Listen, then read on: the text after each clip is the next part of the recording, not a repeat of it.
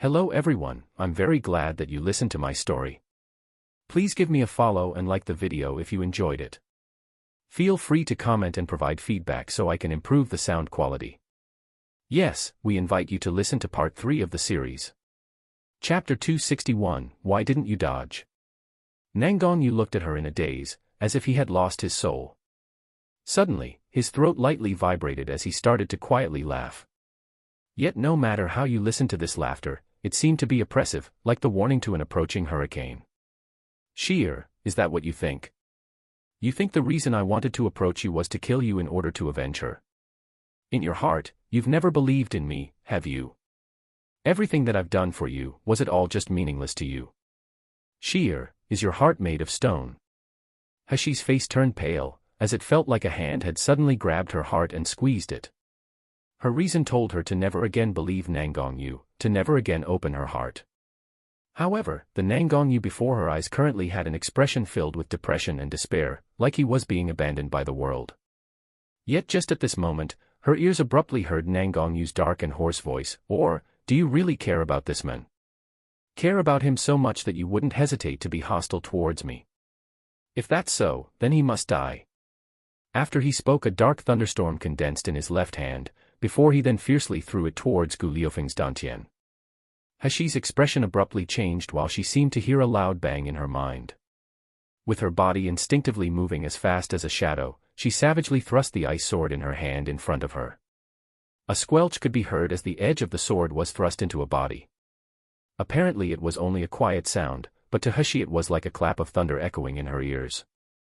Hashi was so frightened she immediately released the sword in her hand, and she stared straight at the bright red stain spreading across her vision. Her always calm and collected face revealed a horrified expression for the first time. More than half of the sword made from ice was now piercing the left side of Nangongyu's chest. When Hashi released her hand, the sword was lacking the support of her spiritual power and slowly turned into liquid, mixing with the blood as it dripped down. Hashi felt her throat dry up. The voice that forced itself out of her mouth was hoarse and strained as she asked, why didn't you dodge? Nangongyu slowly released his grip on Gu Liufeng's throat as his eyes unwaveringly looked at Hashi. The weather in the secret territory was as warm as spring, but at this moment, the surrounding vegetation began to rapidly wither and the air filled with a terribly cold atmosphere. The eyes of everyone present were filled with fear and shock. Those with low cultivation bases were even trembling in fear. Hashi suddenly took a step forward, shaking as she asked, "How's your wound?" Looking at the position of the wound, it shouldn't be near the heart, but there was an extreme amount of blood indicating that the injury was near an artery. Even for a martial artist this wasn't a minor injury. Nangongyu, why didn't he dodge? However, Hashi had just stepped forward, when a sudden force fiercely knocked her aside. She staggered twice and almost fell. Her ears then heard Feng Lianying's distressed cries, "Brother Yu, are you okay? So much blood keeps flowing, how could this happen?"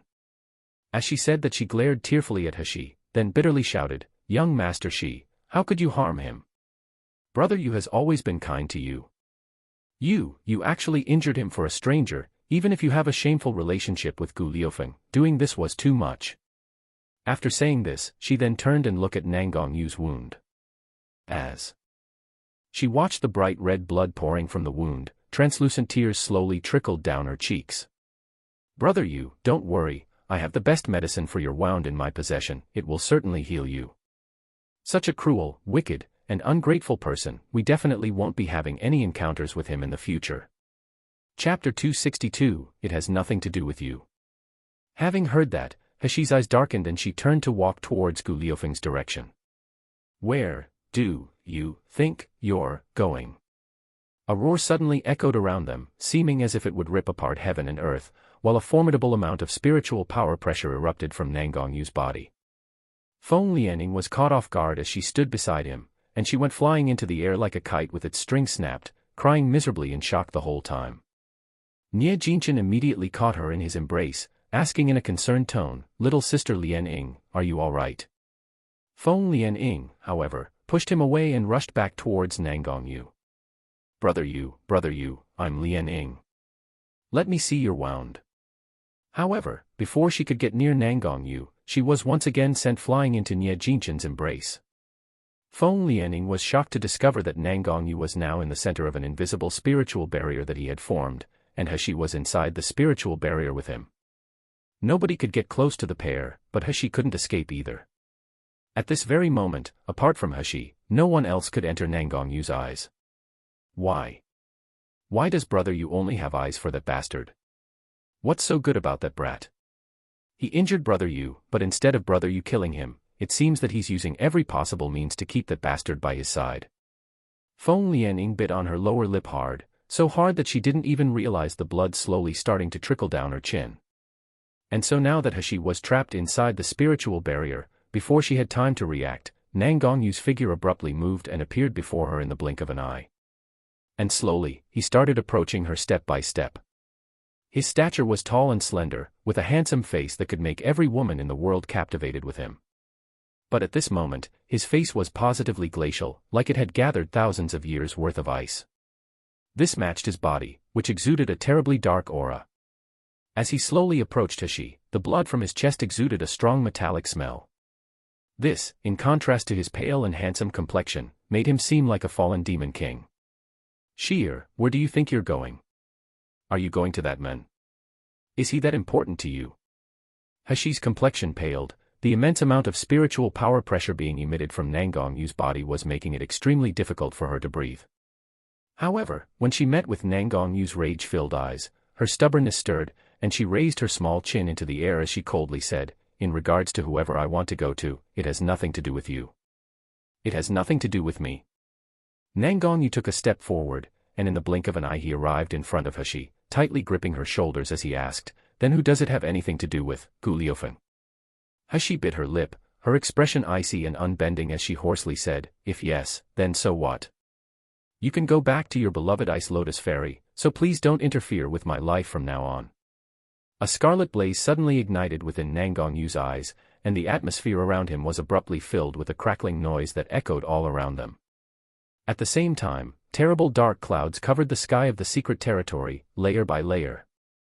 In an instant it seemed like it was about to rain, and that a major catastrophe was about to occur. He's face was filled with shock, and without having a chance to speak, she suddenly felt extremely dizzy.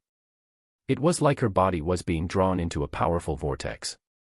The enormous amount of spiritual power within the vortex constantly fluctuated as it pulled at He's body, making her feel like she would be torn apart at any moment. However, very quickly, she felt herself being held in a warm embrace. That embrace emitted a formidable amount of spiritual power pressure that enveloped her and blocked all the pain that she was experiencing. She then vaguely seemed to hear a man's gloomy voice echo in her ears, and it was tinged with a slight amount of exasperation and deep love. "Sheer, you're mine. You'll forever be at my side." Chapter 263, Infidelity. She drowsily opened her eyes as she felt the breeze caress her cheeks and tease her hair. As she went to move her hands and feet, she instead felt her body being restrained by something. When it sensed that she wanted to struggle, whatever was confining her seemed to tighten. Looking up, she saw Nangongyu's pale and handsome, yet cold complexion enter her sight. She was so shocked that she started struggling harder to free herself. However, Nangongyu's hands were restraining her and he tightened his arms around her body. "Nangongyu, let me go. Dream on." Nangongyu replied coldly. "I said it before, but in this lifetime only you can be my princess, and only you can be my woman. If you dare to get close to other men, then I'll kill all the men around you." She was annoyed and grit her teeth as she retorted, "Who's your woman? Wasn't your woman your beloved little sister Lian Ying? Since you like to imprison people, you can just go back and lock her up to prevent her from randomly disturbing people." Nangongyu lowered his eyes as he looked at He. His expression was like condensed frost as he said in a somewhat helpless tone of voice, "When have I ever said that Feng Lianing is my woman? In this lifetime, I've never even touched a woman's hand. The only woman who I've ever been intimate with and touched is you, Sheer. Who'd believe you?" She suddenly started moving her spiritual power about, intending to struggle free from Nangongyu's embrace. But when she fell to the ground, she was surprised.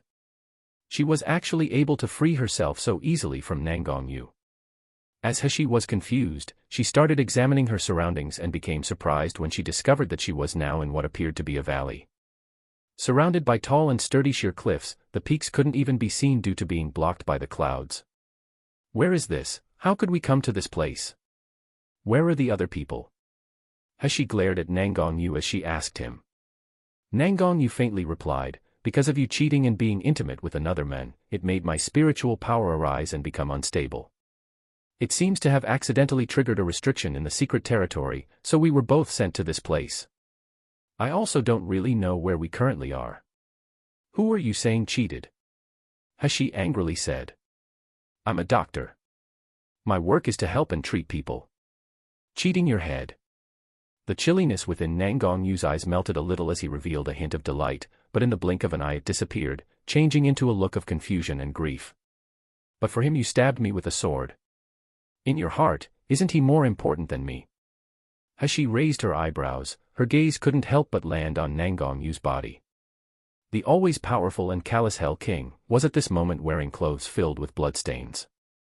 His handsome face was pale without a trace of color, while his arched and elegant thin lips were slightly pursed, displaying his frustration and hesitancy.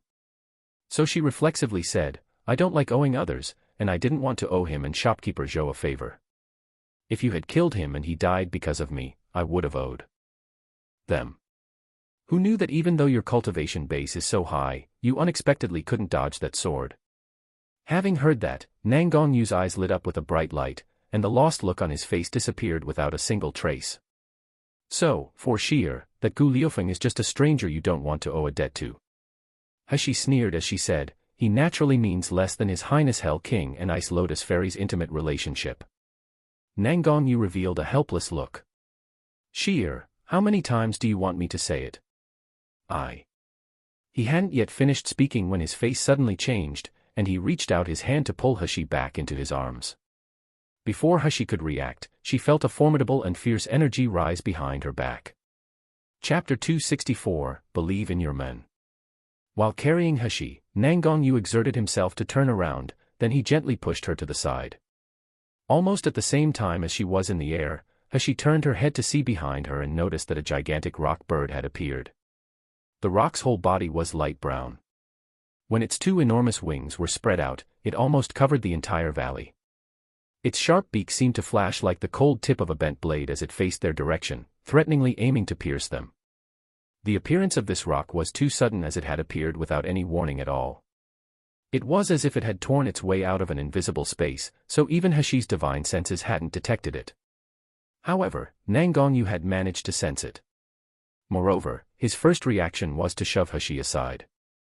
Unfortunately, the rock's powerful and sharp beak severely pierced Nangong Yu's left shoulder during his protection of her.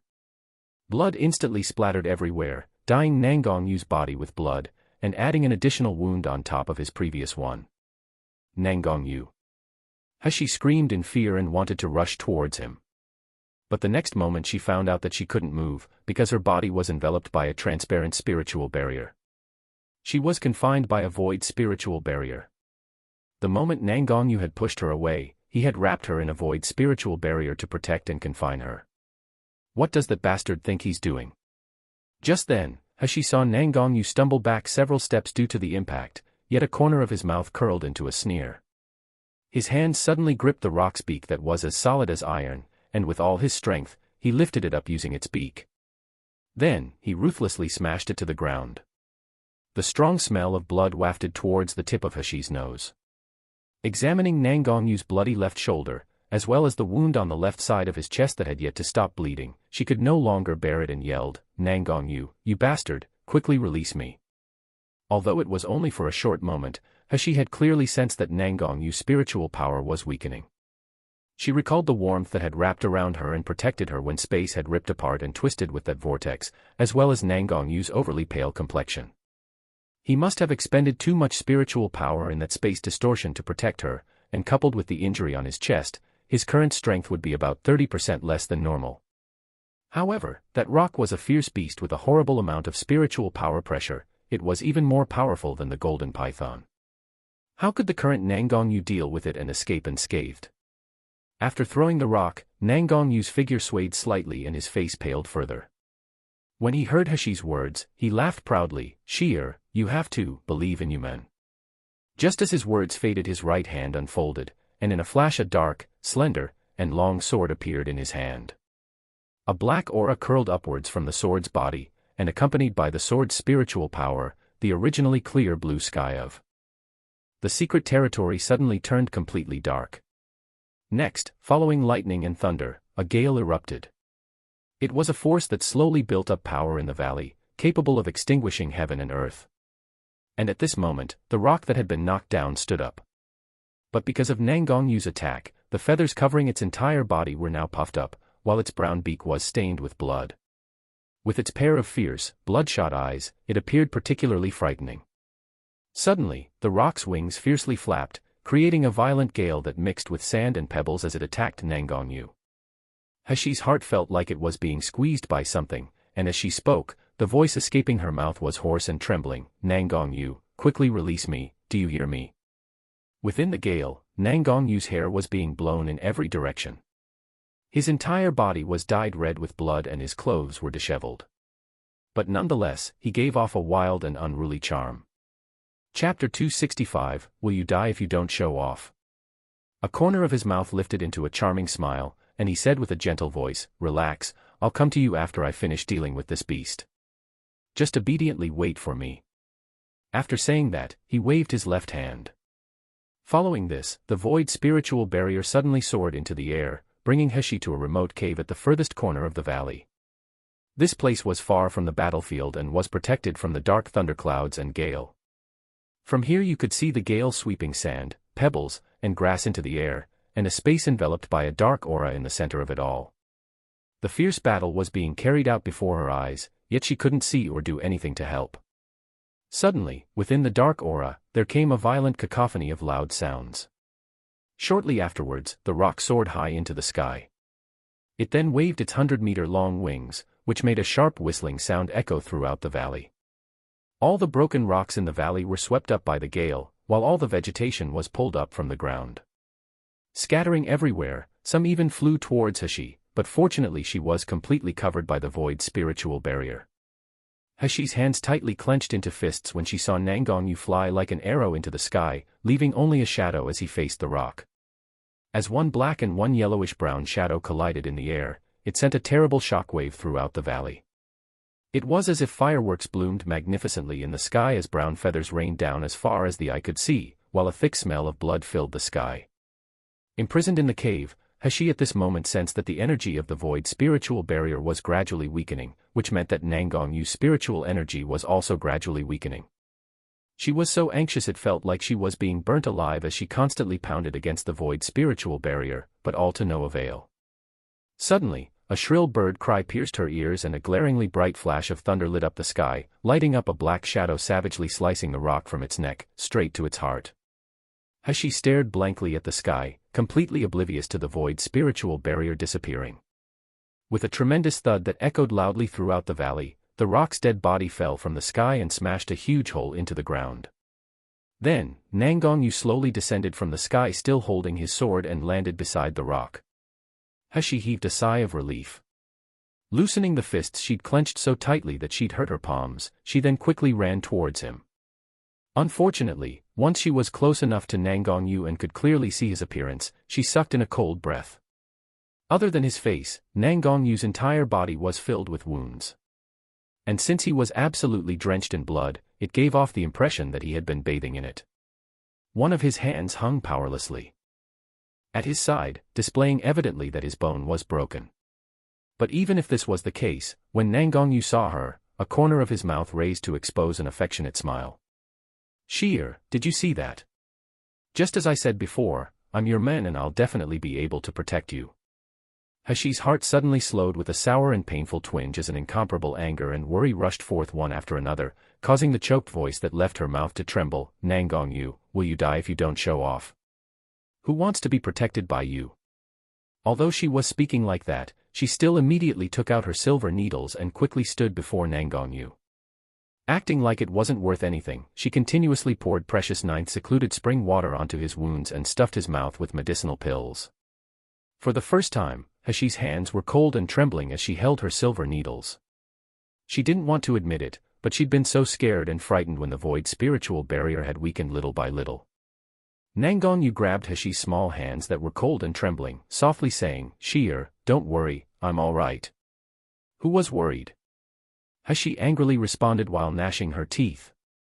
Nangongyu reached out his hand to gently rub at the redness in corners of her eyes, his voice soft and husky as it reached her ears. I was worried that I have no way to protect you, worried that Sheer will think that I'm not good enough, and worried that you'll like other men. Chapter 266, I'll Never Let Go. His warm breath tickled Hashi's ear and made it burn, so she quickly edged further away. This guy simply didn't care about his life, his injuries were obviously serious. For an ordinary person, getting this badly hurt would be fatal, but he was acting like he wasn't even the one who was injured. The absorption rate of 9th secluded spring water was 100 times more powerful when compared to other normal healing medicines. So using the spring water, Hashi poured some on his wounds, while the rest she made him drink. Color slowly began restoring itself to Nangongyu's pale complexion, while the garish wounds on his body began to rapidly heal at a speed visible to the naked eye. However, Nangongyu's body had many injuries, and most of them were so deep that even his bones could be seen. Even if they healed, sinister scars would still remain. When Hashi examined those scars, her brows couldn't help crease as it reminded her of that extremely disturbing battle scene and the fear in her heart. Nangongyu laughed lightly as he teased her. "Oh, the wounds are extremely ugly, huh? Does Sheer dislike me now?" Hashi clenched her teeth to suppress the hoarseness and choked tone in her voice, fiercely responding, "Yes. So ugly that just looking at them is irksome." Nangongyu raised his eyebrows, shamelessly pressing closer to Hashi as he whispered, "Don't most people say that a man with a scarred body is sexy?" Hashi was treating the bone fracture on his arm, and when she heard that, her movement of pressing her hands on his wound momentarily slowed. "If other people think you're sexy, then you can go and find them." Hashi sneered. Nangongyu released a muffled groan, his face showing a pained expression. Following this, his pained expression turned into one of grief with his long eyelashes slightly hanging down. "Now you know what pain feels like." Hashi's heart couldn't bear it, and the voice that left her mouth was unyielding as she applied excessive pressure to his wound. "In the future, let's see if you dare not treasure your life. As long as Hashi is by my side, no matter how heavy the injury, this king won't be afraid." Nangongyu abruptly reached out his uninjured hand to wrap it around her slender waist, pulling her into his embrace. "Sheer, you won't leave me, right? No matter where you go, I'll always follow you. I'll absolutely never let you go. Always follow me. Are you a malicious spirit?" Hashi glared at him, then she turned to free herself from his arms. She no longer wanted to pay attention to this man's shameless words. Instead, all of her energy was being spent on treating Nangongyu's injuries. Whether it was the horrible scars or the broken arm, while all of them were terrible to see, in actuality they weren't that big of a deal. With Hashi's medical skills and the ability of a nascent soul-stage martial artist's powerful regeneration and healing, she could guarantee that within a few days Nangongyu would be completely recovered. Rather, the most troublesome part was the excessive amount of spiritual power that Nangongyu had consumed when he was fighting with the rock. Due to such a depletion of spiritual power, his meridians were burnt in many places, and they would need time to be nursed back to health. After some thought, Hashi took out a decoction used to restore meridians that was made of high-grade spiritual herbs that grew in her space, and water from the 9th secluded spirit spring. However, when she went to pass the decoction to Nangongyu, he shook his head without hesitation. "Sheer, you can see that I'm currently unable to move freely, so why don't you feed me instead?"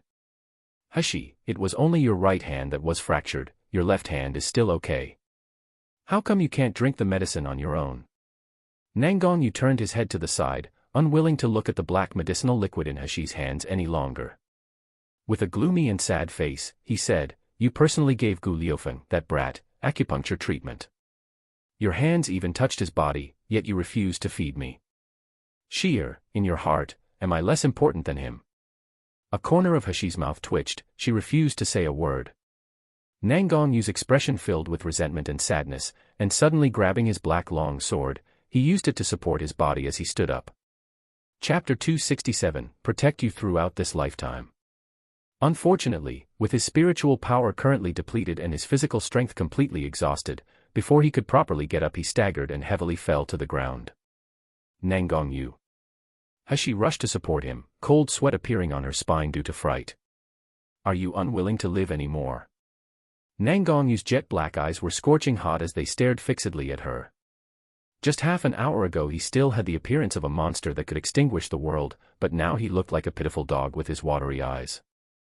She felt defeated by him and ultimately, she picked up the bowl on the side, then unhappily said, "Okay, I'll feed you." Lord Hell King. A corner of his mouth slightly raised.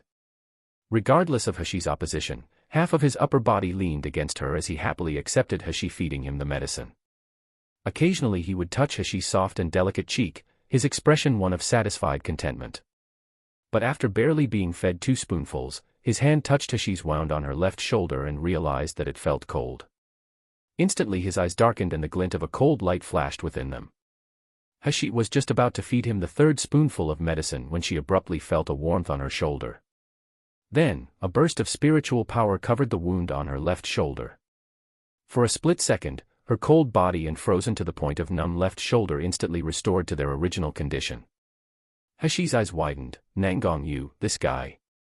Obviously, his spiritual power was depleted, and with great difficulty, he was finally able to restore some, but now he'd used it to treat her minor injury. Is there something wrong with this guy's brain? While Hashi had still been inside the secret territory Zijin Palace, she'd naturally sustained an extremely heavy injury, but it was mainly the depletion of her spiritual power and she hadn't had enough time to recover it yet. After drinking some of her spiritual spring water she'd felt much better. And as for the injury on her shoulder, she'd intended to transfer her spiritual energy around the wound to expel the cold air and help it to naturally heal. Compared to the current condition of Nangongyu's injury, Hashi's small injury was simply nothing. Yet just as Hashi was about to say something, she heard Nangongyu's dark voice vowing in her ears, "Sheer, believe in me, I'll protect you throughout this lifetime." Hashi's body slightly startled and her heart felt as if it was being scratched by something. It was itchy, yet gentle. However, very quickly, she remembered the scene that she'd seen not too long ago. Nangongyu had turned around to examine the extent of Feng Lianying's injury, leaving Hashi behind. Furthermore, for Feng Lianying, he'd pierced Gu Liufeng with a sword. The fire in her heart instantly extinguished as if cold water was poured on it, like the frigid winter wind blowing into a warm room. Hashi's complexion hardened and became cold as she indifferently said, "Nangongyu, since it's an impossible thing to do, why even promise in the first place? You only dare to say it while we're in the secret territory, but if I really killed Feng Lianying, would you honestly let me off?" Nangongyu blankly stared at Hashi, watching as a corner of her mouth lifted into a cold smile as she said, "You said that you'll protect me throughout this lifetime, so if I tell you that the injury on my body was caused by Feng Lianying, what would you do? Would you kill your beloved little sister Lianying?" Nangongyu's body stiffened slightly and he lowered his eyes to hide the surging emotions within them. Sensing the icy atmosphere and alienation being projected from Hashi's body, he really wanted to say something. Unfortunately, due to circumstances, he had to swallow back the words that were already on the tip of his tongue. Nangongyu stayed silent, as she'd expected. Seeing this, although Hashi had long ago prepared her heart, an unspeakable disappointment and rage still surged within her heart. She sneered and said, "Gu Liufeng and I merely injured her a little and yet you couldn't wait to choke me. If I'd really killed her, weren't you going to want my life in revenge? Nangongyu, even though things are like this, you still dared to say that you'll protect me throughout this lifetime. Don't make me laugh." Chapter 268, I Would Rather Not. After Hashi's words left her mouth, Nangongyu suddenly reached out his hand to pull her into his embrace. In his eyes, there was a burning red light that hinted at countless suppressed emotions and patience, like a dam threatening to burst at any time. "Sheer, do you really think that I would ever harm you? Even if I had to choke myself, I still wouldn't be willing to hurt even a strand of your hair. I said that I wouldn't allow anyone to hurt you, and that includes myself." Hashi wanted to fiercely knock Nangongyu's hands away, however, while his health was obviously poorly, the strength he used to confine her was unbreakable. Even the wound on his arm that had already been bandaged began to unravel due to the strain he was exerting. Hashi stopped struggling and grinding her teeth. She said, "You said that you won't allow anyone to hurt me. But you used your hands against Gu Liufeng. Nangongyu, you have to know that if it wasn't for him saving me, I would have died long ago by Feng Lianying's hands. Haha, I was foolish. How could I have ever believed that your spotless, pure, and kind-hearted little sister Lianying would be so malicious as to attempt to kill me?" The sharp redness in Nangong Yu's eyes flashed, while his face showed the mixed expressions of coldness and distress. Sheer, I believe every word you've said. You believe me and yet you still want to kill Gu Liufeng. Isn't the reason you want to kill Gu Liufeng due to him injuring your little sister Lianing? If it was switched to me being the one who wanted to kill Feng Lianing, wouldn't you even want to kill me? Sheer, do you have to be so dense? Nangong Yu asked as he stared at her with a grief-filled expression. He was confused. What did that mean? I wanted to kill Gu Liufeng, not because of Feng Lianing, but because you were too close to him and ignored me. You healed him, yet you didn't even look at me, and in order to save him, you opposed me without hesitation. He raised her head to look at Nangong Yu, only to see that his head was turned to the side with an uncomfortable expression on his face. There was even an obvious blush coloring his ear. So it wasn't because Gu Liufeng had injured Feng Lianing, rather, it was because she and Gu Liufeng had been too close that Nangong Yu wanted to kill him. What did that mean? Don't tell me that the supremely dignified Hell King would unexpectedly admit such jealousy. Under Hashi's unfathomable gaze, Nangong Yu was somewhat embarrassed. Suddenly, his hands reached out to pull her into his embrace, then he fiercely said, Sheer, you're mine. No one except me can touch you. If I run into such a situation again in the future, even if you're angry, I will still do it again. I'll never let off any man who dares attempt to make a move on you. Once he finished speaking, he bowed his head and using a slight amount of pressure, he bit down on her pink, tender lip, leaving red teeth marks. As she cried out in pain and pushing him away, she angrily asked, Nangong Yu, are you a dog? Although Nangong Yu's words were pleasing to hear, whenever she recalled the scene of Nangong Yu abandoning her to take care of Feng Lianing, she felt extremely uncomfortable. In Hashi's heart, a deep scar still remained. Without a doubt, in Nangong Yu's heart, no matter how interested he was in her, there would still always be a place for Feng Lianing too. Regardless of whether it was out an emotional bond, a sense of responsibility, or some other secret concern, the fact remained that Feng Lianing was special to Nangong Yu. And she, Hashi, was bound to monopolize whichever man she fancied. No one was allowed to covet him, and no one could snatch him away. If he had another person in his heart, then she'd rather not want him. Hashi lowered her eyes and indifferently said, Don't you think you care too much? Your closeness with your little sister Lianing, I'm not asking anything about it, am I? So why do you get to have a say in who I touch? Nangong Yu's expression sank as if he wanted to get angry.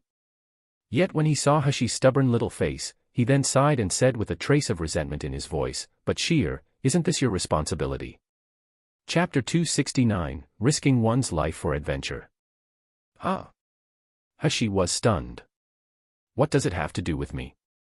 Nangong Yu pulled her closer and laughed, It's exactly like how I help you to get rid of the flies around you, you're also responsible for driving away the women around me. Hashi's expression blanked out for a while as she watched Nangong Yu's handsome face slowly edging closer to her. Such a world-toppling face was now enlarged before her eyes with a tender and loving smile gracing his lips, it was just like a scorching sun dazzling people's eyes. Sheer, you should know that all the women throughout the Jinling Kingdom want to marry this king and are lined up from Yanjing City, all the way to Yuyang City. This king won't disturb them, but since you're my princess, it's naturally your duty to drive those women away. Don't you agree? Hashi felt his hot breath fanning her neck, while his bright eyes burned as they stared at her, seeming to swallow her whole. Her mind was in chaos as she abruptly struggled to get away from Nangong Yu, and with a taut expression, she said, You, stop imagining that your love is reciprocated with an uninterested person. Who would want to help you drive away those women? As long as you don't provoke me, it wouldn't be any of my business even if you were flooded by flies. Nangong Yu still wanted to say something, but he was fiercely pushed to the ground by Hashi's palms filled with spiritual power. Picking up the bowl of medicine on the ground, she fiercely said, So, do you want to drink this medicine or not? If not, then should I throw this medicine away? Nangong Yu noticed that although her expression was fierce, the depressed emotion filling her eyes had started to decrease.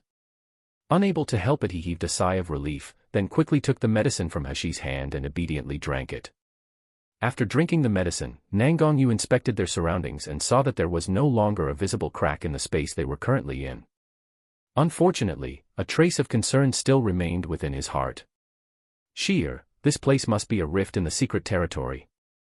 Because it's existed for many years and gone through multiple spiritual energy surges, it's connected itself to a separate section of the secret territory. Nangong Yu easily used the black sword in his hand to draw a line, tracing out a space of around 100 square meters. That rock was a 6th-rank spiritual beast, and a 6th-rank spiritual beast is already considered to be amongst one of the more powerful spiritual beasts. If the rock left its smell in an area, even if other spiritual beasts were to enter, they wouldn't easily dare approach. Sheer, during the time I move my spiritual energy in meditation, you can't leave this area. Although there were still a lot of things Nangong Yu wanted to say, he held them in. In the sealed dragon domain there were countless hidden sections full of unknown dangers, all similar to high-level spiritual beasts like the rock. For a martial artist, entering one of the sealed dragon domain's hidden sections was really like risking one's life for adventure. Even though Nangong Yu was arrogant, he wasn't conceited. While he had the ability to defend himself, he didn't dare promise that he would be able to enter and escape with He in one piece. This was the reason why he hadn't let He know about the sealed dragon domain. At this very moment, in Nangong Yu's storage ring, countless treasures and medicinal pills were stored. All of them were capable of causing fights between Foundation Establishment stage, Meridian stage, and even Gold Core stage martial artists. These were things that he had specially scoured every corner of the secret territory for, in order to give them to He after he had left. Nangong Yu's woman, was someone he wanted to protect properly, but he also wanted to give her the best presents to make her happy. If He was willing, he would gladly accompany her to other secret territories suitable for Foundation Establishment stage and Meridian stage martial artists to help her advance in the future. However, it was currently suicidal for her to enter such a dangerous place as the sealed dragon domain. But it was now too late for those words, so Nangong Yu kept his mouth shut. Since He was already here, no matter what, he would thoroughly protect her at all costs. Chapter 270, Hop Up. Taking advantage of Nangong Yu's meditation to digest the 9th secluded spring water and the spiritual energy from the medicine, He began to examine the rock's dead body. Unlike the golden python's broken bones, the rock's flesh was still intact so the whole body could be collected. The rock's body was too broken by Nangong Yu's strikes, while the sharp beak and claws that could have been used to make weapons were almost completely damaged by Nangong Yu's sword. Knowing that only 30 to 40% of Nangong Yu's strength remained, but that he was still able to beat a 6th-rank spiritual beast to such a miserable pulp, He's heart couldn't help but quiver.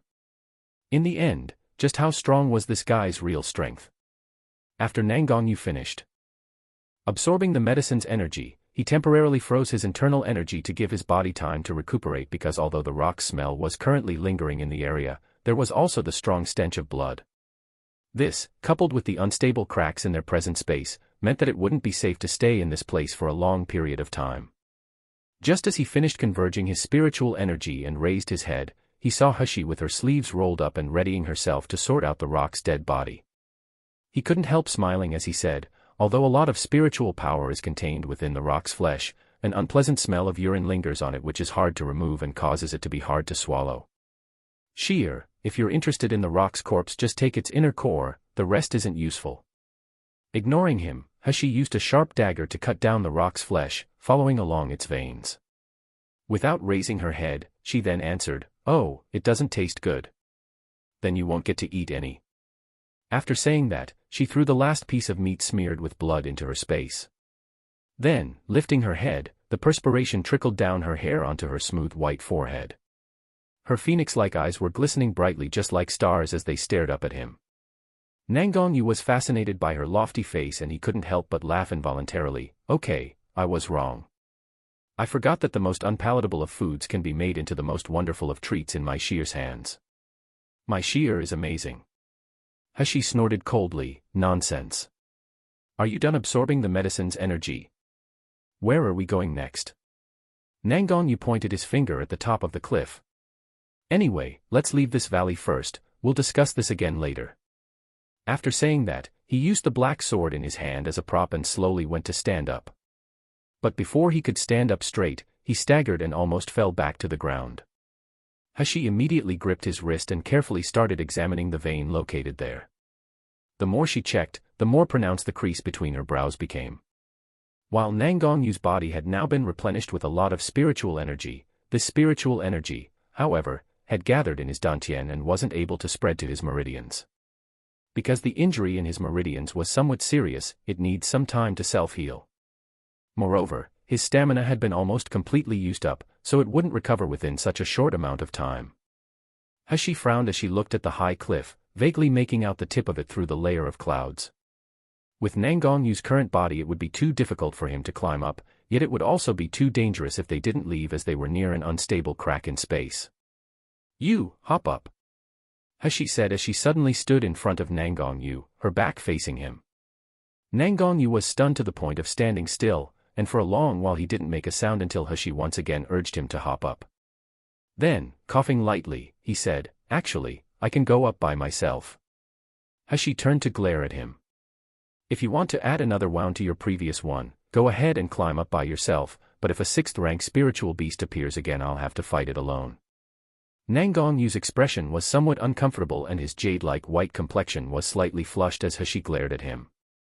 "So," he then grudgingly said, "this king's legendary reputation is going to be ruined by sheer hands." Chapter 271, Purple Abyss Vine. After saying that, he leaned his body forward onto Hashi's back and without hesitation, his hands encircled her slender waist. Hashi only felt something warm envelope her and was completely unaware of the weight she was now supporting. Instead, all her senses were concentrated to his lips as they slowly exhaled beside her ear. "I entrust this king's lifelong happiness to Sheer's hands. Sheer, you have to take responsibility." "Responsibility, your sister." Hashi grabbed Nangong Yu's hands and gathering all her spiritual power, she then soared into the sky towards the top of the valley. The whistling wind passing their ears brought with it a gust of cold air, yet the men on her back was keeping her extremely warm. For a moment, Hashi's mind wandered. It seemed like it was only an hour ago when they were on opposing sides and on the brink of severing their relationship.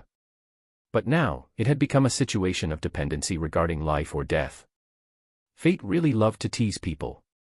What sort of future would there be between Nangong Yu and herself? The cliff of the valley was really high, so even though Hashi's spiritual power was almost depleted, they still weren't able to see the peak. Fortunately, not too far away there was a cave in the cliff wall, allowing her to temporarily catch her breath and replenish her spiritual power.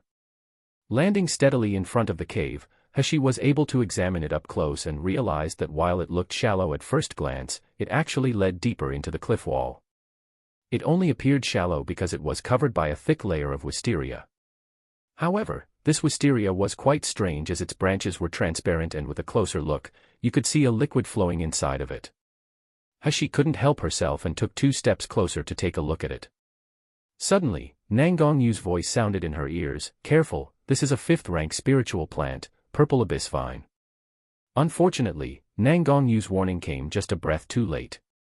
Hashi's finger had barely brushed against the plant when she felt a strong wind attack aiming towards her face. The harmless-looking purple vines of a moment ago had moved together like a whip and thrashed themselves towards Hashi's body. Hashi was shocked and quickly retreated several steps, but the speed of the purple vines was faster. Furthermore, every vine heading towards her seemed to have the striking strength of a Meridian stage martial artist. Yet, just as Hashi was about to be hit, the sound of lightning abruptly crackled and echoed by her ears. The purple vines were struck by this wave of lightning and stopped, seeming to be hurt as they trembled along the ground. Several of the vines were completely burnt by the lightning and quickly shrunk back towards the cave entrance. Nangong Yu quickly pulled Hashi behind his back, and holding up the black sword in his hand, he prepared to attack the purple vines. But Hashi suddenly gripped Nangong Yu's hand and said with exasperation, "Nangong Yu, are you crazy? Even now you're still daring to use spiritual power. Are you looking for death?"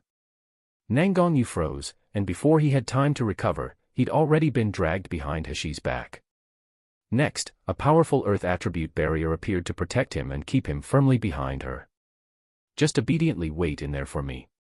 If you dare move, then don't blame me for being rude." Seeing the girl's slim back blocking him from harm, Nangong Yu became momentarily stunned. For the first time, there was someone who treated him like a treasure and willingly stood in front of him to protect him. This feeling was very strange, yet also tremendously wonderful, causing his entire heart to feel sweet and sour as if it was soaked in honey. Why was his sheer always so special?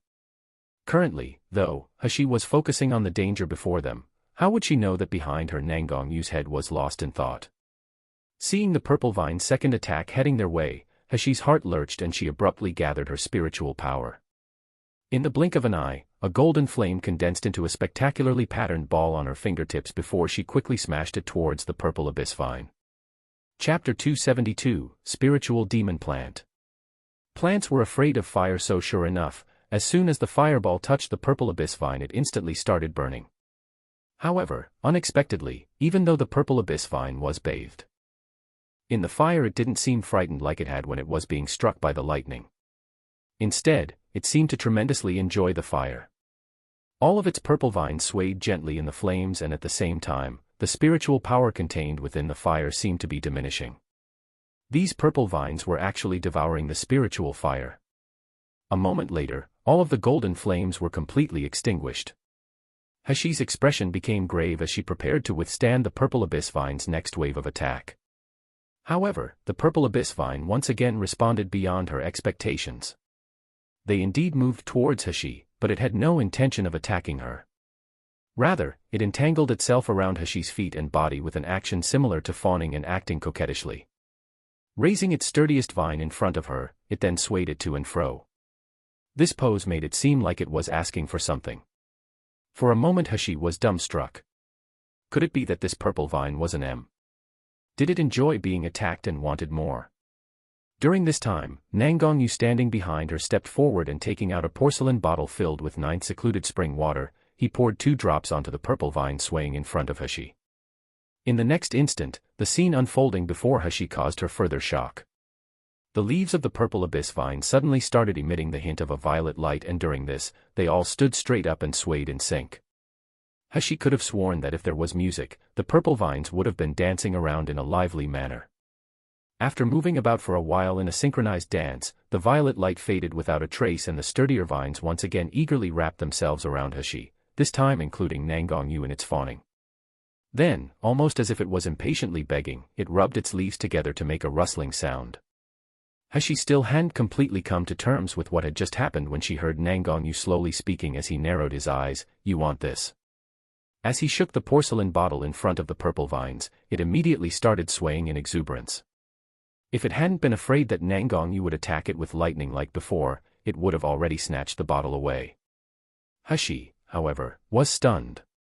"It can understand what we're saying." Nangongyu answered, "There aren't that many 5th-rank spiritual plants capable of using divine sense, but the purple abyss vine is one of them and is therefore known as a spiritual demon plant. Spiritual demon plants can generally communicate with people like spirit pets."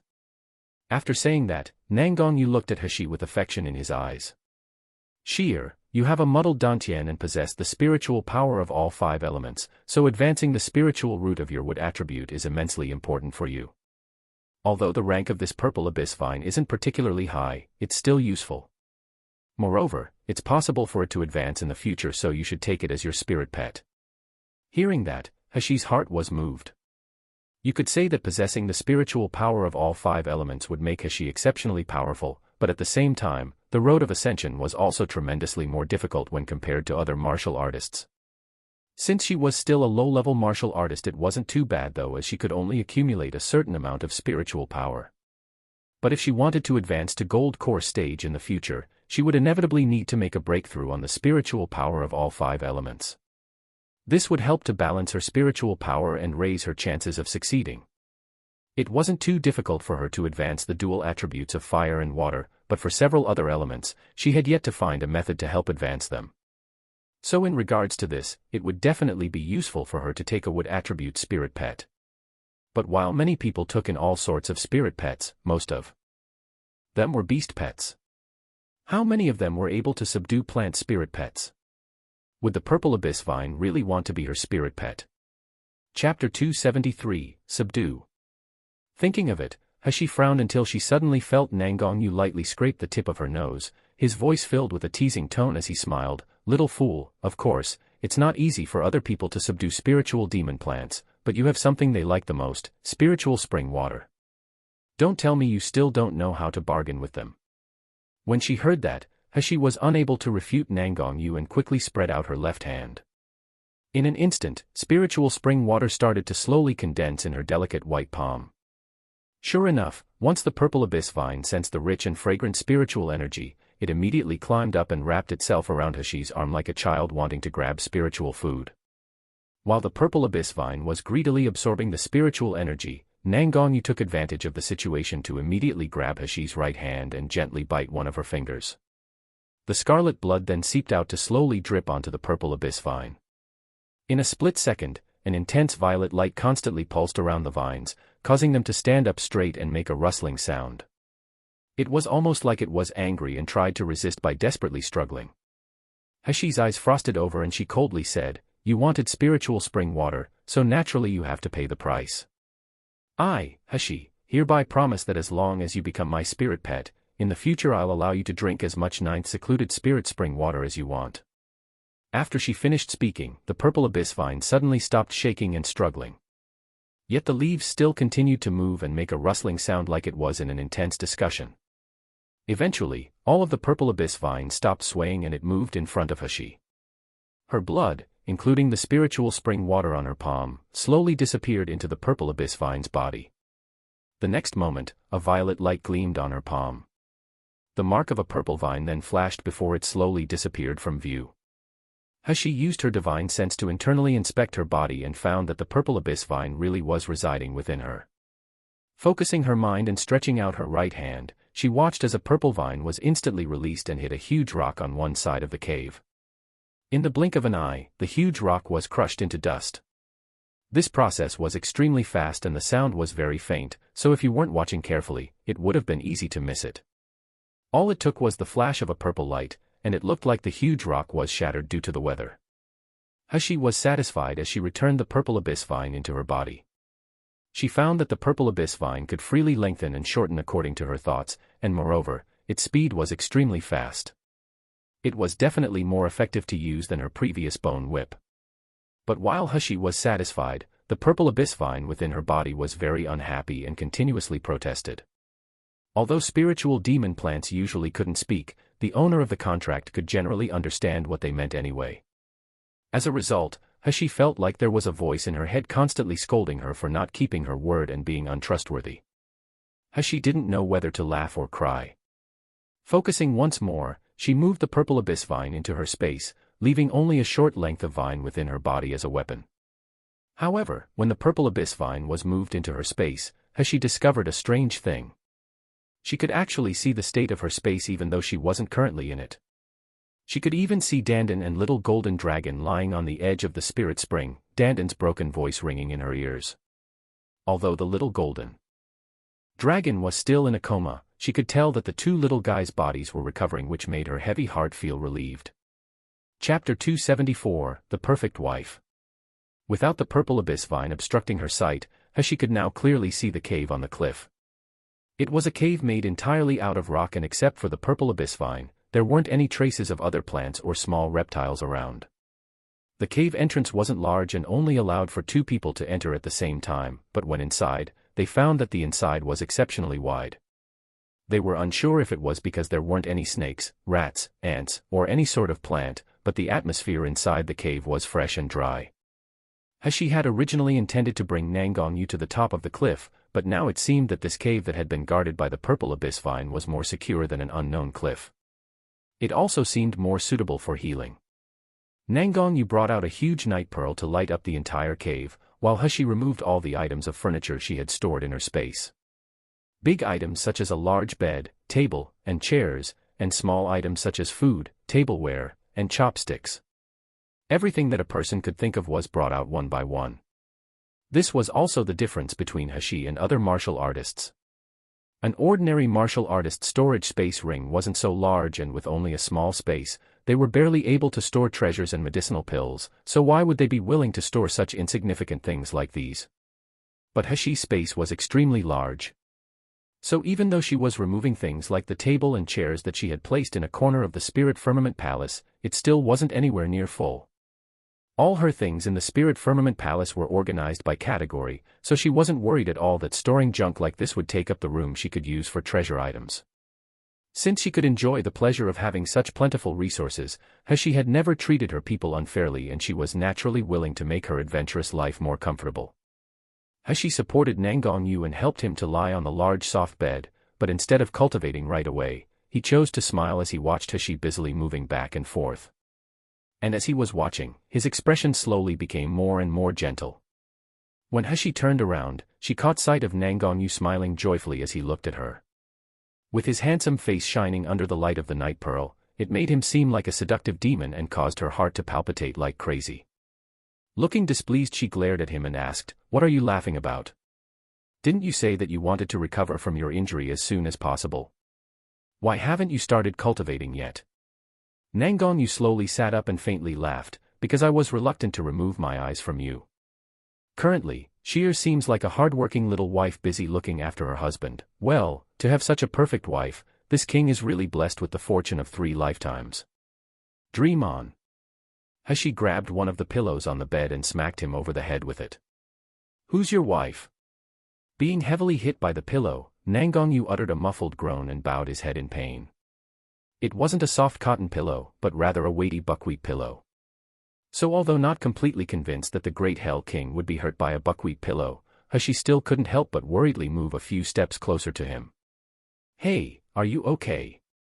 But before she had even finished asking, Hashi suddenly felt a strong force grab her, and for a moment, she felt herself spinning in the air. Once she recovered her sense of balance, she realized that she had been dragged onto the bed by Nangongyu and was now firmly pinned beneath him. Nangongyu gazed down at her while the two of them were so close together, and within Nangongyu's pitch-black eyes, it seemed like there was a brightly burning flame. Being watched like that caused Hashi to be flustered, and she moved her hands and feet to struggle free. However, purely comparing their strengths, she was nowhere near Nangongyu's match. She wanted to use spiritual power to free herself, but she was worried about his injury, so she didn't dare act rashly. Unfortunately, this left her trapped in an impossible situation. Using her hands, she forcefully pushed at Nangongyu's chest and angrily shouted, "What are you doing? Quickly let me go, otherwise, don't blame me for being impolite." Nangongyu bowed his head and his black, silk-like long hair caressed the side of Hashi's face. With the ends of his hair sweeping across the side of her face, she felt a startlingly numb feeling spread throughout her body. Chapter 275, Will Never Let Her Off. Hashi felt her heart beating wildly in her chest and became anxious to get out of Nangongyu's arms, but then she heard his dark and husky voice slowly saying, "Never, I'll never let you go. Sheer, just accept your fate. In this life, you're mine." Nangongyu then lowered his head and slowly inched towards the soft pink cherry lips he always thought about. It was such a sweet taste, an ecstasy he felt down to his bones, and one that he had missed for many days. However, the second before his lips landed, Hashi slightly turned her small face to the side and made his warm kiss land on a corner of her mouth. Although he had made contact with her exquisite skin and could smell her sweet fragrance, which was extremely alluring, the originally hot atmosphere in the cave was slowly becoming colder. Nangongyu could feel Hashi's resistance and disaffection towards him. When Hashi turned her head back, her gaze was frozen as she decisively stared at him and slowly opened her mouth to say, "Nangongyu, no matter how pleasant it is to hear your confession, there are still some things I have to tell you first. Feng Lianying, I will definitely kill her. I don't care who she is or how powerful her backers are, I absolutely refuse to let her off. One day I'll make her pay me back what she owes me 100 times. Hashi's voice was ice-cold and filled with a resolute tone. With the trace of murderous intent mixed in, it made those who had previously heard it become colder than they were before. She admitted that her current skill was inferior and that she was still unable to kill Feng Lianying, with no possible way to confront the Luli sect. But just because she wasn't currently capable of it, that didn't mean that it wouldn't be possible in the future. She, Hashi, had always paid a debt of gratitude with kindness, and revenge with hatred. She wouldn't let anyone off who dared provoke her people. Even if she had to oppose Nangongyu, she still wouldn't hesitate to even the score. One day, she would establish her own power, so that the people in this world won't dare to easily humiliate her again. For all of this, she could only depend on herself and not rely on other people. Nangongyu stared in a daze at Hashi's burning and shining eyes that were like an unfathomable clear pond. They resembled an unpredictable ocean, so arrogant, so conceited, but also so completely breathtaking. This was his Sheer. A complicated look flashed across Nangongyu's face, and within his deep eyes, an intense emotion was surging. After a brief internal battle, he ultimately bit his tongue to withhold the words wanting to free themselves from his mouth.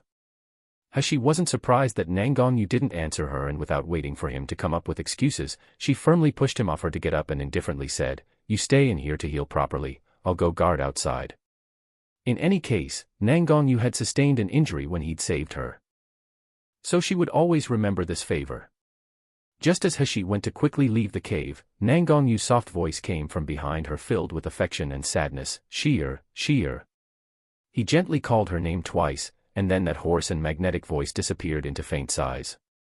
He obviously didn't say anything, but she felt like there was the trace of a wound on her heart.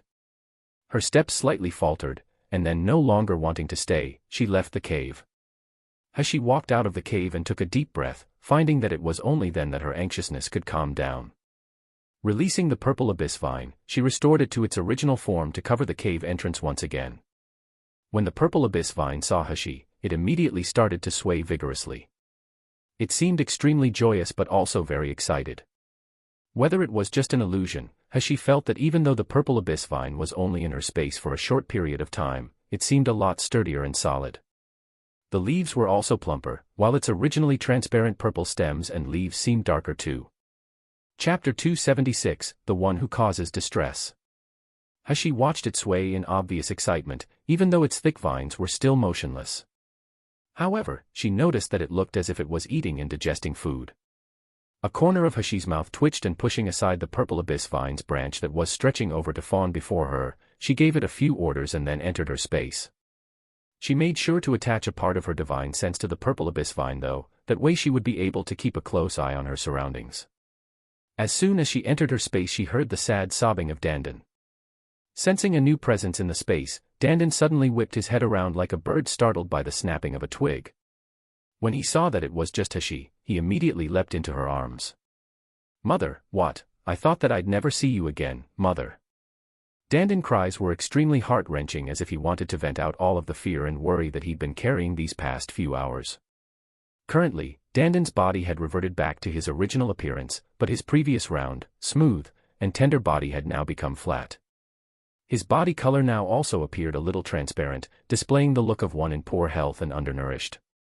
Hashi pinched his small round face with a sad expression on her face and reproachfully said, "In the future, you're not allowed to take your own safety as a joke, do you hear me? Even if it's to save me, you can't do it."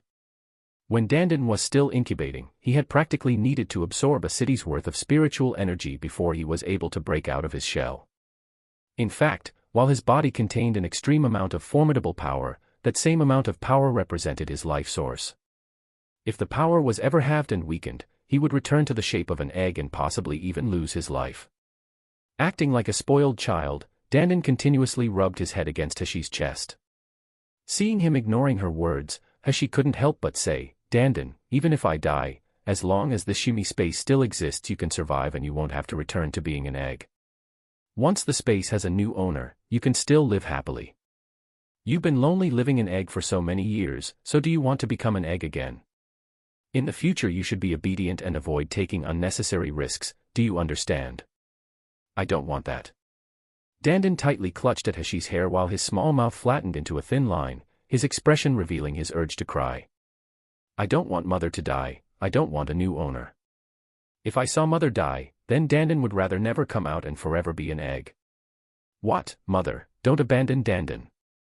Hashi sighed, and for a moment her heart was full of a bitter yet soft feeling.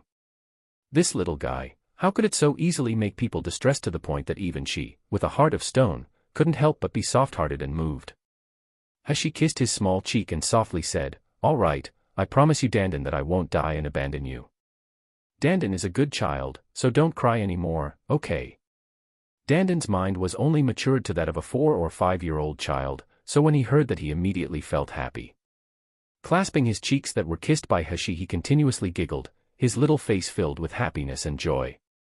However, when his gaze landed on the body of the still unconscious little golden dragon on the edge of the spirit spring, he immediately reverted back into a crying bun. "Mother, why hasn't Long Long woken up yet? Is Long Long going to die? Mother, you're so powerful, so save him, okay?" Carrying Dandan, Hashi made her way towards the edge of the spirit spring, and seeing the little golden dragon's body covered in cuts and bruises, her heart found it difficult to bear.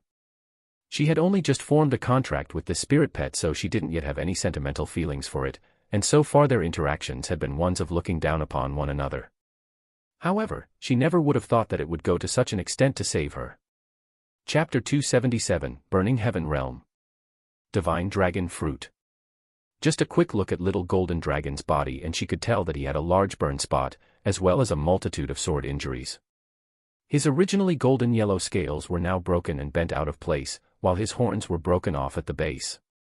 With his body and flesh being so burnt in some parts, although the wounds had already stopped bleeding due to the effect of the spring water, it still looks miserable and hideous.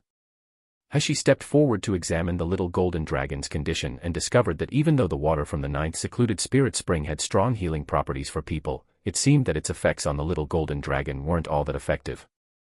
Moreover, she was an expert in treating people, so she was completely unfamiliar in regards to the dragon's body structure.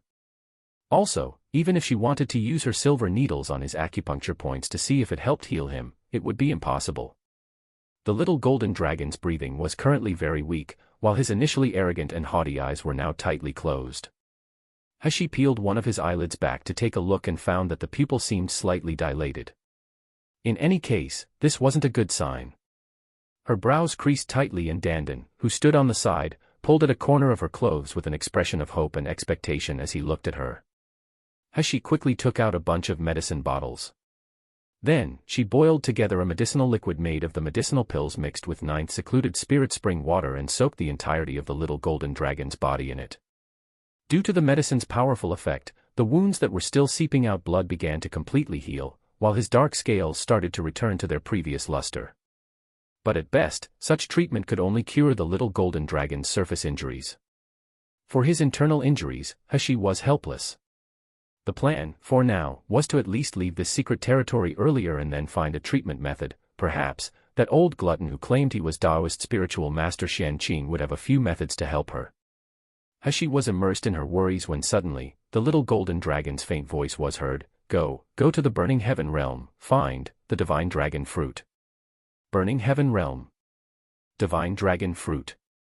Hashi startled when she heard this. She didn't know where the Burning Heaven Realm was, but she did know about the Divine Dragon Fruit as she had read about it before in the All Living Things record. It was a kind of Spirit Clan Demon Elixir. A martial artist's spiritual base could quickly promote after taking it, especially during the promotion period, and it could even help raise the power of their level advancement. After a demonic beast takes it, it was possible for it to enhance its abilities and restore its core. It was also said that no matter how severe the internal injury was, it could completely recover. But, according to the things written down in the All Living Things record that Hashi had seen, the Divine Dragon Fruit was only found in the spiritual plantations of Xian Luo continent. It had never before been seen in Mi Luo continent. Going along with what the little golden dragon had said though, could she find the Divine Dragon Fruit in Burning Heaven Realm? Little dragon, do you know where Burning Heaven Realm is? However, in response to Hashi, the little golden dragon could only breathe weakly as it had exhausted all its strength answering her a moment ago. Hashi let out a sigh and then proceeded to mix together a tub of medicinal liquid once again. Completely soaking the little golden dragon in it, she left only its little head floating above the surface. Although this concoction couldn't completely cure the little golden dragon's internal injuries, it could at least ensure that its condition wouldn't deteriorate. Dandan leaned against the edge of the tub and worriedly stared at the little golden dragon, his soft and immature voice continuously asking, Mother, will Long Long really be fine? Little dragon just spoke about a way to treat him, so after we leave this sealed dragon domain we'll go find the whereabouts of Burning Heaven Realm. Going to Burning Heaven Realm will be able to cure Long Long. Then that's great, Mother, we'll go immediately, oomph. The next moment, Hashi shoved something in Dandan's mouth, causing him to be unable to talk. After he had swallowed whatever was in his mouth, he exclaimed, Mother, what was that? It's delicious. While laughing, Hashi stuffed one into the little golden dragon's mouth before she lightly said, This is a 6th-ranked demon beast's core, I'm hoping that it'll have some effect on healing the wounds you two have. A 6th-ranked demon beast core contains an enormous amount of power, so you have to absorb it properly. Chapter 278, Nangong Yu was afraid. Currently, Dandan was feeling an immense amount of energy spreading throughout his body, making his previously empty stomach become warm and feel exceptionally comfortable. This feeling, compared to drinking spirit spring water and eating spiritual plants and fruits from the space, was much better. Promptly obeying Hashi, he closed eyes and began to absorb the energy. At the same time, the little golden dragon's breathing started to regulate while he was still unconscious. Watching Danden's dried-up body slowly become rounded again, Hashi couldn't help but let out a sigh of relief. So sitting cross-legged at the edge of the spring, she began to cultivate. Although she had just gotten the Maha inheritance, she was extremely interested in it. She believed that as long as she completely mastered the cultivation technique of the Maha inheritance, beating down Feng Lianing wouldn't even be an issue anymore. Time flowed, and in the blink of an eye, one night had already passed. In the cave, Nangongyou opened his eyes to examine his condition and was satisfied when he found that the injury to his meridians had nearly completed healing. His dried-up dantian had also been filled with spiritual power, while his strength was restored to at least 70%. Shier's ninth secluded spirit spring water was indeed the best healing medicine for martial artists, especially for superficial wounds and spiritual power depletion. It was simply 100 times more powerful than ordinary medicinal pills. Nangongyou stood up and went to walk outside the cave, but just as he arrived at the entrance, his heart started palpitating. His figure suddenly rushed out, but there was only an empty area before his eyes. Apart from the occasional rustling of the purple abyss vine's leaves, Hashi was nowhere to be seen. 11 Nangongyou subconsciously shouted out loud, not even realizing that his voice was somewhat trembling due to fear. Why wasn't Shier here? Did she get angry and disappointed so she left, completely cutting off all ties with him? Or did she encounter danger?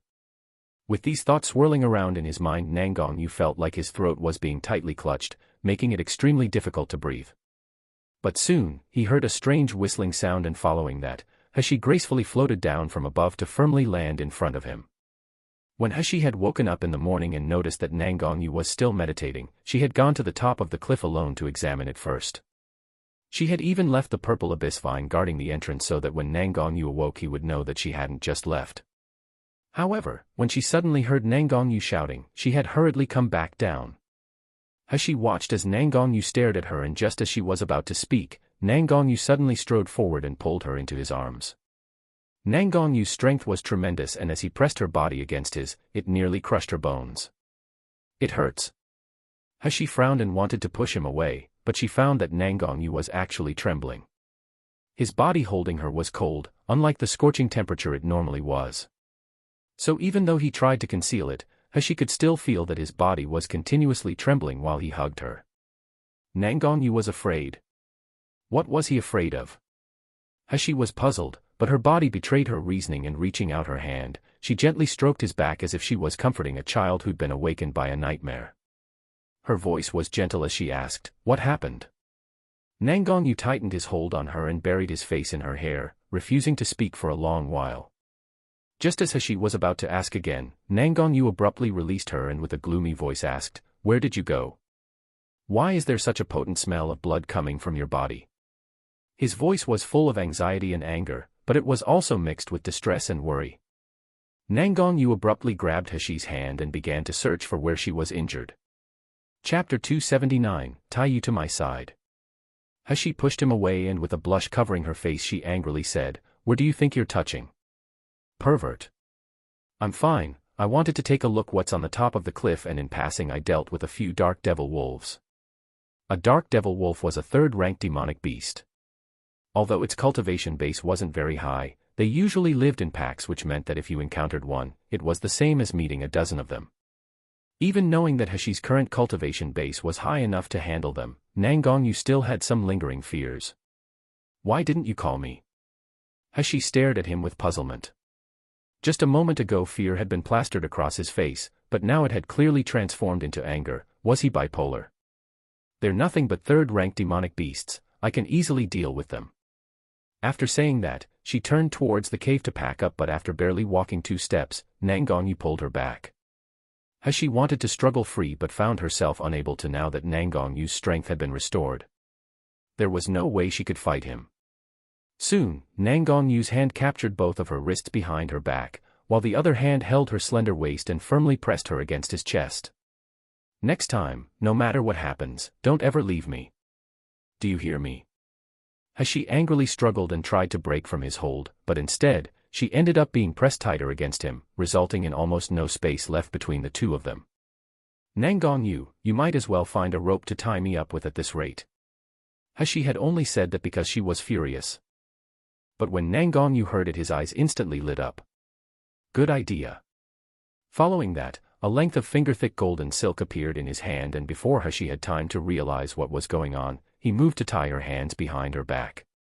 This was a high-level spiritual weapon called golden silk. Flying swords were unable to cut it, while water and heat weren't capable of damaging it. If she was tied by that, would she still be able to escape? She struggled with all her might. Nanggong, are you kidding me? Do you think I'm joking?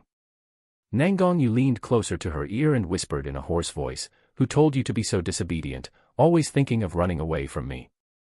Instead of always worrying about your safety, it's better to tie you to my side." She felt the icy cold spiritual power of the golden silk wrap around her wrists and became extremely anxious. Before, even though she had used all of her spiritual power, she still hadn't been able to break free from Nanggong's hands. "Sheer, I can untie you, but only if you'll promise me that you stay by my side at all times." How could she currently dare to argue with this crazy man? A wise man knows better than to fight when the odds are against him, so she hastily nodded and agreed. "All right, I'm afraid of you, so I'll promise you, will that do? Now quickly release me." With that, Nanggong was satisfied and swiftly released her hands. Immediately jumping back a step, alertness and caution were on her face as she glared at him. These kinds of unyielding yet delicate eyes resembled the luminous eyes of a little leopard. Seeing them, Nanggong felt his mind drift away and suddenly reached out his hands to pull her towards him. She abruptly felt herself moving backwards uncontrollably, and when she returned to her senses, she found herself once again in Nanggong's embrace. Nanggong lowered his head and passionately kissed her bright red lips. After a moment, once he released her lips, his voice was lower and softer, like a gentle flow of water. "Sheer, I've wanted to do that since a long time ago." She ferociously wiped her lips that were extremely painful from being kissed and angrily glared at him. Unfortunately, she didn't want to provoke this crazy man again, so she turned around to enter the cave. After she finished tidying up her stuff, the two quickly flew to the peak of the cliff. Yesterday, it had been Hashi carrying Nanggong, but this time, regardless of Hashi's protests, Nanggong had embraced her waist and carried her to the peak in only a moment. Chapter 280, Rumors. At the peak of the cliff there was a stretch of green hills, and not too far in the distance, there were the dead bodies of more than 10 dark devil wolves lying on the ground emitting the thick smell of blood. Before Hashi had time to take the bodies of the dark devil wolves into her space, Nanggong wanted to help her and slice downwards with his sword. Unfortunately, when his sword went to cut into the bodies of the dark devil wolves, it crushed them into dust and caused perfectly good food materials to be wasted. Hashi fiercely glared at Nanggong and seeing him rubbing his nose while looking helpless and awkward, she turned around and couldn't help but utter a soft laugh. She hadn't expected such an embarrassed expression on the almighty Hell King. It was so surprising that it was very cute. Hashi had barely finished sorting out what was left of the dark devil wolves and was about to call out to Nanggong that they could depart, when she suddenly sensed something and turned to gaze towards the distant sky. A moment later, a few figures flew over and abruptly landed in front of them. Before Hashi could get a clear look at who they were, she saw a black-clothed man step forward with large strides and drop to one knee in front Nanggong, greeting him with clasped hands. "Master, are you all right?" The person before them was Qing Long. Of course, it wasn't only Qing Long, there were also a few bodyguards from Hell King Manor, most of them high-level Meridian stage martial artists. But, what surprised Hashi the most, was that Gu Liufeng and Zhou Yan'an were also there. As soon as Gu Liufeng spotted Hashi, he slowly walked up to her and asked, "Little Yuer, are you okay?"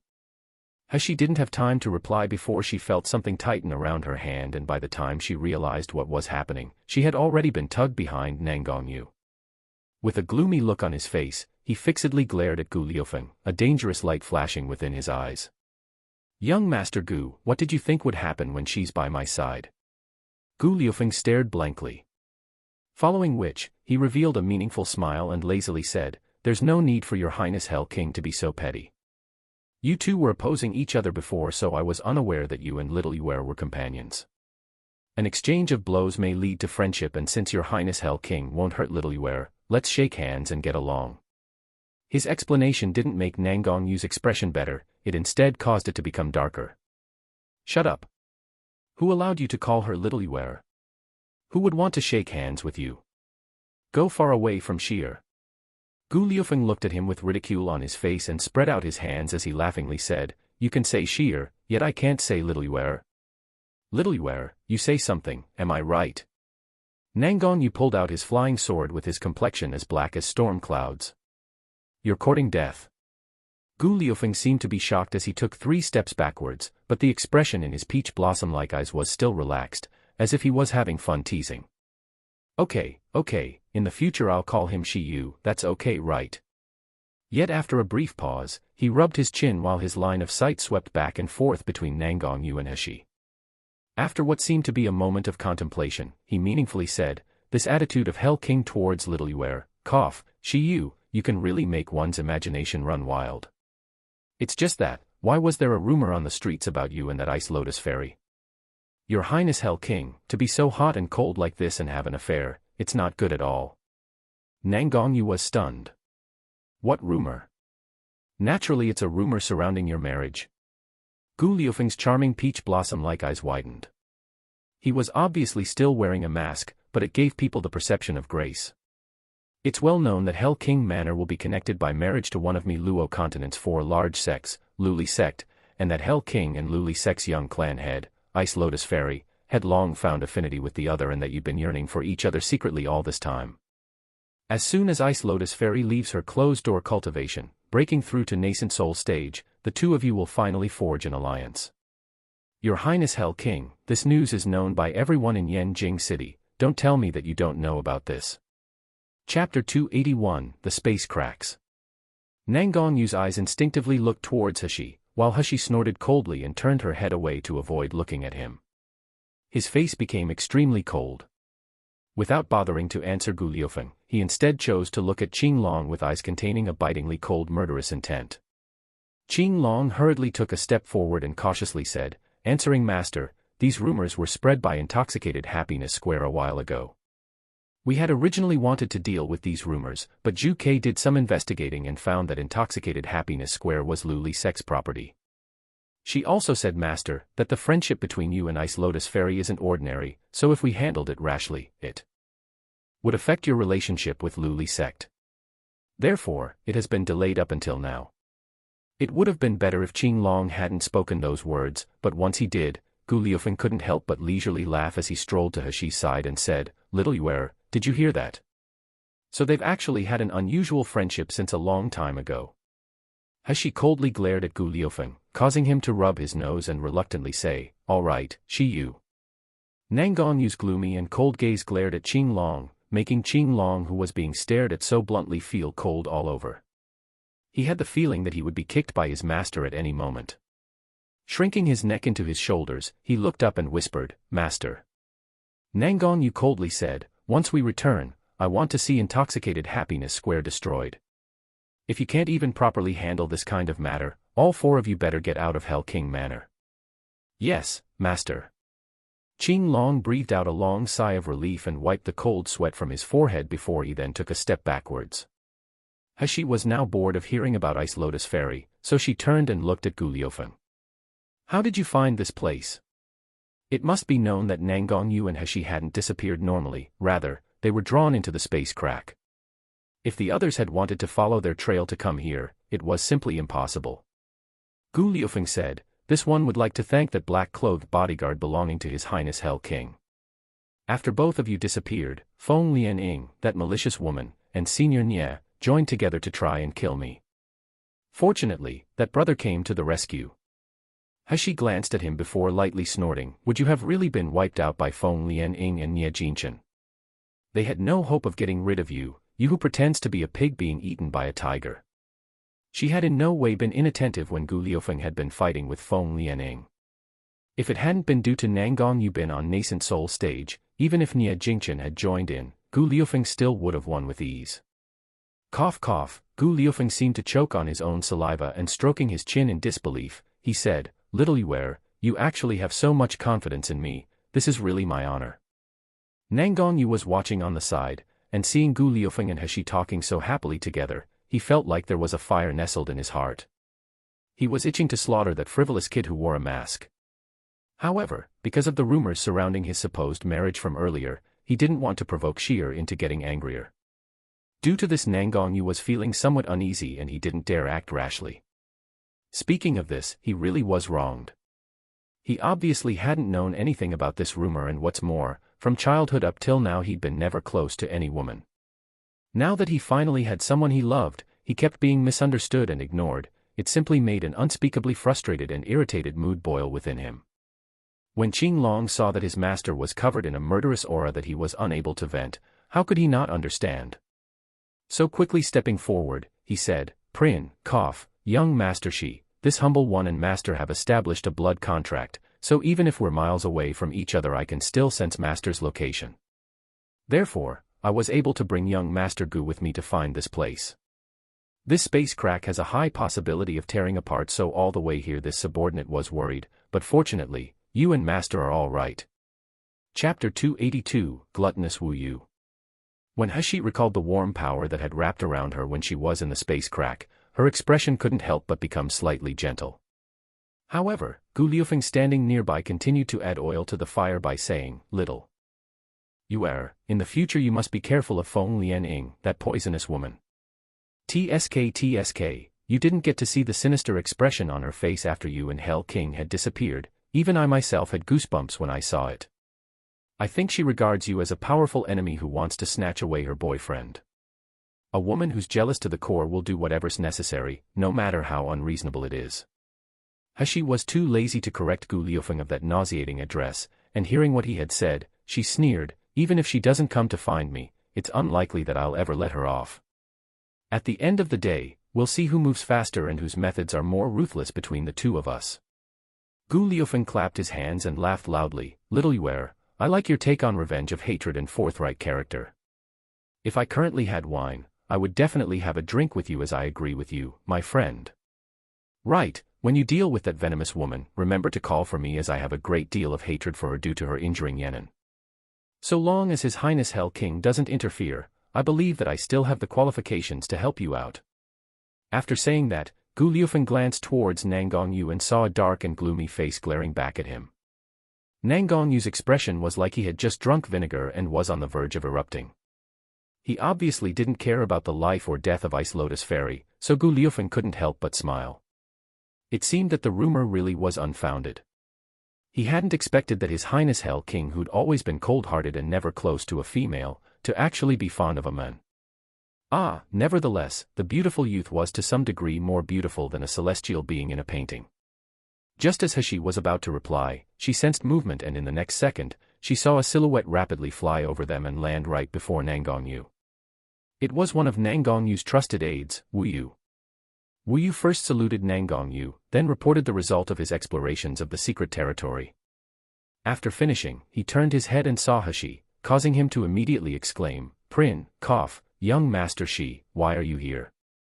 He nonchalantly responded with, "Why can't I be here?" "No, young Master Shi, of course you can be here." Wu Yu swiftly changed his stunned expression into a smile of fawning.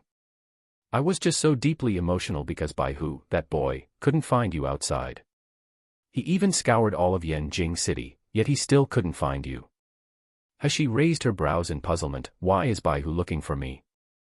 "Naturally, it's to protect you." Wu Yu gave her a look of, "Why are you asking a question when you already know the answer?" Master was aware that he would enter the secret territory, but this secret territory is extremely dangerous for martial artists of Meridian stage and below, so naturally he couldn't bring you with him. Yet he was also worried that someone would trouble you when he wasn't present, and therefore he sent Baihu to protect you outside. You don't know this, but I had originally wanted to handle the task of protecting you, while Baihu had wanted to follow Master into the secret territory to take a look. But that grumpy brother of mine, Wu Xin, simply didn't listen to my protests and he kicked me straight into the secret territory. You tell me, with ashes, mountains, and rocks everywhere, where there's nothing delicious to eat, what's the meaning of me even coming here? But I really didn't expect to see you, young Master Shi. Your cultivation base is so low, yet you were actually able to enter the secret territory. This is great. I no longer have to worry about what there is to eat. It's because Master missed you and hated to part with you, so at the last moment he dragged you along. Chapter 283, Shameless and Without Integrity. Cough cough, Wu Yu, you better shut up. A cold and deep voice abruptly sounded, interrupting Wu Yu's chatter. Wu Yu had always been slow to react, and turning his head, he noticed that Nangang Yu's face had darkened to the point where it could almost freeze water. Shuddering all over, he subconsciously moved closer towards Hashi and muttered, "Hee, that, just take it as if I'd never said anything. I don't know anything, I don't know." After that, he quickly turned to look at Hashi with a twinkle in his eyes, and if there had been a tail behind him, it probably would have been wagging. Young Master Shi, ever since I ate the spiritual food you made, I couldn't eat any other food for many days. Now that I've finally seen you again, it's really such a fortuitous event. So, do you have anything to eat?" Gu Liufeng's eyes were full of shock as he stared at Wu Yu in confusion. He seemed to have found out an incredible fact. This man before him, wasn't he the owner of Gluttonous House? He hadn't expected that one of Yanjing City's most famous buildings, Gluttonous House, would actually belong to Hell King Manor. In the end, how many secret forces did Hell King have? No, that's not the point. The point is that Wu Yu, who to everyone's eyes was the mysterious, powerful, and cold-blooded owner of Gluttonous House, was privately so shameless and without integrity.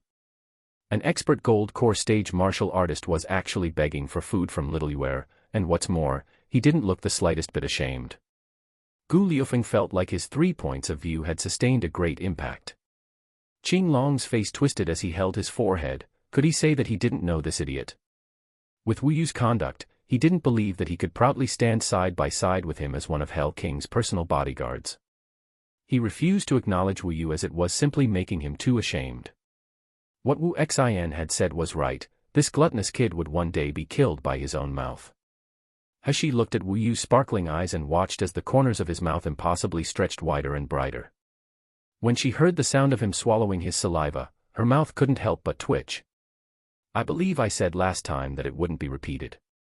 I'm not a personal chef for Hell King Manor, so don't expect food from me every day." She liked to cook and had only intended for her food to be used as a way to reward herself, not for it to be wasted on other people. Dandan was her closest spiritual pet, so it wasn't a problem. And as for Nangang Yu, anyway, she didn't like the feeling that she had to serve other people. Hashi lifted her foot to leave, but Wu Yu rushed over and grabbed her skirt, giving her a, "If you don't give me a meal, I won't let you go," look. "Young Master Shi, as long as you give me some delicious food, I'll do anything you order me to do. I'll work extremely hard and won't hesitate at all. Whenever you, young Master Shi, send me on an errand, as long as it isn't harmful to Hell King Manor, I, Wu Yu, will brave any difficulty to achieve it." Blue veins twitched on Hashi's forehead. She wanted to get away from him and leave, but Wu Yu's unreasonable behavior and bawling had reached a completely shameless point. Oh well, although she was too lazy to cook, she still had some food that she had prepared earlier in her space. Forget about it, she would just give in and give some to him. She couldn't afford to throw away this shameless scoundrel without integrity just yet. Hashi withdrew a roast chicken from her space and threw it at him, and without waiting for her to say something, Wu Yu grabbed the roast chicken and started to devour it. The crispy golden roast chicken was fragrant with tender meat. Emitting strong spiritual power, it was accompanied by the smell of seasoning that wafted around everyone present, making them all unconsciously swallow their saliva. Gu Liufeng had originally scoffed at Wu Yu's shamelessness, but now, he couldn't help but breathe in deeply and feel his stomach begin to rumble due to emptiness. Chapter 284, Greenwood Realm. "I say, Little Yuer, you can't favor one and discriminate against the rest. We're partners that just fought side by side. You gave this guy something to eat, so can't you give me something to eat too? We've not eaten for quite a while, so quickly give me some roast chicken too."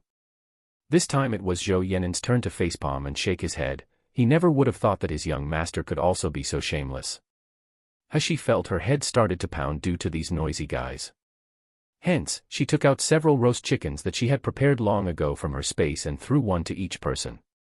Finally, the surroundings quieted down, leaving only the muffled noise of chicken being chewed. When it was Nangang Yu's turn to catch a roast chicken, he moved closer to Hashi and looked at her with resentment on his face. "I want an assorted cake, shark fin soup cooked over purple sand, dragon, and phoenix golden nest.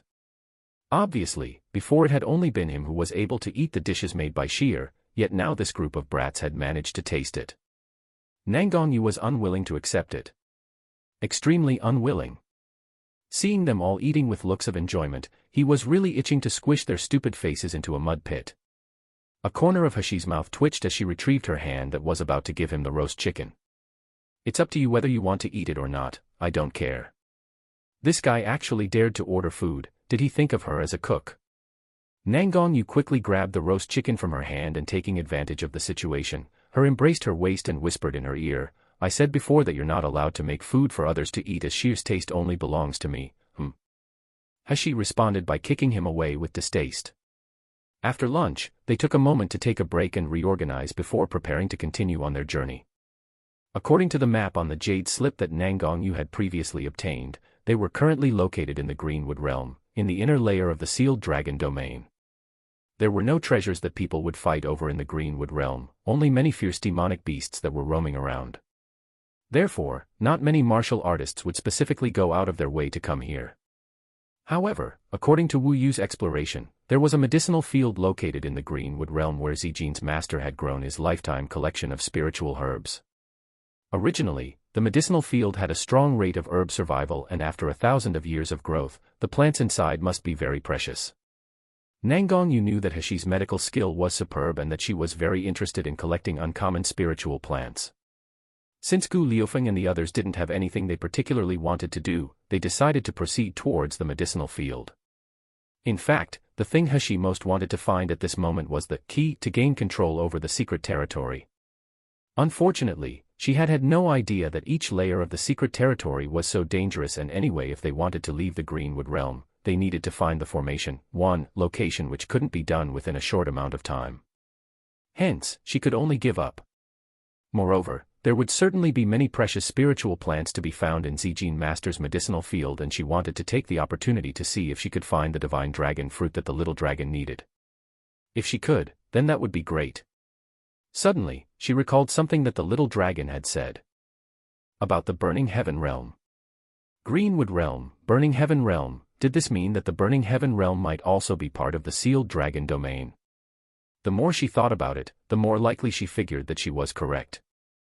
She was now starting to become a little impatient about gaining control of the secret territory.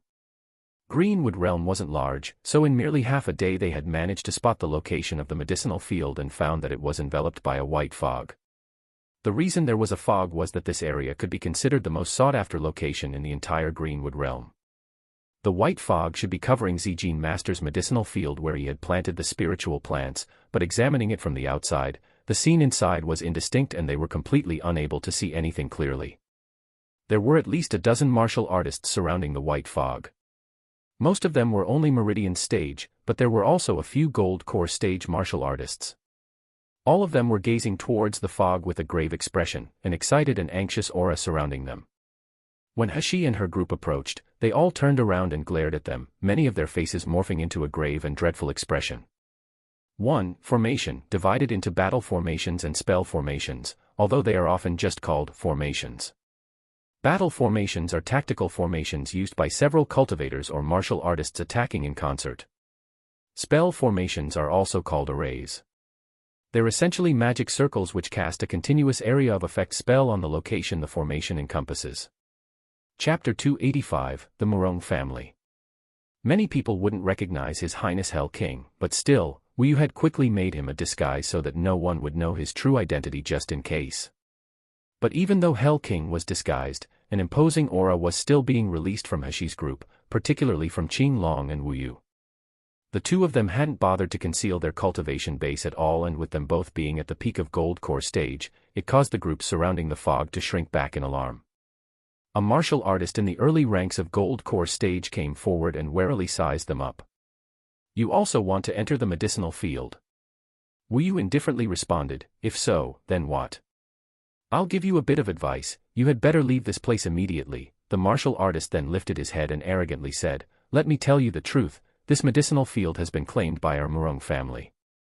You can enter if you want, but you'll have to pay 80% of whatever you earn from the medicinal field to us. Before Wu Yu could reply, he saw Gu Liufeng, who had been silently listening to this the whole time, suddenly take a step forward and sneer as he said, "If we don't agree." "Don't agree?" The martial artist burst into loud laughter.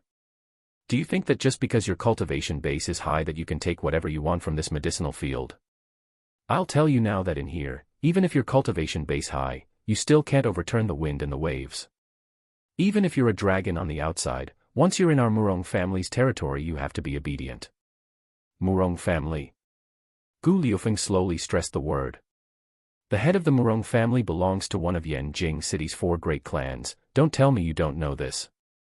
Arrogance flitted across the gold core stage martial artist's face and he looked at Gu Liufeng in contempt. "If you don't abide by Greenwood Realm's rules, even if you leave, my Murong family will never let you go. So if you're tactful you should either get lost, or you'll obediently do what we tell you to do." That martial artist hadn't yet finished speaking when a fierce red light shot from Gu Liufeng's hand. Uttering a shrill scream as he flew back several feet, the martial artist then smashed heavily to the ground. His eyes opened wide as they filled with disbelief. On his chest, there was a still ablaze wound that spread him open from chest to abdomen. You. Blood continuously flowed from his mouth and his face was a terrifying sight, filled with obstinacy. Ultimately, he was unable to finish what he was saying before he stopped breathing. All the martial artists who were watching this had the same frightened expression on their faces due to Gu Liufeng's ruthlessness, whether they were Murong family subordinates or a few of the Nalan family subordinates. While on the contrary, the group of people from Hashi's side were completely unmoved regarding Gu Liufeng's abrupt violence. To them, it was as if what he had killed was nothing more but an insignificant ant. Instead, the rather gossipy Wu Yu leaned towards Gu Liufeng and whispered, "Oh, do you hate the Murong family?" Gu Liufeng calmly retrieved his long sword, an indolent smile hanging on a corner of his mouth. "They're nothing but a group of dressed-up pigs that are unpleasant to the eyes. It's best to slaughter them when you see them." "What hatred are you talking about?" Hearing that, Wu Yu let out a fit of laughter and didn't bother trying to pry further into Gu Liufeng's privacy. Rather, he pointed at a martial artist beside the white fog and demanded, "You, come here." That person was a middle-rank Meridian stage martial artist. After just witnessing Gu Liufeng's ruthlessness, his face instantly turned white when he was called over and he wished he could dig a hole to hide himself in. Don't call me. I'm not from the Murong family. I was staying here in the hopes that I could take advantage of any trouble that might occur." Wu Yu sneered, "Just come here when I tell you to. Talk any more nonsense and I'll rip your tongue out of your mouth to be a snack that'll accompany a glass of wine." The Meridian stage martial artist was scared witless and began shaking all over.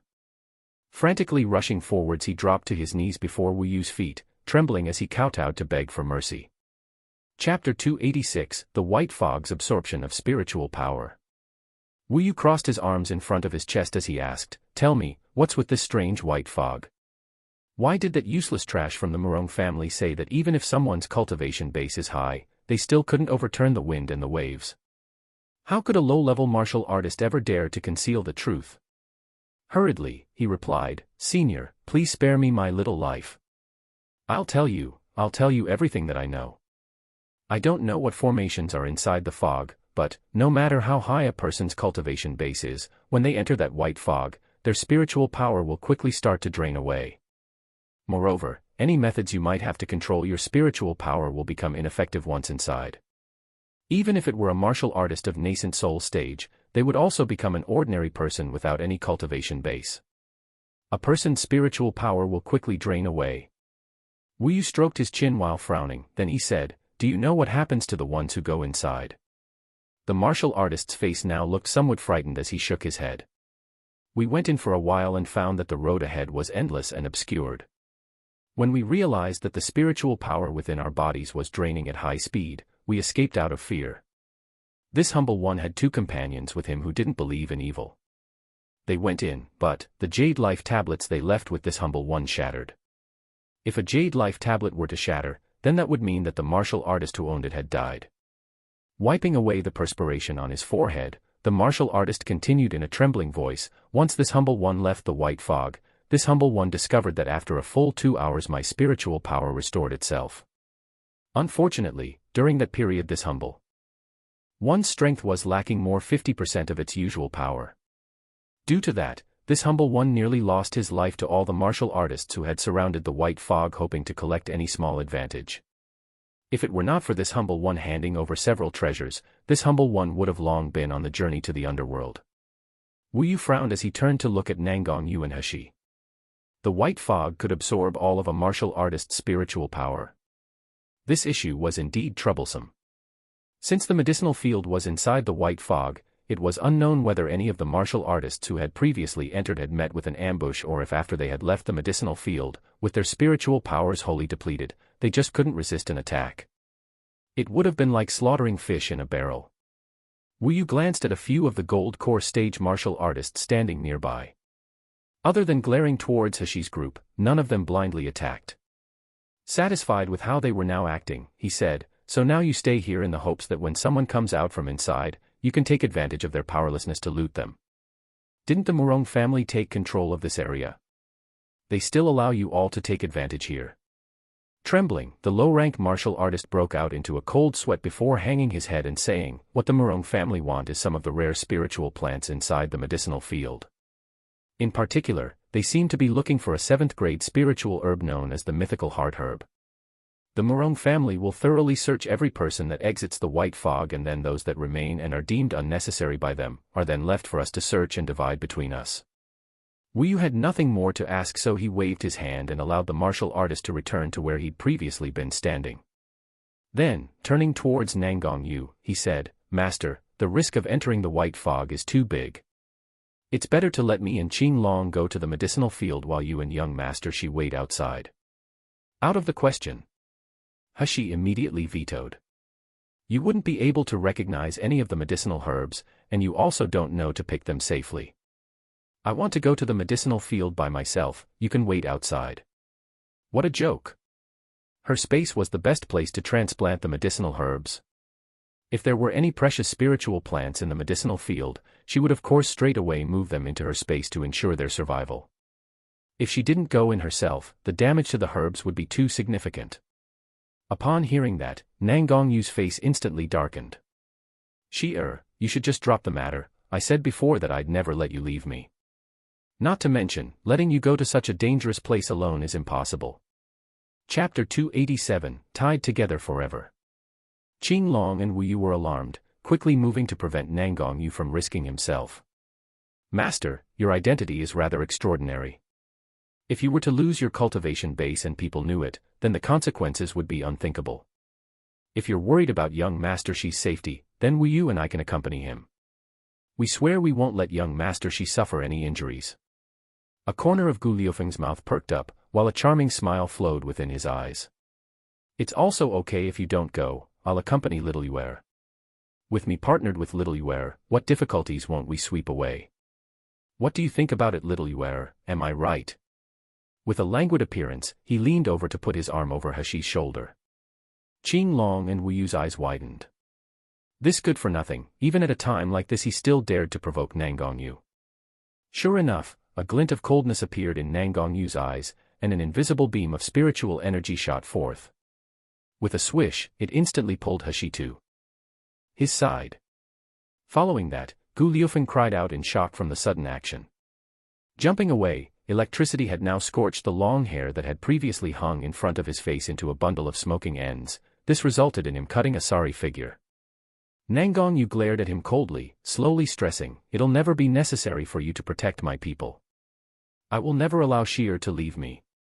Even more, he would never allow Sheer to be alone with this bastard." "Master." Qing Long and Wu Yu were full of anxiety, but they just couldn't persuade Nangang Yu to stay.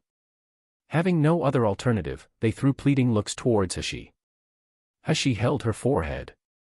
She would like nothing more than to get rid of these annoying people and just go in herself, but, seeing Nangang Yu's persistent gaze and Gu Liufeng's smiling eyes, forget it, she had better things to do and didn't want to waste any effort. Hashi's gaze fell on the white fog. With a hint of doubt flashing within her eyes, she couldn't hold back and reached out her hand to touch it. There didn't seem to be any unusual feeling or spiritual power absorption. It appeared that she needed to be inside to experience it personally. In the end, how did this white fog absorb a person's spiritual power? "Don't be so noisy," Hashi muttered. "I'm curious about this white fog that absorbs spiritual power." I'll go in first to take a look, while you all stay to discuss who will go and who will stay. Nangongyu instantly responded, I'll go with you. I'm just going in to take a look, not heading towards the medicinal field. I don't need anyone to accompany me. Hashi looked up and saw Nangongyu's persistently stubbornly expression, so she helplessly said, where you can take your golden silk and tie it around me, will that do? Hashi had said this as a joke, but who would have thought that when Nangongyu heard it, his eyes lit up and he immediately took out the golden silk. A moment later, Hashi watched as the golden silk was tied between her right hand and Nangongyu's left hand, causing a corner of her mouth to twitch. Nangongyu then leaned closer to her ear and whispered, Sheer, I really want to tie you like this to me forever. Hashi turned around and stormed into the white fog without the slightest hesitation. She refused to look at this shameless guy. After barely entering, Hashi felt an immense force suctioning out her spiritual power within the white fog. Her complexion turned pale, while from a distance she could just hear someone's shrieks. Let me out. Let me leave this damned fog. I no longer want any treasure, just let me leave. The white fog was not only able to absorb a person's spiritual power, but it was also able to make fear bloom within a person's heart and confuse their mind, resulting in them becoming lost within the white fog. Along with this, after their spiritual power was utterly drained, the martial artist would then find that their vitality would start to drain away. So for most people who went into the white fog, they would find themselves unable to come out, but still unable to reach the medicinal field. Unfortunately, this would end with them losing their lives within the white fog.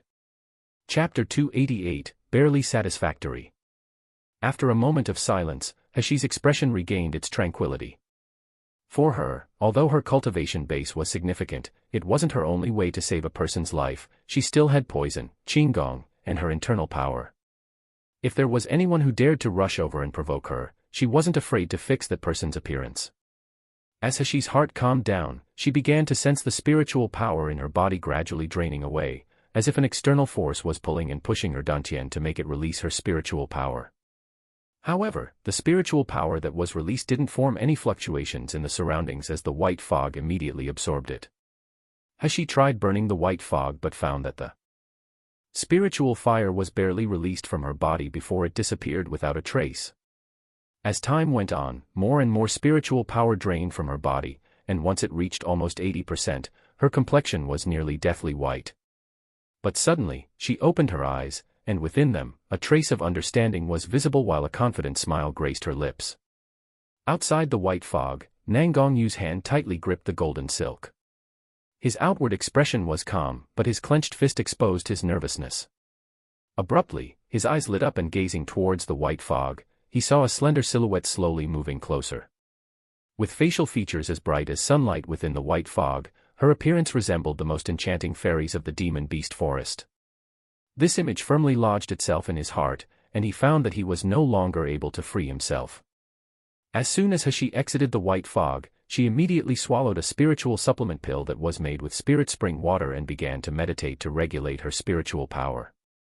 She had already discovered a way to deal with the white fog, but first, she needed to restore her spiritual power and then she would go in to try again.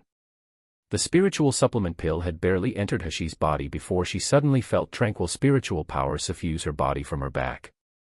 Slowly entering her body, that spiritual power carried with it a familiar warmth and gentleness. It was Nangongyu.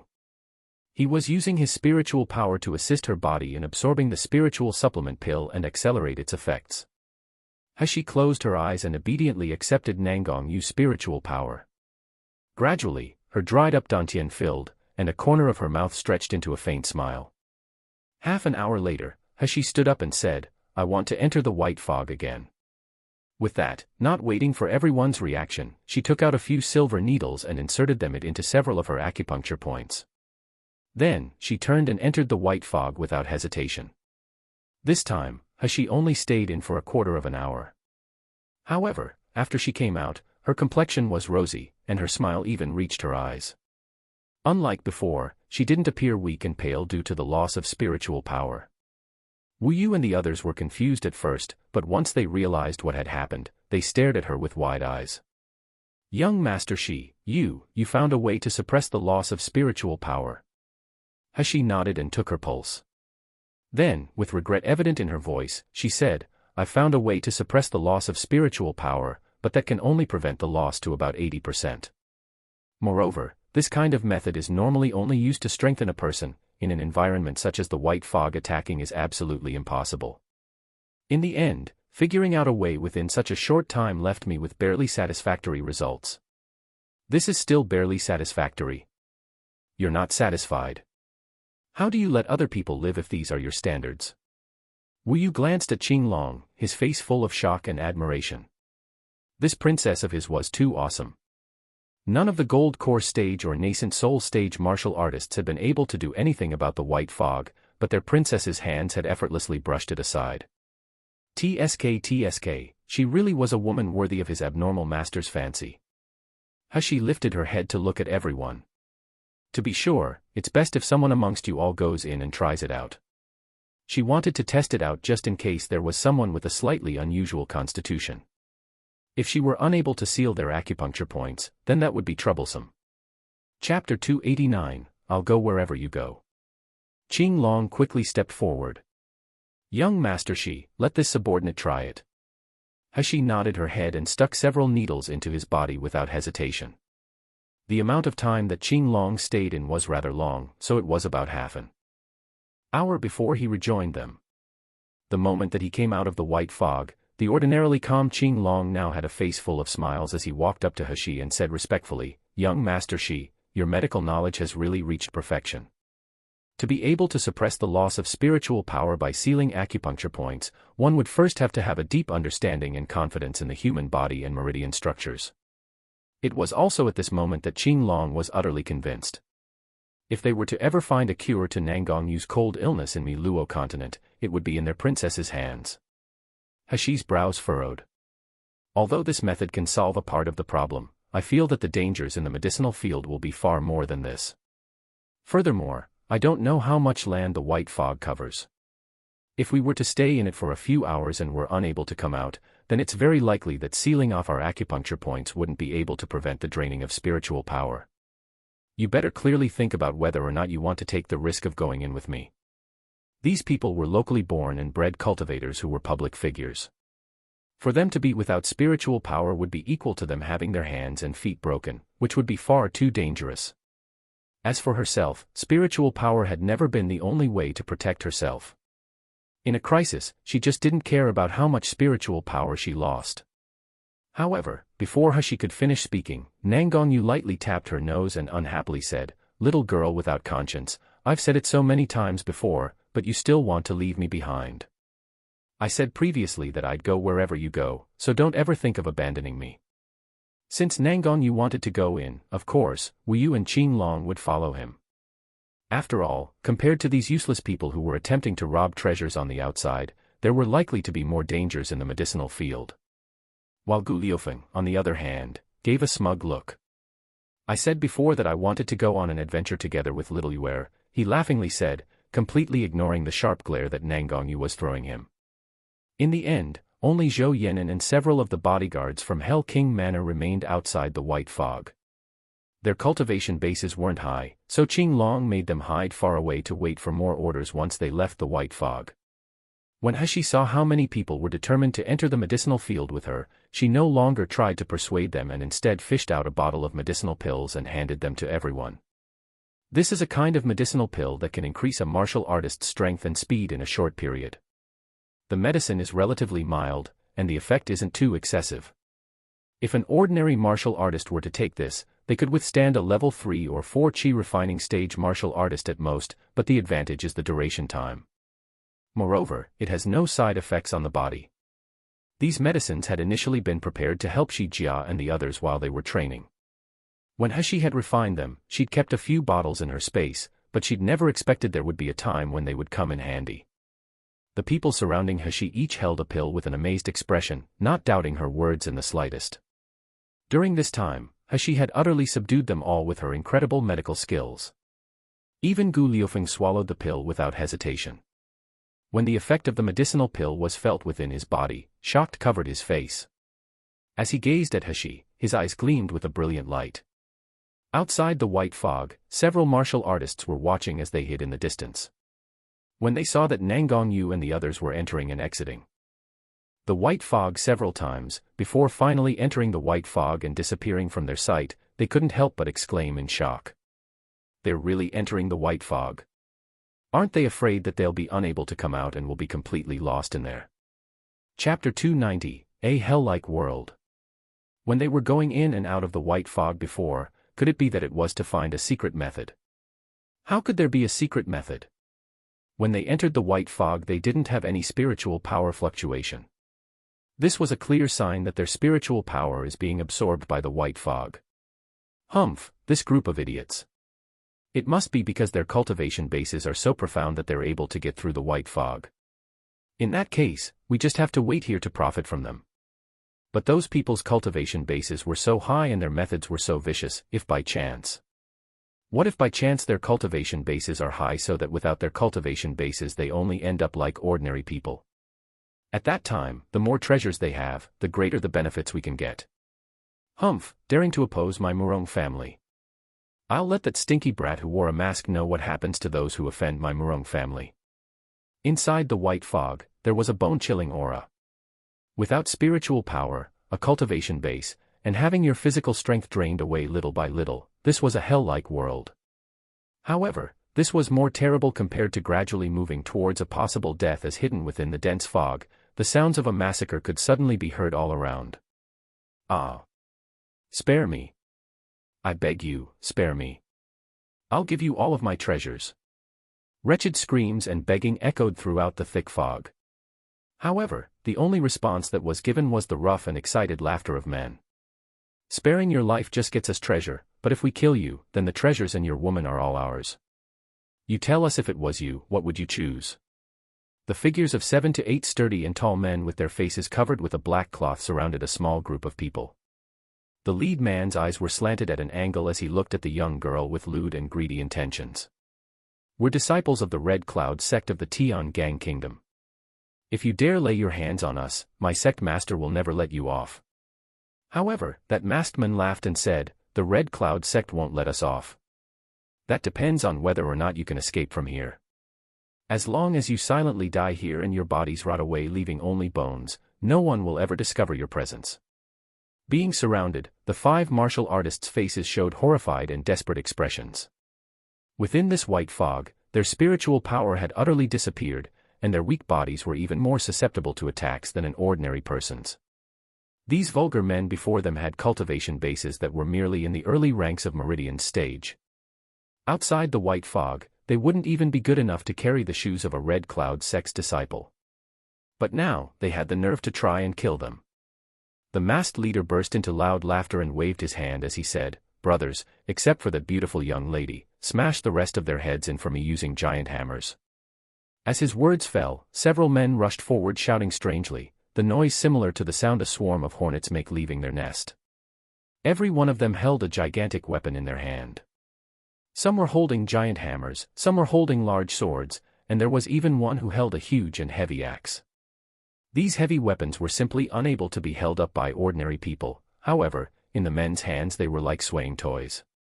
In just a short moment, 4 young martial artists had their bodies effortlessly smashed, a blood-curdling screech piercing the silence as they fell to the ground. The terrifying part though was that one person was split open from head to toe by the large axe, causing his internal organs and blood to spew to the ground. This scene was extremely bloody and terrifying. The young girl was the only one who remained, and she released a horrified shriek, her voice full of fear and despair. The masked leader was covered in sweat as he stepped forward and pulled at the girl, forcing her to stand up. Then, he maniacally laughed as he said, brothers, do you see her, such a soft and tender-skinned young girl with a cultivation base at the peak of Meridian's stage? I'm sure in her large sect she's the cream of the crop. Have you ever tasted such a delicacy before? Chapter 291, This Group of Animals.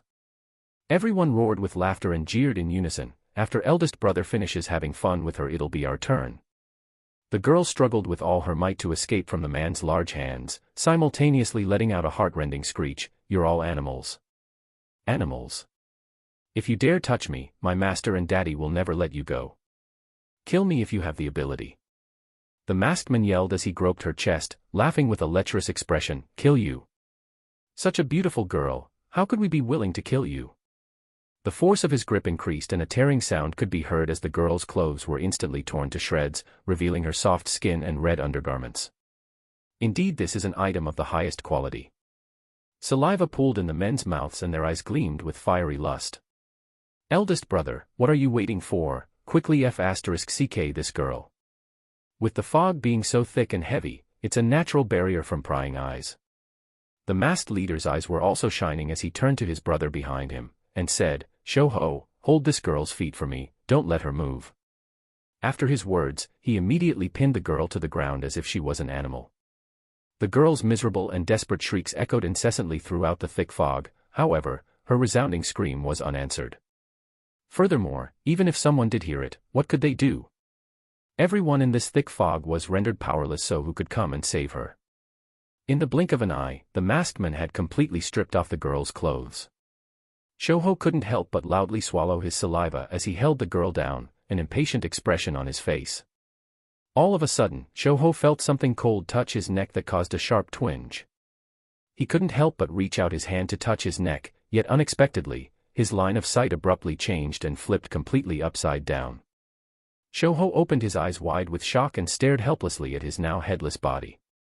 He then watched as it incessantly spewed forth a tremendous amount of blood that splashed across the girl's body, as well as the boss's. Arg! Amongst the robust men standing around in a circle and watching, the cowardly ones uttered screams of terror.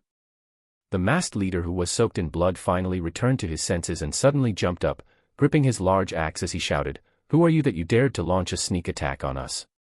Quickly reveal yourself." As his words fell, he saw a vague silhouette slowly moving within the white fog. It was a youngster who looked to be about 16 to 17 years old. He had snow-white skin, striking features, and bright red lips that were slightly pursed, like a red plum flower that had softly fallen onto the snow in winter. As he gradually appeared, the dense fog swept across his face, slicking back the jet-black strands of his satin-like hair and causing it to gently stick to his slender and fair neck. Following the gorgeous arc of his neck, it gracefully extended downwards to an exquisite collarbone, prompting wild and fanciful thoughts. The masked leader gulped.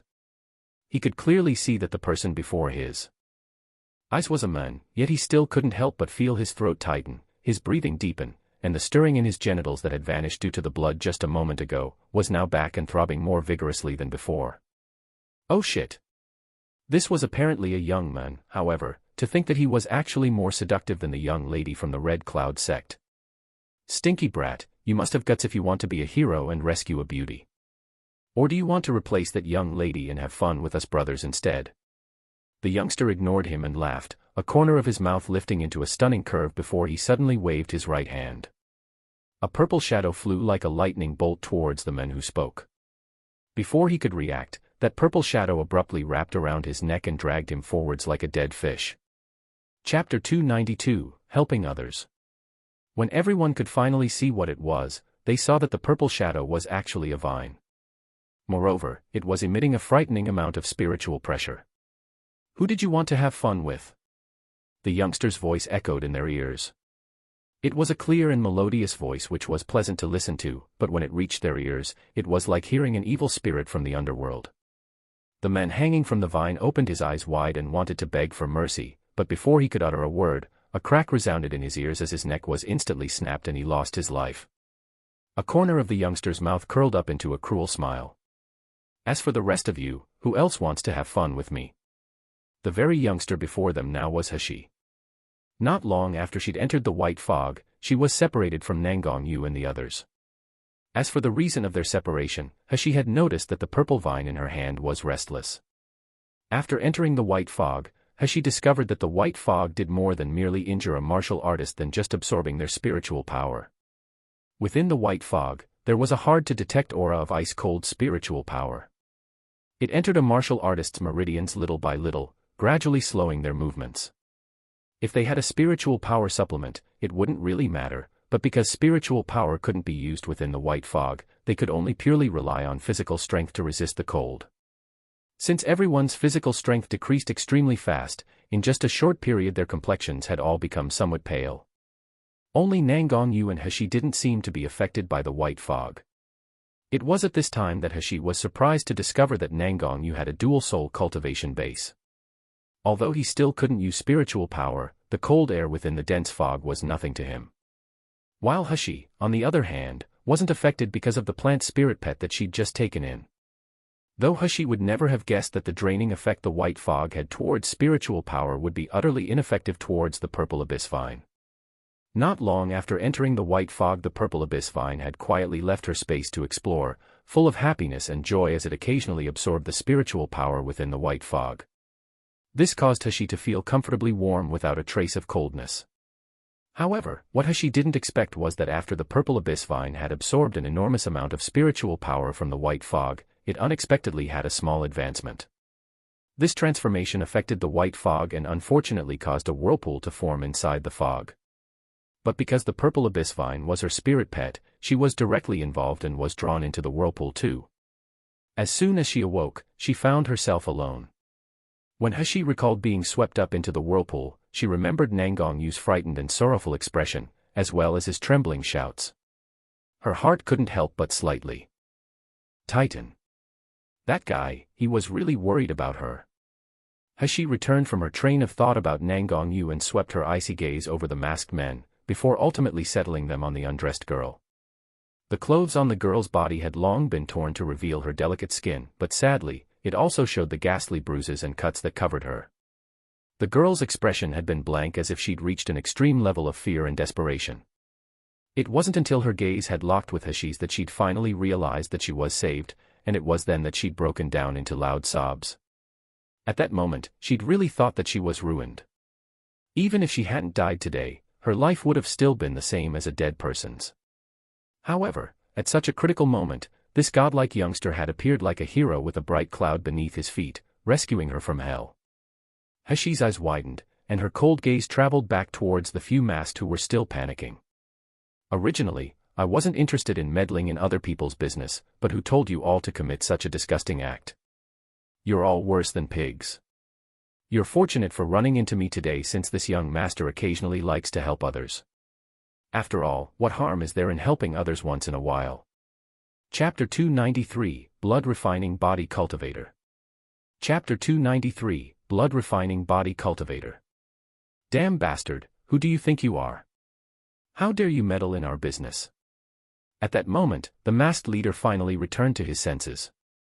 When he took a closer look at Hashi's frail figure, exquisite face, pure white skin, and body without any spiritual power fluctuations, he immediately sneered without the fear that he'd had a moment ago. You're only relying on a spiritual weapon that doesn't require spiritual power, yet you want to take advantage of us. Dream on. Haven't I told you yet? I'm a blood-refining body cultivator, not an ordinary spiritual cultivation martial artist. Even if you use a magical weapon, don't think that you can survive under my hands. Upon saying that, the bodies of the masked men suddenly exploded with a severe amount of pressure that rivaled Mount Tai, and their entire bodies began to be enveloped in orange light. In this world, most martial artists chose the road of spiritual cultivation. However, there were also a few who had poor qualifications and eventually decided to refine their bodies instead. Refining the body was 100 times more painful than spiritual cultivation, and the majority didn't survive the training. In the end, they could only die like an ordinary person. Therefore, exceptions such as Nangong Yu's were abnormal. Being able to achieve a dual soul cultivation base was near impossible. The ranks of refining the body were divided into a total of honing the tendons, refining the blood, cleansing bone marrow, tempering the bones, casting off a mortal body and being reborn, and becoming an immortal. Don't think that a blood-refining body cultivator was weak because if they wanted to advance, they didn't have to train hard for decades. Once they broke through the first rank, a blood-refining body cultivator would be on an equal level regarding the strength of a high-rank foundation establishment stage martial artist. The moment Hashi noticed their bodies emitting an orange light, she was momentarily curious yet amazed. Of course, she wasn't afraid of their strength. Instead, she was thinking about the differences between the methods of training for refining the body, and the methods of training she gave to Shi Jia and the others. Although Shi Jia and the others were now rapidly improving, there was still no better way for them to advance. If she could combine her training methods with the blood-refining body cultivation method, wouldn't it help them to reach a new whole level? Seeing the surprise on Hashi's face, the masked leader couldn't help but be supremely proud of himself. So lifting up his large axe, he rushed forth as he shouted. I'll let you have a taste of my big axe. With a loud boom, the white fog surged forth and completely enveloped the two people fighting, blocking them from view. However, while the remaining few strong men had full confidence in their boss, they couldn't help but loudly tease, "Boss, remember to keep that little rabbit alive. We don't mind playing with him, even if he is a little boy. Boss, even if you chop off his hands and feet, spare that beautiful face of his. Adding it to our loot collection would be good too." Ha ha ha. The men's cruel and rough laughter made the girl on the ground curl up into a ball and tremble violently, tears of desperation streaming down her cheeks. If that youngster died, her fate would be incredibly miserable. What's more, that youngster, to save her would.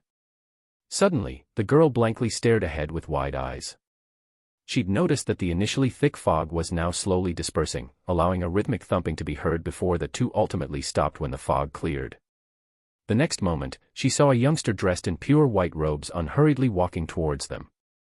Twisted around his right hand, there was a purple-colored vine, while in his left hand, he was carrying a human head. Although the human head was dripping blood, the youngster's clothes weren't stained at all, as if he was a spotless white fairy untainted by the dirt of the world. At the same time, he seemed like an aloof god that looked down on everyone. Chapter 294, The Eye of the Array. The core of the array. The girl suddenly covered her mouth and uttered a muffled sound of joy, while tears continuously rolled down her cheeks like a strand of pearls with its string snapped. While the group of strong men who had previously been excited and were jeering non-stop, simultaneously showed horrified expressions. Staggering back several steps, they were unwilling to believe that their powerful boss had been slaughtered. However, once they squinted to scrutinize the head, they recognized the familiar face. His facial features were twisted grotesquely, his eyes were wide open, and the black cloth covering his face had disappeared, revealing an expression of utter horror and despair. Spare our lives." Some of the men dropped to their knees, kowtowing to beg for mercy, while others screamed and tensed to flee into the thick fog. The purple vine in Hashi's hand flashed as it suddenly sprang forward. In the next second, it was like a sword as it pierced the backs of those who wanted to run away. Blood trickled down the leaves of the vine to drip unseen to the ground layered with white fog, and in a heartbeat, the air was permeated with the thick stench of blood. Although, when Hashi retrieved the vine, the purple leaves were already clean and fresh, you couldn't even see a trace of the blood. The purple abyss vine swayed in delight, expressing its happiness and desire to continue consuming blood. Hashi immediately rejected the purple abyss vine's wish to kill and eat in the white fog, and put the unwilling vine back into her space. She then slowly walked towards the only strongman who remained alive. The strongman currently had a blank look in his eyes as he trembled and stared at the corpses of his companions. Due to the trembling, his teeth were chattering together, and in the next moment, there was an overwhelming stench of urine as a wet patch spread between his legs. "Please have mercy, young master, spare my life. I beg of you, please spare my life, I won't dare do anything. I wouldn't dare." Hashi's towering figure looked down at him as she coldly asked, "Tell me, how long have you been in this white fog and how many martial artists have you robbed? How could that man dare to conceal the truth?" He quickly kowtowed and said, "Answering young master, we were the first ones to enter this white fog, it's been 6 days.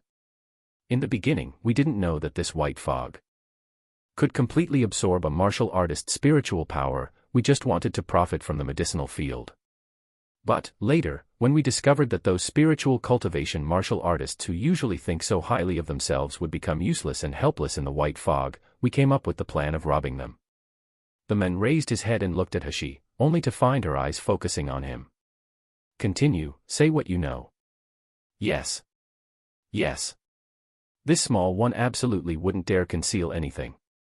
The man was so frightened that his trembling grew more violent before he quickly continued, "Normally us body refining cultivators are bullied and humiliated by spiritual cultivators, yet now we had an opportunity to take revenge. Moreover, this white fog is very strange. After we explored deeper we couldn't find the way out, also, we couldn't find a way to enter the medicinal field. Therefore, we all figured that we might as well wait around here and focus on robbing the martial artists whose spiritual powers were drained." Hashi furrowed her brows. "There's no way to enter the medicinal field. We didn't find it, however, we met a group of extremely powerful martial artists. Although they didn't have any spiritual power, the imposing aura being emitted from their bodies was immense. We didn't dare approach them and instead, we quietly ran away. But, I remember hearing them talking about wanting to enter the medicinal field and that to do so, they had to find the eye of the array, or the core of the array, or something. The eye of the array. The core of the array. The wrinkle between Hashi's beautiful eyebrows deepened. As she'd expected, this white fog was a natural array. Chapter 295, Major Cloud Array. Since she'd read the ancient records left by old Manshumi, she had some understanding about arrays, but at most, it could only be regarded as minimal. So if she wanted to break the array, it was simply impossible. The strongman noticed that Hashi was lost in thought and completely unguarded. His hands that were by his side slowly moved towards his chest pocket. He knew that this youngster before him would never let him go, so this being the case, he might as well strike first and try to gain an advantage. He abruptly took out a tube which stored poisonous needles and fiercely aimed one at the youngster's heart. With a quiet swoosh, a needle flickering with green light flew directly towards Hashi's chest. A vicious light gleamed within the man's eyes, and he couldn't help but shout as he stood up, "Bastard, go die." Yet before he could finish his curse, his eyes opened wide in horror. What he saw was that the needle surrounded by flickering green light was unexpectedly caught between Hashi's slender and fair fingers. Then, before he could react, the needle suddenly flew back towards him, straight towards his left eye. Ah! The man uttered a pained scream as he covered his left eye and tumbled to the ground. He wanted to howl in anguish and beg for mercy, but before he could say a word, his eye that had been pierced by the needle began to rot while a white foam mixed with blood filled his mouth. There was so much that it started to overflow and he had to keep spitting it out. After a moment, he stopped breathing. Hashi was too lazy to even glance at him and turned to leave. The young girl who'd initially been curled up on her side with a frightened look on her face suddenly returned to her senses and shouted, young master, please stop." Hashi stopped and somewhat impatiently looked at her. The girl had a delicate and pretty face, a petite figure, a well-proportioned build, and she appeared to be about 17 to 18 years old. Unfortunately, she couldn't stop trembling as she tried to cover herself with the pile of rags that she clutched. She looked absolutely pitiful. The girl shivered under Hashi's cold gaze, but nonetheless, she held back the fear and shame bubbling within her heart to lower her head and quietly say, "Young master. Many thanks for your kindness. Can you please tell me your name? I will certainly repay you in the future." "No need," Hashi indifferently replied. "I didn't mean to save you. They were just unpleasant to look at, nothing more." A trace of disappointment flashed within the girl's eyes, but it was quickly replaced with even more gratitude. "No matter how it happened, if you hadn't saved me, I really don't know. My name is Shinqingchua, and I'm a disciple of the Red Cloud sect. Young master, if you have anything that requires my help in the future, please don't hesitate to find me at the Red Cloud sect. I'll certainly go to any length to repay young master's favor." The girl had initially wanted to use a jade tablet or talisman for help, but in this white fog, she couldn't open her storage ring. This made her heart feel upset and ashamed. Hashi nodded her head to indicate that she understood, then turned around to leave once more. Seeing his back as he turned around, Shinqingchua bit her lower lip and suddenly said, "Young master, do you want to enter the medicinal field?" I know the way to enter it." Hashi stopped in her tracks, her gaze not as cold as it was before as she looked back at the girl. Shinqingchua's cheeks reddened, and she slightly lowered her eyelashes. Then, she softly said, I heard my sect elder say that Zijin Master's medicinal field is known as the 100 Herb Mist, and that the array inside is the powerful Major Cloud Array. There are a total of 2 sections to the array, the core, and the 64-part eye.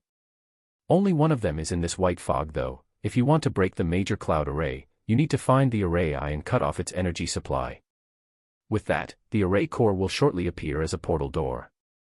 That portal door is the gateway to the medicinal field.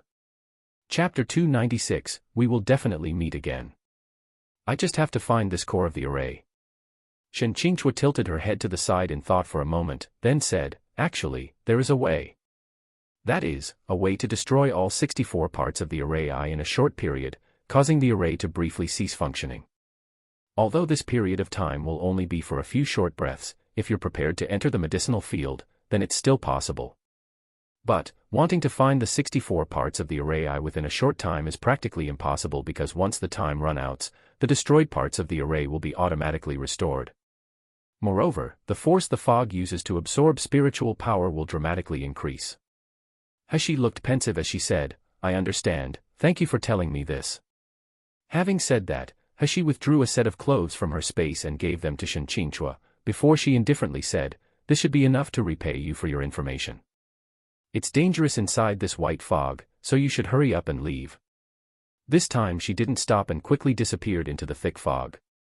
Left alone, the girl quickly dressed in the clothes that had been handed to her. Lifting up one of the sleeves to the tip of her nose, she smelled the scent of fresh medicinal herbs and a faint blush covered both of her cheeks. We'll meet again, right? We will definitely meet again. Hashi's figure disappeared into the fog, and to ensure that no one was around, she immediately summoned the purple abyss vine from her space. As the purple abyss vine came into contact with the white fog, it promptly began swaying excitedly. It then started transmitting its excitement and cravings to Hashi through her divine sense.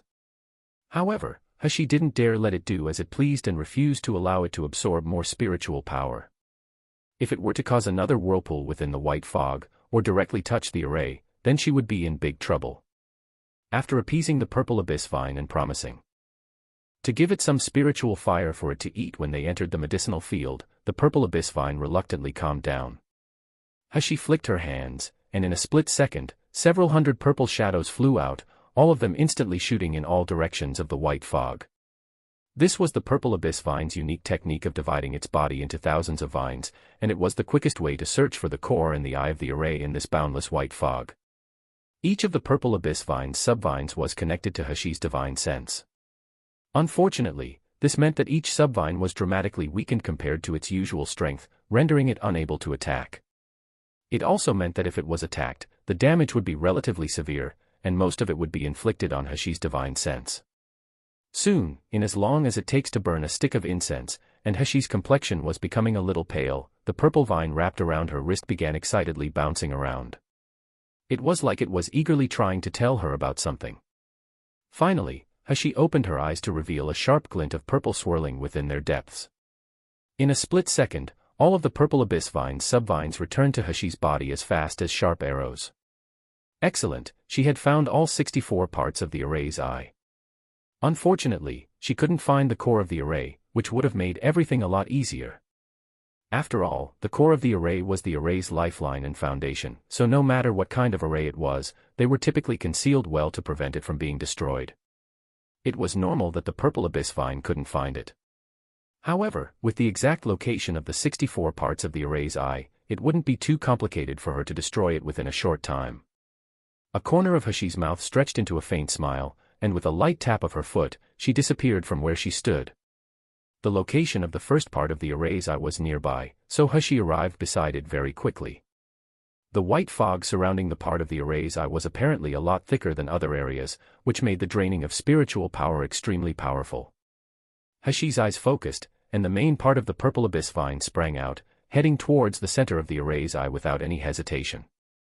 Before her, there was only a thick layer of fog, but she still heard a crash echo around her, as if something had broken. Chapter 297, Black-Clothed Men. Next, the white fog started surging around her, like a huge rock thrown into a tranquil lake. The first part of array's eye had been eliminated. Hashi tapped her foot again, and at lightning speed, she proceeded towards the second part of the array's eye. The location of the second part of the array's eye was more remote than the first's. As soon as Hashi neared it, she couldn't help but shudder. Even though it was already cold in the white fog, this area seemed to be several times colder. Moreover, even though the white fog was thick, you could still see about 3 meters ahead. However, the white fog here was so thick that there was nearly zero visibility. Hashi wiped at the water vapor gathering on her face, feeling the bitingly cold air seeping into her bones. At this moment, her hair and clothes were wet, and to withstand the cold air, she had no other choice but to use her internal energy. With her powerful internal energy, she was now able to tolerate the cold environment. Hashi no longer hesitated, and the purple abyss vine sprung out from her hand in a flash.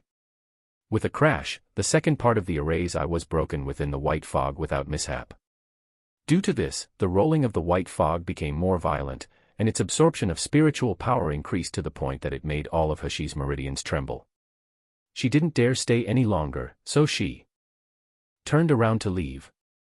However, just as she was about to use her qinggong, her expression suddenly changed. Then, like a shadow, her figure jumped back a few steps. The thick fog in front of her still made everything hard to discern, but she could vaguely see a tall silhouette slowly approaching her. Just as Hashi was filled with bewilderment, she heard the deep voice of a man that was filled with murderous intent. "Who let you touch a part of the array's eye?" Hashi was momentarily shocked. This person also knew about the array's eye. Her brow furrowed, yet she didn't answer the men and instead raised her foot, moving to flee like a bird. "You want to escape?" The man's voice was cold as he snorted in contempt. Hashi had barely jumped into the air before an invisible force wrapped around her ankle, dragging her back. This time, an alarmed expression finally revealed itself on Hashi's face. Hashi waved her right hand without hesitation, and a purple shadow shot towards the figure within the thick fog. The purple vine trembled and waved in the air as it absorbed the spiritual power within the white fog, its momentum gradually increasing. Just as it was about to fly towards the men, it twisted itself up like a small storm, signaling its intent to shred the men to pieces by whistling through the air. However, a scene of the men being ripped into pieces didn't happen as Hashi expected. Instead, she heard the men make an exclamation of surprise in a puzzled tone before he then grabbed the purple abyss vine with one hand. After he tugged on it a few times, it was left entirely immobilized. Hashi was shocked once again, but before she could react, she felt an immense force grab her, and she abruptly tumbled forwards. With a thump, she harshly made contact with something, causing her to feel faint and her vision to blur. Her nose filled with the white fog's cold atmosphere mixed with the robust and unfamiliar scent of a man. "You're just a low-level martial artist, yet you're able to control the purple abyss vine, ha ha." A deep, dark, and husky voice sounded above her head. Obviously, it was only a soft laugh, but it made a person's blood run cold when they heard it. "Speak, who told you about the location of the array?" Hashi raised her head and saw a handsome face before her, with features as sharp as a blade. The man looked to be about 24 to 25 years old, and he was dressed entirely in black. His features were undoubtedly handsome, but a callous aura surrounded his appearance. It was as if a cold and murderous spirit had crawled out of the depths of the underworld. Chapter 298, Immortal Silk. Hashi struggled and found that without her realizing, thread as thin as a strand of hair had wrapped around her body. The other end of the thread was gripped in the man's hand, and at this moment, she was just like a fish on a chopping board with no way to escape. If it were an ordinary person who was facing such a situation, he likely would be frightened and panic. However, what kind of person was Hashi? When she'd carried out missions in the past, she'd encountered all sorts of dangers, and had fought many different types of drug lords. A corner of her mouth stretched into a sneer before a beautiful, yet cold voice unhurriedly left her bright red lips. "Such a joke. If you can find the parts of the array's eye, why can't I? Was this major cloud array created by your family? In the end, you're nothing more than a useless person who was trapped in this array and was unable to come out." The man was astonished when he heard her remark. Growing up until now, he had never encountered anyone who dared speak to him like this. After a long while, he quietly chuckled, but that laugh didn't reach his eyes. Instead, his glare was cold. "Excellent, your cultivation base isn't high, yet your courage isn't small. Since you court death yourself, then I'd like to help you accomplish it. After I cripple your cultivation base, I'll use the soul search technique to get the information from you. The result is the same for you either way." As his words fell, a sharp light flashed from his hand and suddenly flew towards Hashi's heart. However, in the next moment, a shocked expression appeared on the man's face. He watched as Hashi, who was supposed to be restricted by the immortal silk and unable to budge, suddenly bent down and at a moment of life or death, avoid a fatal blow. Following that, the immortal silk restraining Hashi like glue abruptly lit up. Turning a charred color and withering away, it then fell to the ground as ash. The trace of a sneer showed on a corner of Hashi's mouth, and the purple abyss vine in her hand flew straight towards the man without any hesitation. The man was stunned and caught off guard, so he was directly hit on the chest by the purple abyss vine with a snap. If he hadn't reacted in time and quickly stepped back, perhaps his heart would have been directly hit by the purple abyss vine. But despite dodging, his upper clothes had now been shredded, exposing his bare chest, perfect skin tone, and the smooth lines of his six-pack. The man bowed his head to examine his torn clothes and the bloody cut on his chest in disbelief. He couldn't believe that he was injured by such a puny low-level martial artist. Hashi didn't look pleased though. This man before her, compared to her, had more experience and a higher cultivation base. Even if he couldn't use spiritual power within the major cloud array, Hashi didn't believe for a second that if he attacked another way that she would be able to escape again. With this thought in mind, Hashi no longer hesitated and the purple vine in her hand spun rapidly, causing the surrounding white fog to surge uncontrollably as it flew towards Hashi. In just a moment, the white fog looked like it was going to swallow her. However, in the blink of an eye, it was entirely absorbed by the purple abyss vine in her hand. The purple vine which had absorbed the white fog kept trembling and rubbing its leaves against each other, making a rustling sound as if it was telling Hashi that it wanted to drink blood. As more than half of the white fog was absorbed, the surroundings began to lighten. Yet suddenly it fluctuated, and soon after became denser. Within the white fog, the black-clothed man's face expressed clear shock. As he looked at Hashi and the flickering purple vine in her hand, his expression abruptly changed to one of understanding and excitement. Chapter 299, Escape Without a Trace. After building up enough force, Hashi's attack made a whistling sound as it launched through the air. Following the whistling, the purple vine abruptly transformed mid-air into many shadows, like 1,000 arrows all shooting straight towards the man. The man's eyes gleamed with a hint of admiration, but then a corner of his mouth curled up. The next second his big hand flipped over and a flag of blue so dark it seemed black suddenly appeared in his palm. There was no apparent spiritual power being emitted from the flag due to the white fog, but there was a chillingly cold aura surrounding it that could make anyone terrified. With a wave of the flag, every single purple vine was suddenly absorbed inside of it, all of them swallowed up silently and cleanly. The man lightly laughed and went to look at the youngster, but then his expression swiftly froze. There was no trace of the youngster anywhere within the thick white fog. As it turns out, the moment the purple abyss vine had attacked, he'd taken the opportunity to disappear completely. He escaped. He actually dared to escape. A sharp light sparked within the man's eyes. You think you can run away from me? In this world, no matter what he wanted, people or things, they could never get away from his grasp. As soon as the words left his lips, the man's figure disappeared, leaving only the churning white fog to indicate that something was amiss with the major cloud array. The moment Hashi had released the purple abyss vine, she'd used her qinggong to escape far away. Although she was proud, she wasn't arrogant. That black-clothed man had clearly come prepared since he could use a high-level spiritual weapon without spiritual power. Coupled with the disparity in their experience, he wasn't a person she could currently win against. Hashi had initially wanted to destroy the next part of the array's eye, but she was afraid of once again being caught by that crazy black-clothed man. So hesitating for a moment, she pondered over what should she do now instead. After thinking it over for a moment, she once more released the purple abyss vine subvines, deciding to use it to find Nangong Yu and the others. With help from Nangong Yu, Gu Liufeng, and the others, she didn't believe that there was no way to destroy all 64 parts of the array's eye. However, just as she released the purple abyss vine subvines, Hashi's complexion promptly changed. As the purple vines shot out like shadows, they unexpectedly made a loud bang. When she was able to see what had occurred clearly, she noticed that they'd blocked a powerful attack. Hashi had an ashen complexion as she looked at the black-clothed man who'd appeared not far away, and coldly said, "You followed me like the spirit of a deceased person. In the end, what do you want?" The fog where Hashi was now standing wasn't as thick as it was before, so the black-clothed man could finally see the youngster's features clearly. Long eyelashes curled upwards, soft and snowy skin, beautiful lips, and long black hair that was dampened by the fog stuck to his cheeks. With such a pure appearance and brightly shining obsidian eyes, he had a countenance that could easily capture anyone's soul. Unexpectedly, it was a stunning youngster who could topple the world with just his looks. He appeared to be about 15 to 16 years old, a child who'd just entered adulthood but not yet 20. It turns out that it was only a tender youngster who'd forced him to such lengths, even causing him to bring out the black banner.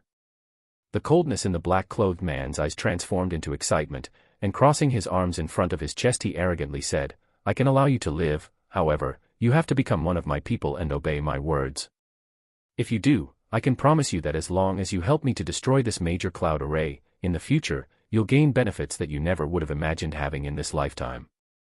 Hashi looked at him with a, "You're crazy" look, then sneered as she said, "There must be something wrong with your brain, or were you born mentally handicapped?" Why should I help you break the major cloud array? Even going so far as to make me be one of your people and obey your words, you deserve this based on what? Good. Very good. The black-clothed man's eyes suddenly flashed dangerously as a murderous aura condensed within them. It seems that I'll have to let you experience several defeats before you are obedient. Chapter 300, Collaborate.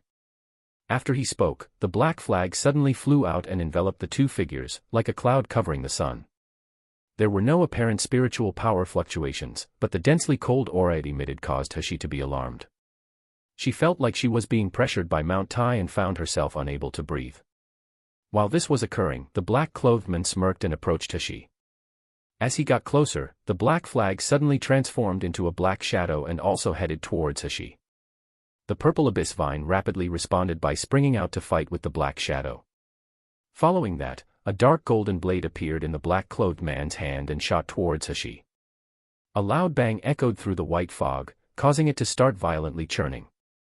When the white fog finally settled down, you could see one black ray of light, and one purple ray of light, intertwined. As the light had become like two ropes, they had tightly bound Hashi together with the men. Both of their complexions were a little ashen, while Hashi's hand was clenched around a green dagger that was firmly pressed against the man's neck. Though on the other side, a golden blade was gripped within the black-clothed man's hand as it firmly pressed against Hashi's chest, as if in the blink of an eye it would pierce her heart. However, shock and amazement showed on the black-clothed man's face.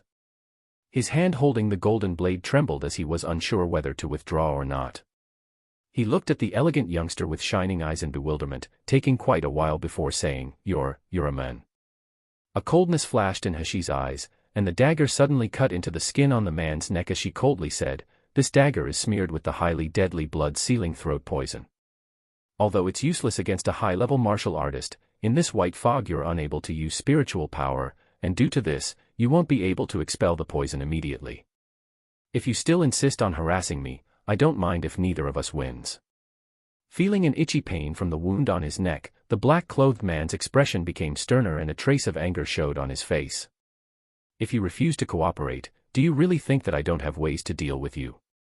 After a brief pause, he coldly said, If you hadn't rashly destroyed a part of the array's eye, which changed the direction of the 8-track trigrams, I would have already found the array's core and destroyed the major cloud array. Now that you've ruined my plan, shouldn't you pay the price? How about you help me break the array? Hashi was startled for a moment, while on the contrary, the only thing revealed on her face was a slight trace of hesitation. If this man really could find the array's core, it would save her the time of breaking every part of the array's eye. Looking down, she saw that both of their bodies were tightly joined together, and in a heavy tone said, Make your black flag release us first. The man slightly lowered his head and smelt the fresh fragrance of medicinal herbs being emitted from her body, so pursing his lips, he said, Your purple abyss vine still restrains me too. Hashi furrowed her brows. I'll count to 3, and then we'll release each other at the same time.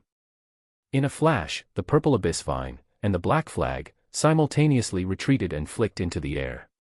The purple abyss vine turned into purple light and returned into Hashi's body, while the black flag returned to the man's palm. Hashi quickly stepped back to make space between them and silently took a deep breath, using this opportunity to restore a depleted internal energy. On the other side, the man felt the sudden loss of warmth within his arms and missed the subtle fragrance tickling the tip of his nose. He was somewhat disappointed at the loss for a moment. He looked up at Hashi, and the cold tone within his voice was mixed with a slight gentleness. To get rid of the major cloud array, it's necessary to find the array's core and cut off its energy supply. Just destroying 1 or 2 of the array's eyes is useless.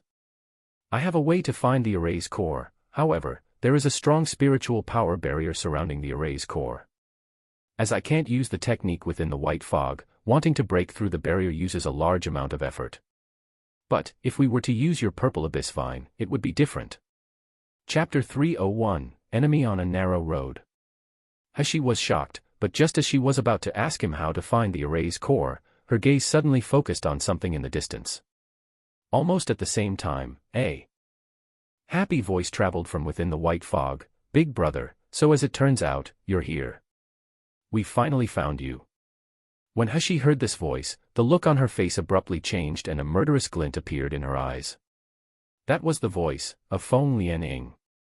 In the blink of an eye, more than 10 figures materialized one after another from the white fog to appear in front of her. In addition to Feng Lianying, who had a look of pleasant surprise on her face, walking beside her was Nie Jinchen and some disciples of the Luli sect. Most of these disciples were at the peak of Meridian stage, but there were also a few low-leveled gold core stage martial artists. Besides Feng Lianying and Nie Jinchen, amongst the people with them, there was also one other person that she recognized.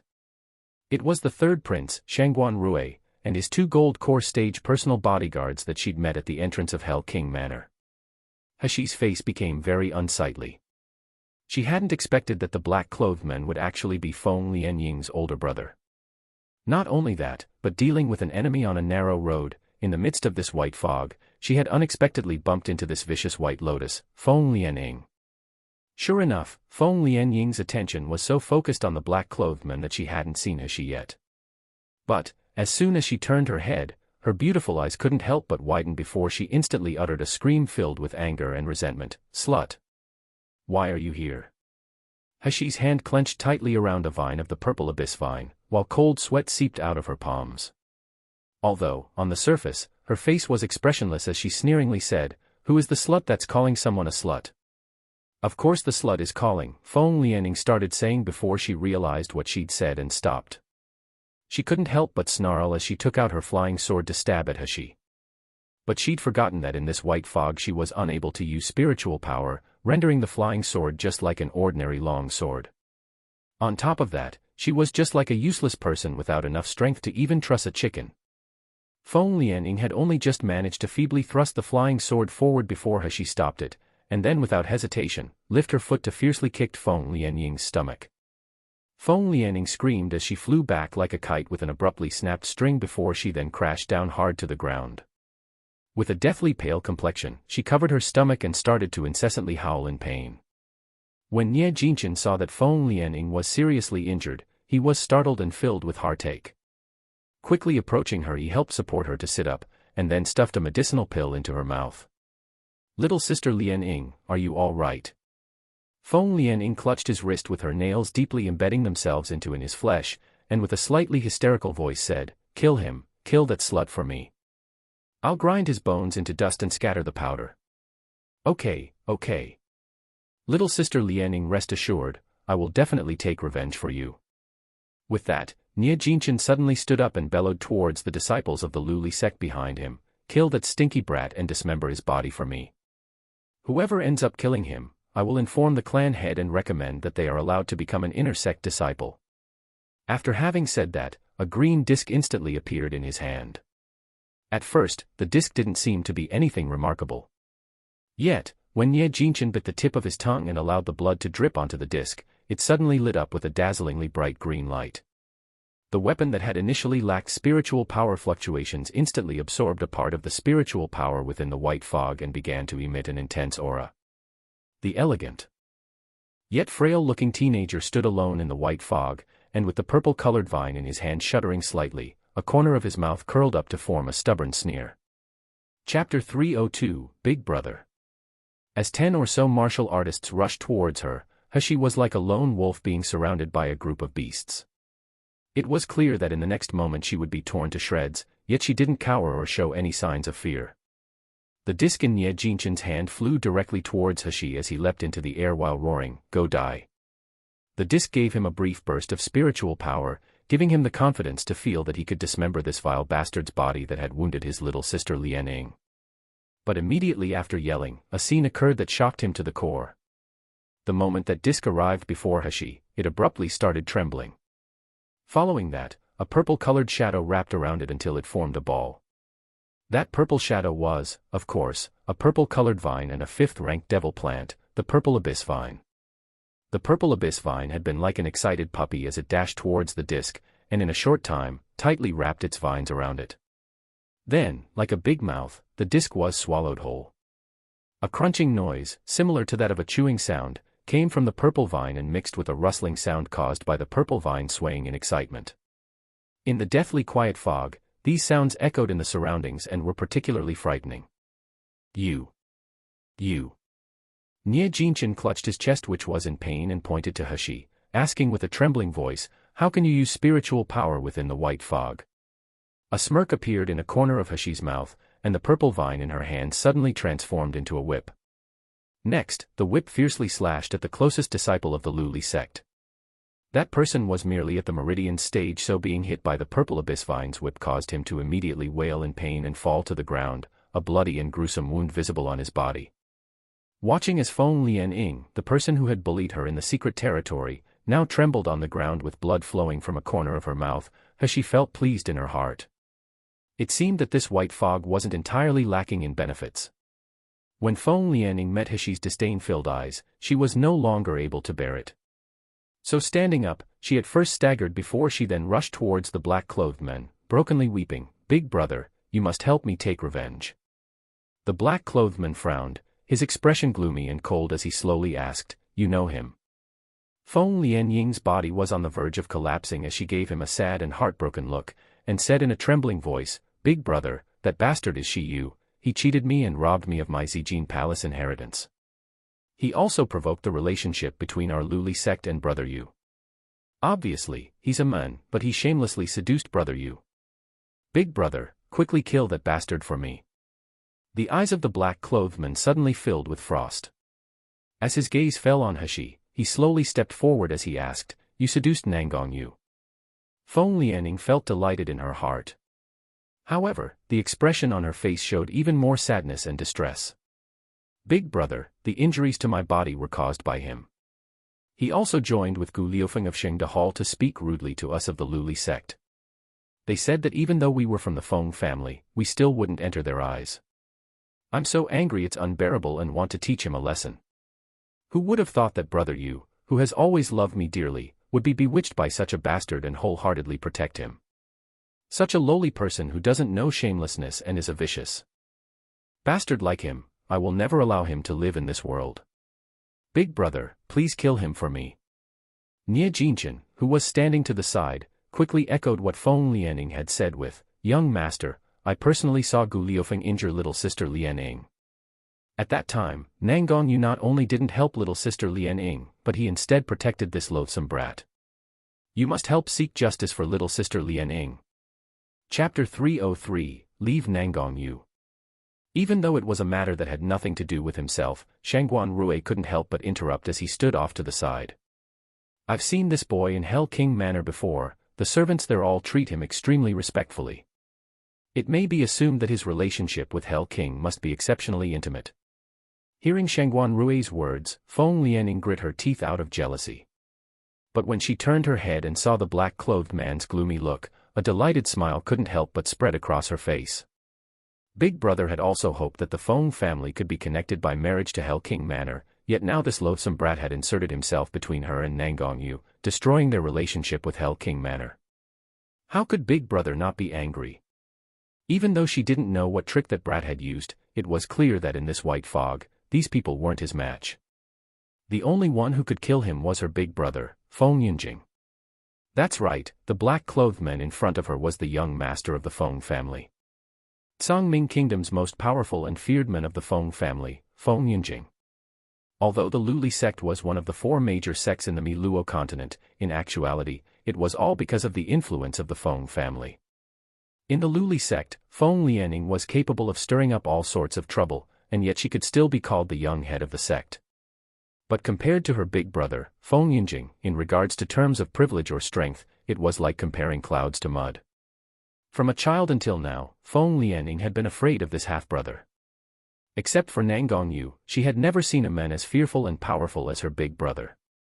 Therefore, as long as her big brother was willing to help her, killing this bastard would be as simple as crushing an ant. Feng Yunjing's face was gloomy and cold, leaving his thoughts utterly unreadable as he slowly walked towards Hashi. Hashi's expression was also no longer as willful as before, but instead grave as she tightly clenched the purple vine in her hand. Feng Yunjing didn't make any moves to attack her. Instead, he slowly walked to stand in front of Hashi, then darkly said, "Shi Yu, is it? Perhaps I can give you an opportunity to not die." With a brief pause, he then suddenly took a step forward, closing the distance between the two of them before he arrogantly said, "As long as you vow to leave Nangong Yu and never see him again, as well as helping me to break the major cloud array, I'll let you go." How does that sound? A corner of Hashi's mouth faintly curled upwards. I can. Delight flashed deeply within Feng Yunjing's eyes without him realizing. However, he heard Hashi abruptly raise her voice while laughing lightly. Of course, that's as long as you personally kill the people who offended me, who also happen to be in front of me. Her gaze fell upon Feng Lianying, and the smile on her mouth became more devilish. As long as you personally kill Feng Lianying and Ye Jinchen, I will help you to break the major cloud array. You say, how is it? You bastard. After hearing the conversation between the pair, Feng Lianying screamed, and regardless of everything, she rushed towards Hashi. Bastard, I want you to die. You better die. Go die. Go die. However, Feng Lianying had barely rushed towards Hashi before she was restrained by Feng Yunjing, leaving her completely unable to move even a simple step. Feng Lianying was shocked and raised her head to stare at her big brother, then she hysterically screamed, Feng Yunjing, even you are seduced by him. Such a shameless man. In the end, what's so good about him? Aren't you afraid that if Daddy knows? Pa. The sounds of a slap echoed in their ears, and Feng Lianying was thrown to the ground by Feng Yunjing's hit. Lifting her head, she met with her big brother's dark and cold eyes, causing her to tremble all over. An unspeakable fear surged within her heart, draining her complexion to a deathly pale. Big brother, I'm sorry, I didn't mean to say that. I said that out of anger. Feng Lianying's heart was full of fear, to the extent that her voice was trembling and making her words hard to understand. Chapter 304, Pray. Feng Yunjing didn't look at her, rather, he looked towards Hashi and coldly said, You have no option regarding this matter. Either you never see Nangong Yu again and help me break the array, or... If I don't agree. Feng Yunjing's face sank, and he suddenly reached out his hand to grip Hashi's chin, forcing her to look up as he faintly sneered, Did you use this face to bewitch Nangong Yu? I see that it's indeed a feast for the eyes, but if Nangong Yu were to know that you'd become one of my people, I wonder whether he would still want you or not, Dash. Feng Yunjing suddenly released Hashi's chin, his face ashen as he stepped backwards. Then, slowly reaching out his hand, he gently touched his earlobe. His hand unexpectedly felt something cold and damp, before he realized it was blood. A gleam of killing intent flashed within Hashi's eyes, and the purple vine suddenly sprang out from behind her. Like a curtain that covered the sky, it erected a terrifying barrier behind her. There may be another option, and that is, you all die. Her voice was laced with bone-chilling anger and humiliation, which made her jade-white face appear bright red like a peach blossom. This unexpectedly increased her beauty, to the point that she could easily hook a person's soul. A glint flashed across Feng Yunjing's eyes, and the smile on his face was dark and overbearing with the hint of his aggressive nature, indicating his thrill to a challenge. Very good. Never before has prey managed to escape from my hands. Shiyu, I'd like to see whether or not you can accomplish it. A blackish-blue flag sword, entangling itself with the purple vine and making it clear that they were evenly matched. A long sword appeared in Hashi's hand, and from the tip of the sword, countless shadow swords erupted that enveloped Feng Yunjing. Such an exquisite sword technique was like an illusion that utilized one's full strength to carry it out. Obviously, there were no spiritual power fluctuations, but it was like a gorgeous dance, beautiful and magnificent. Momentarily the sky actually changed, with clouds and mist covering the sun. Feng Yunjing moved to avoid the sword's attack, as a touch of shock and admiration flashed within his eyes. Suddenly, his body emitted a red light, while a dark rumble echoed in the sky and rang in Hashi's ears. It's a pity, but if I were to let you continue advancing in this white fog, there's the possibility that not even I would be able to stop you. At this very moment, you are doomed to become my prey, Shiyu. As his words fell, the red light suddenly intensified, like blood condensing, before it then swept towards Hashi. The blazing atmosphere caused Hashi's steps to falter, and an amazed expression appeared on her face. There was obviously no spiritual power in the atmosphere, but when it touched her body, it was unexpectedly able to thoroughly absorb her physical energy. In just a moment, Hashi couldn't even lift her sword, and it fell to the ground with a clang. Her complexion became deathly pale, and her feet staggered as if she was about to fall. A corner of Feng Yunjing's mouth curled into a callous smile, and he extended one of his long arms to pull her into his embrace. Yet who would have thought that the moment he reached out his hand, he would be surprised? Feng Yunjing's figure rapidly retreated, but he was unable to avoid the full force of the sword wrapped in a murderous aura. This resulted in the cloth on his sleeve being torn, and a ghastly cut to appear on his arm. Hashi's body became limp, yet instead of falling to the ground, she fell into a warm embrace. A familiar scent assailed her nostrils. It was like she had finally reached a safe harbor, a place she had been longing for with great expectations. Unaware of why, Hashi felt her nose itch as she softly called out a single name, Nangongyu. Nangongyu suddenly released her to grab her shoulders, examining every inch of her for injuries.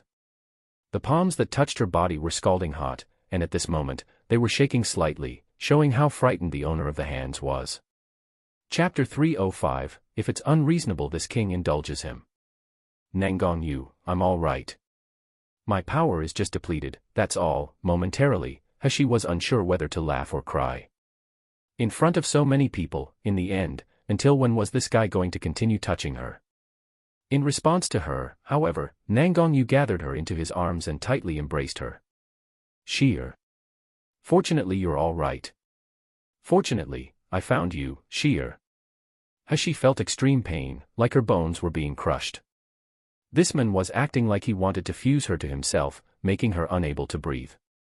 But deep in her heart, there flowed a warmth that she couldn't precisely pinpoint, making her restless, angry, and lonely heart of a moment ago become calm.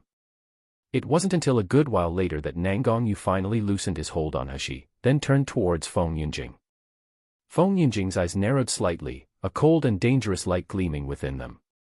His gaze fell on Nangongyu's hands, one of which was firmly wrapped around the youngster's slender waist, while the other was helping to tidy up the youngster's hair now and then. It also regularly drifted down to stroke his warm and tender cheek, as if confirming his existence. The youngster, who was still confronting him with bared fangs like a fierce little beast a moment ago, was now nestled in Nangongyu's arms, looking utterly adorable and docile. The two people standing together and cuddling seemed like a pair of jade annulus made in heaven, both male and female as beautiful as a painting. So beautiful, it was unpleasant to the eye. Before Feng Yunjing had a chance to say anything, Feng Lianying's voice was heard sobbing behind him. Brother Yu, why do you only care about whether or not young master she was injured? I was ambushed by him just a moment ago, and until now, my stomach is still in a lot of pain. Aren't you concerned about me even a little bit? In your heart, do our feelings for each other, over so many years, not even compare with this treacherous boy? Hashi raised her eyebrows, and she couldn't help but step backwards from the hands that were looped around her body. Yes, she had just beaten up Feng Lianying. Moreover, after she'd finished beating her up, until now, she'd felt very pleased. She would like to see how Nangongyu would react when he saw that his beloved little sister Lianying had sustained an injury, and what's more, it was caused by her. Seeing her wanting to get away from him, Nangongyu's face sank. Suddenly, he reached out his hands to pull her back, firmly imprisoning her in his arms. His icy cold eyes landed on Feng Lianying, and slowly speaking with a calm tone, he said, Sheer is one of this king's people. Anything that he does, if it's justified, this king lets him do as he pleases. If it's unreasonable, then this king indulges him. If you're dissatisfied, then you can bring it up with this king. However, if anyone dares to lay a hand on Sheer behind my back, then don't blame me for being impolite. Feng Lianying watched as Nangongyu said this with dagger-like eyes as he glared at Feng Yunjing. Fury flashed in Feng Yunjing's eyes, and he coldly asked, Nangongyu, did you hit your head on something? For a guy with an unknown origin, you want to oppose my Feng family. Following that, Feng Yunjing's gaze fell on Hashi while he grit his teeth, the voice leaving his mouth unexpectedly ruthless and irritable. In the end, what method did he use to seduce you? His outstanding face? Lascivious body? Or maybe it was that skillful little mouth? If it's a man or woman like him that you want, then the Feng family can find a few more for you. For trash like him, you dare to offend our Feng family and abuse the kindness we used to save your life. Is he really worth it? Nangongyu, it's better for you to give him to me to deal with. How does that sound? Believe me, with such an outcome, both the Feng family and Hell King Manor will be satisfied. The coldness in Hashi's eyes suddenly intensified with his words, while rage surged in her chest to cause a strong murderous aura to overflow from her entire body. Chapter 306, Just a Warning. This man had repeatedly humiliated her and made her angry to the point where she wished she could dismember his body. Due to her anger, her eyes shone bright like stars, while her lips were as delicate and exquisite as rose petals. Her skin was like sparkling and translucent jade flushed with a scarlet peach blossom color. Such world-shaking beauty was bound to stand out from the masses. Seeing the scene in front of him, Feng Yinjing became somewhat crazy, and an intense urge to monopolize him bloomed within his heart. This person, he wanted him. The purple abyss vine in Hashi's hand shook violently as if at any moment it would be unable to resist intervening. However, Nangongyu moved faster than her, and a long, black sword appeared in his hand, its sharp end pointing straight towards Feng Yinjing. Even though a gentle and noble smile hung on his face, the coldness in his eyes seemed to emphasize his feelings of wanting to tear the men before him to shreds. Feng Yinjing, did you forget? Outside of the secret territory, you're not my match. He paused, and the curve at a corner of his mouth became more gentle but seemed to emit a bloodthirsty feeling that could make anyone's hair stand on end. In this major cloud array, your cultivation base is worthless. If I wanted to take your life, it would be as easy as flipping my hand. That said, a blinding green ray of light burst from his body. Following this, his figure abruptly disappeared from where he'd stood. Blood-refining body cultivator of the 4th rank. One of the disciples of the Luli sect couldn't help uttering a roar of horror. Wasn't Hell King a high-level spiritual cultivation martial artist? Why is he also a blood-refining body cultivator? No one with a dual-soul cultivation base had appeared for over 1,000,000 years. In the end, to what extent was Hell King's true strength? Shock also emerged in Feng Yinjing's eyes, and he rapidly stepped backwards to summon all kinds of spiritual weapons to his hands. However, in comparison, Nangongyu's long sword was faster and more ruthless. The sword arrived at where Feng Yinjing was standing, and before he was able to transfer all his spiritual power to the spiritual weapons, they all fell to the ground with a clatter. Feng Yinjing's eyes finally revealed no small amount of shock. Just as he wanted to open his mouth to speak, a field of overwhelming power seemed to envelop him. This caused his expression to become deathly pale and his throat to be blocked, making him unable to utter a sound. If they were outside of the major cloud array, he didn't believe that he would lose to Nangongyu. Plus, coupled with all the spiritual weapon arrays left in the hands of the Feng family, it absolutely wouldn't be an easy task for Nangongyu to take advantage of him. But this major cloud array could absorb a person's spiritual power to the last drop, leave only a smidgen of spiritual power to remain in spiritual weapons, and reduce other types of weapons to scrap iron. He himself couldn't even display 1/10 of his usual strength. Feng Yinjing's complexion turned an unsightly shade before his gaze swept over to Hashi, who was standing nearby and watching. Shock and anger, plus a surge of fighting spirit, rose within his heart. He was unwilling to lose face in front of him. Seeing Nangongyu's powerful sword, Nie Jinchen, who had been foolishly watching all this time, suddenly sobered and shouted, "Nangongyu, have mercy." However, Nangongyu didn't seem to hear him. The sword suddenly thrust forward and severely pierced Feng Yinjing's left shoulder. Yet while it had missed his heart, it was still dangerously close to it. A deadly silence descended within the white fog. The sound of the sword piercing flesh still rung in their ears. Everyone was frightened by Hell King's horrible strength and ruthlessness, so for a moment, they all kept quiet out of fear.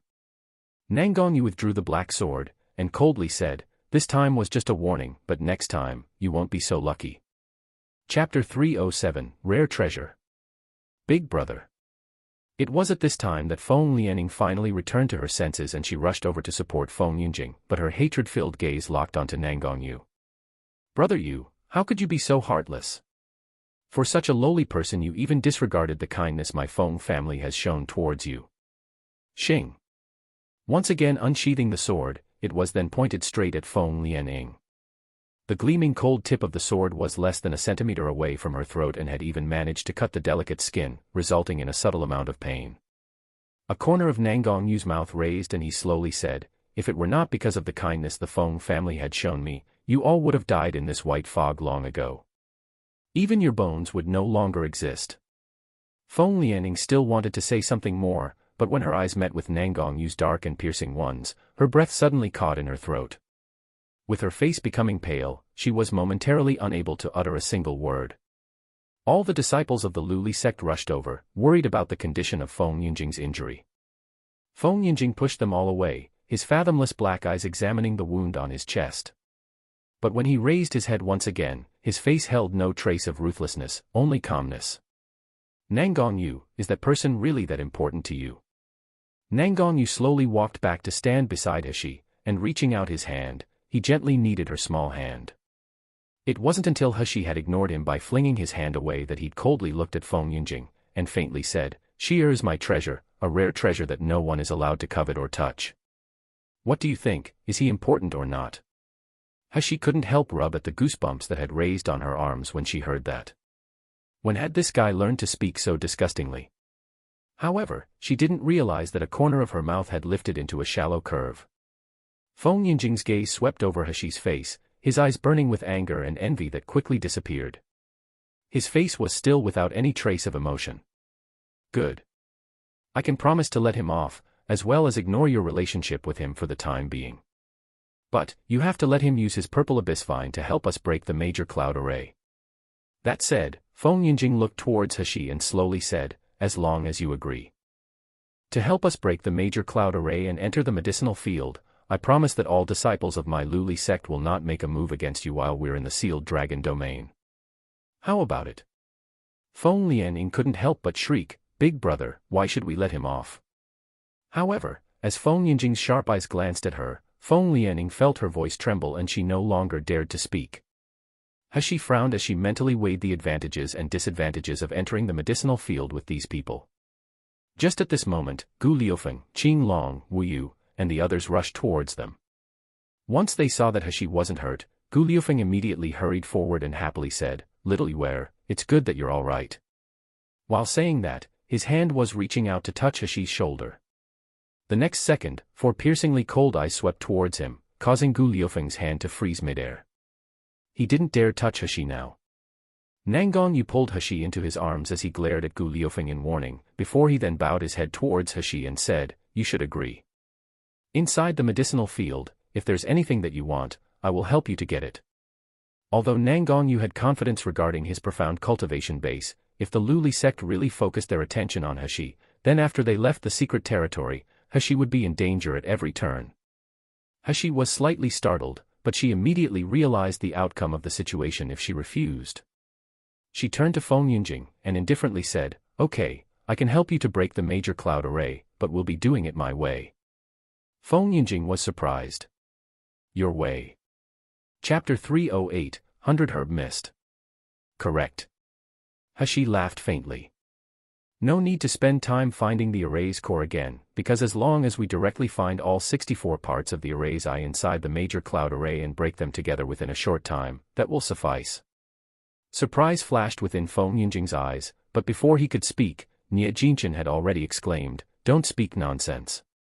With there being 64 parts of array's eye, how could we find and break them all in a short time?" Hashi sneered, and like a purple flame, the purple abyss vine in her hand soared, shooting away in all directions. Her voice was like ice crystals falling onto a jade plate, crisp and pleasant to listen to as she spoke with perfect confidence. "Just because you're incapable of doing it, it doesn't mean that I am too. I have already found the locations of all 64 parts of the array's eye. Now, all of you just need to follow the directions of these 64 purple vines to break the array's eye." Everyone present, including Gu Liufeng, Qing Long, and the rest, all had their eyes wide open in shock. As they looked at the beautiful youngster before them, it was like we're looking at an unbelievable monster. The white fog was a place where nobody was able to use spiritual power, and concealed within it were the 64 parts of the array's eye. By just controlling a 5th-rank devil plant, the purple abyss vine, all 64 parts were easily found. How formidable would a person's divine sense be to be able to do that? How strong would their mental power be? Before them was a youngster who was merely on the foundation establishment stage. In the end, just how did he accomplish it? Feng Yinjing's burning gaze focused on the youngster surrounded by purple vines. The light within his eyes was like a burning flame, expressing his strong desire and determination to possess him. Nanggongyu took note of Feng Yinjing's gaze, and his long eyelashes slightly lowered, covering the sharp gleam within his eyes. With the guidance of the purple abyss vine, all 64 parts of the array's eye in the major cloud array were very quickly broken, one by one. The moment when the last part of the array's eye was shattered, Hashi and the others felt an aggressive wind push against them. The white fog before them was swept away by something, and in a flash, it disappeared without a trace. Even the dampness in the air was suddenly restored to a more normal temperature. In the locations where all the parts of the array's eye had been, a bright light abruptly flashed, and a portal array appeared. Without a doubt, this was the portal door to the medicinal field, 100 Herbs Mist. She had already informed everyone that after all 64 parts of the array's eye had been broken, the time frame for the major cloud array to be disabled would be short. They had to take this opportunity to enter the portal array, or else, the subsequent white fog would be more intense and horrible than before. Therefore, almost at the moment when the portal array had appeared, the people of Hell King Manor and the Luli sect had immediately stepped inside. For the martial artists who were trapped within the white fog, unable to leave, once they saw the Luli sect enter the portal array, they quickly followed and entered the portal array too. After the time it took to take a few breaths, the white fog reformed and covered the road ahead with a hazy dampness, causing the remaining people within the white fog to scream in fright and despair. However, this was something that Hashi and the others were unaware of, as they had already entered the medicinal field. As soon as she entered the medicinal field, Hashi's senses were assaulted with intense spiritual energy that was mixed with the pure fragrance of plants. Looking up slightly, her expression quickly changed into one of astonishment. The legendary treasure that countless martial artists had fought over, the medicinal field, 100 Herb Mist, was now before her.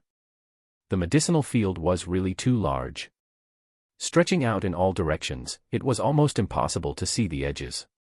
Divided into 4 squares, each square contained 1 or 2 types of herbs. Among these medicinal herbs, the lowest grade one was a matured second-grade spiritual plant. Chapter 309, Unlimited Craziness and Greed.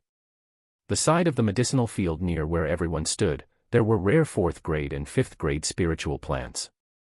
In regards to every herb, if just a single stalk was sold, the profit would easily be enough to support the entirety of a small sect. On top of that, many of the spiritual plants found here in 100 Herb Mist were uncommon. Hashi gazed into the distance and noticed that about a few hundred meters away, located approximately in the center of the medicinal field, there was a hill covered with green plants. The hill was approximately 4 to 5 meters in height, and neither looked special or majestic. Yet on the mountain, who knew what treasure was planted there, but it actually emitted a splendid multicolored light. While Hashi was studying the multicolored lights, she smelt the scent of a rich medicinal fragrance that was faintly emitted into the air. For a moment, she felt her blood race and itch to grab every treasure in the medicinal field, stuffing them all into her bag.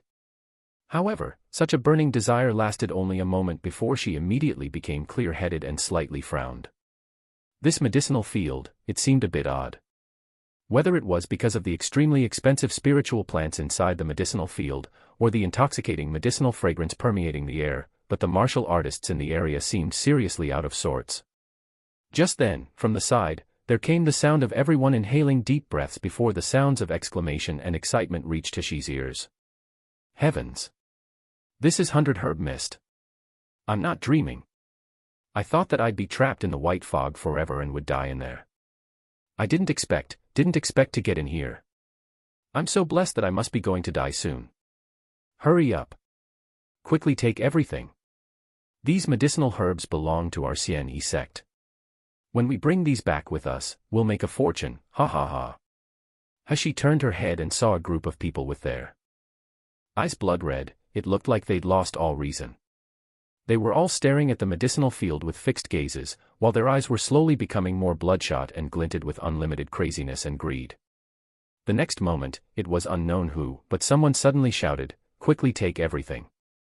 This group of people had actually lost their minds, and like crazy, they all rushed into the medicinal field. Amongst these people, the aloof third prince, Shangguan Rui, and his bodyguards, were included. Shangguan Rui's cultivation base was usually not considered high, and almost all of his spiritual power had been drained away by the white fog. But at this very moment, he looked like he was being hit by a rush of stimulants as he immediately took the lead in rushing into the medicinal field.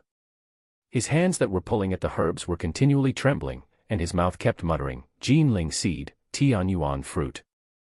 As long as I have these, I'll be able to advance to gold core stage. Jin Ling Kingdom's throne will be mine, ha ha ha." While this was happening, Shangguan Rui's 2 personal bodyguards who were expert gold core stage martial artists were also acting crazy as they rushed into the medicinal field, incessantly picking the herbs. The scene quickly turned into chaos as the martial artists advanced from crazily picking the herbs, to irrationally fighting over them without restraint. Someone seized a Tianyuan fruit and laughed loudly. "This time I'll be able to make a bunch of money." However, this is a Tianyuan fruit. 1,000-year-old Tianyuan fruit. If you consume just one, you can extend your life by 100 years, ha ha ha. However, his laughter quickly cut off with a grunt. Blood sprayed from his throat, and his body fell powerlessly to the ground, while the Tianyuan fruit in his hand was quickly snatched away. The medicinal field was filled with people, and they were obviously high-level martial artists. Yet at this moment, it was like a fight in the markets as they completely ignored their images. In order for their newly plucked herbs to stay within their grasps, some people began to stuff the herbs into their mouths.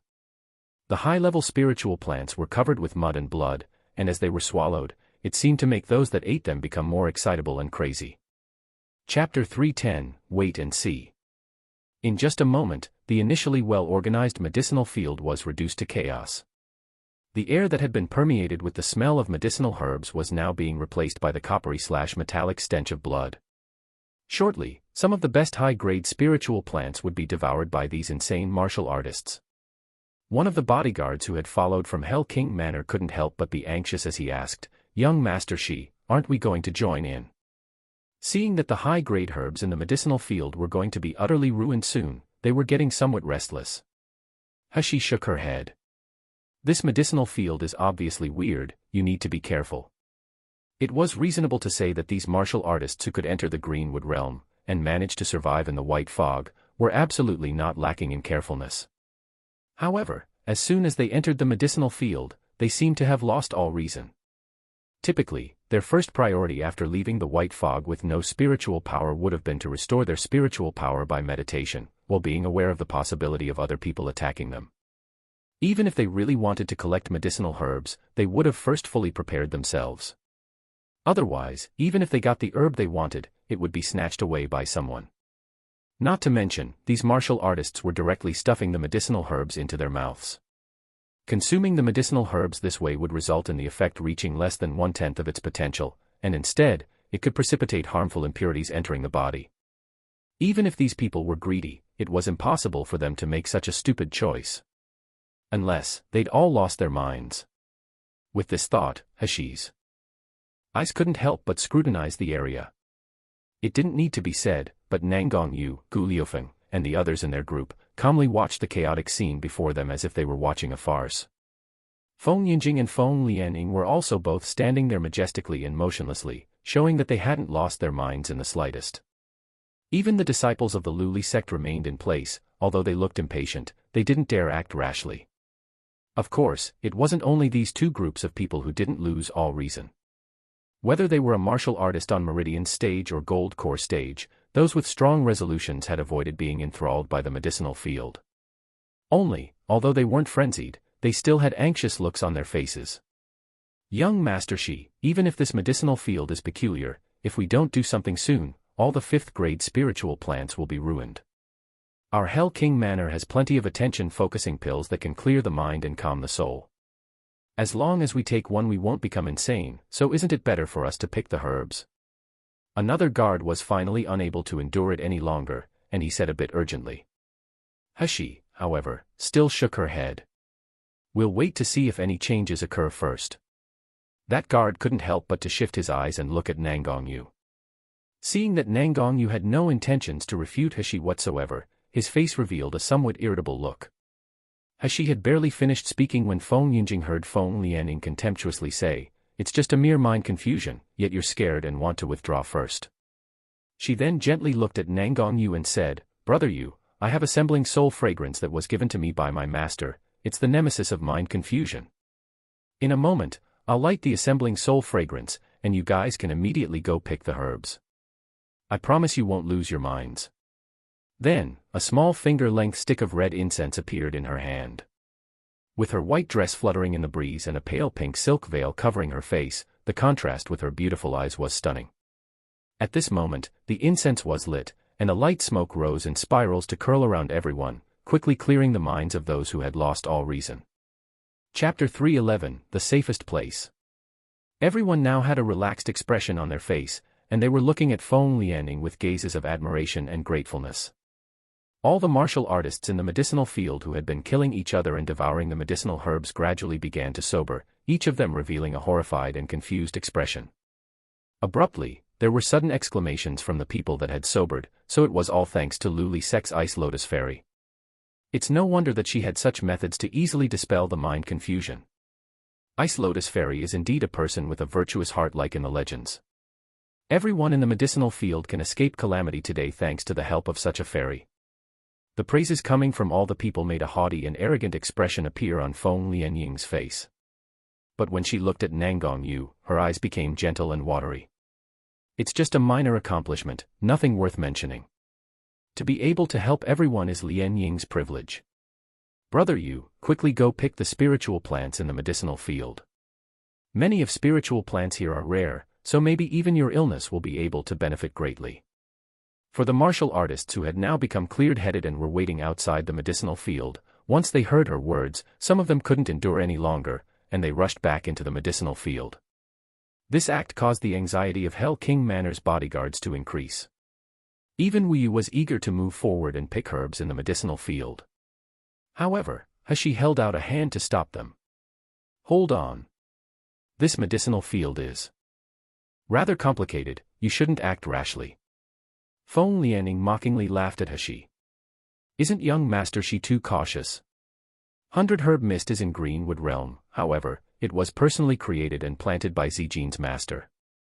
The white fog surrounding the medicinal field, and the spiritual energy being emitted from the herbs, is all there to ward off the spiritual beasts and people who come after it and want to ruin it. Therefore, this medicinal field could even be said to be the safest place in the sealed dragon domain.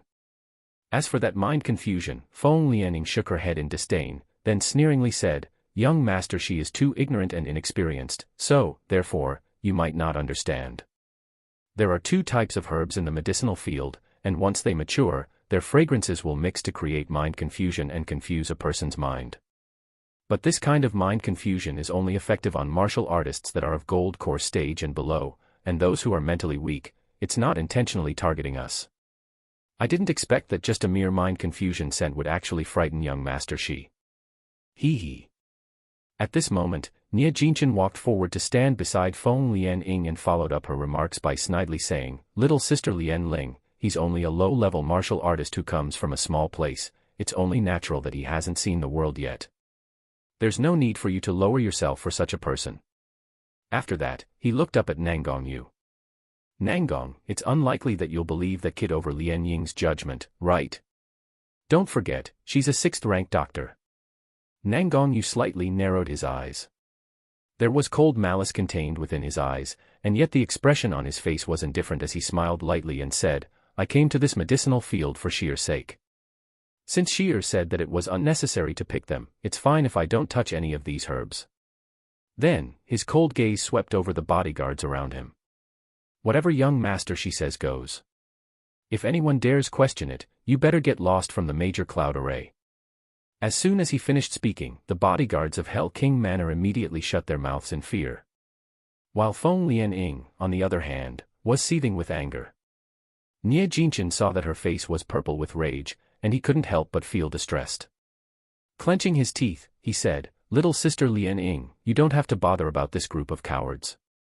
I'll go now and collect the Chenxiang fruit that you want. After saying that, he ruthlessly glared at Hashi, before he then turned around and walked towards the center of the medicinal field. Chapter 312, Purgatory on Earth. Soon, Nia Jinchen had picked a 5th-grade spiritual plant, a Chenxiang fruit.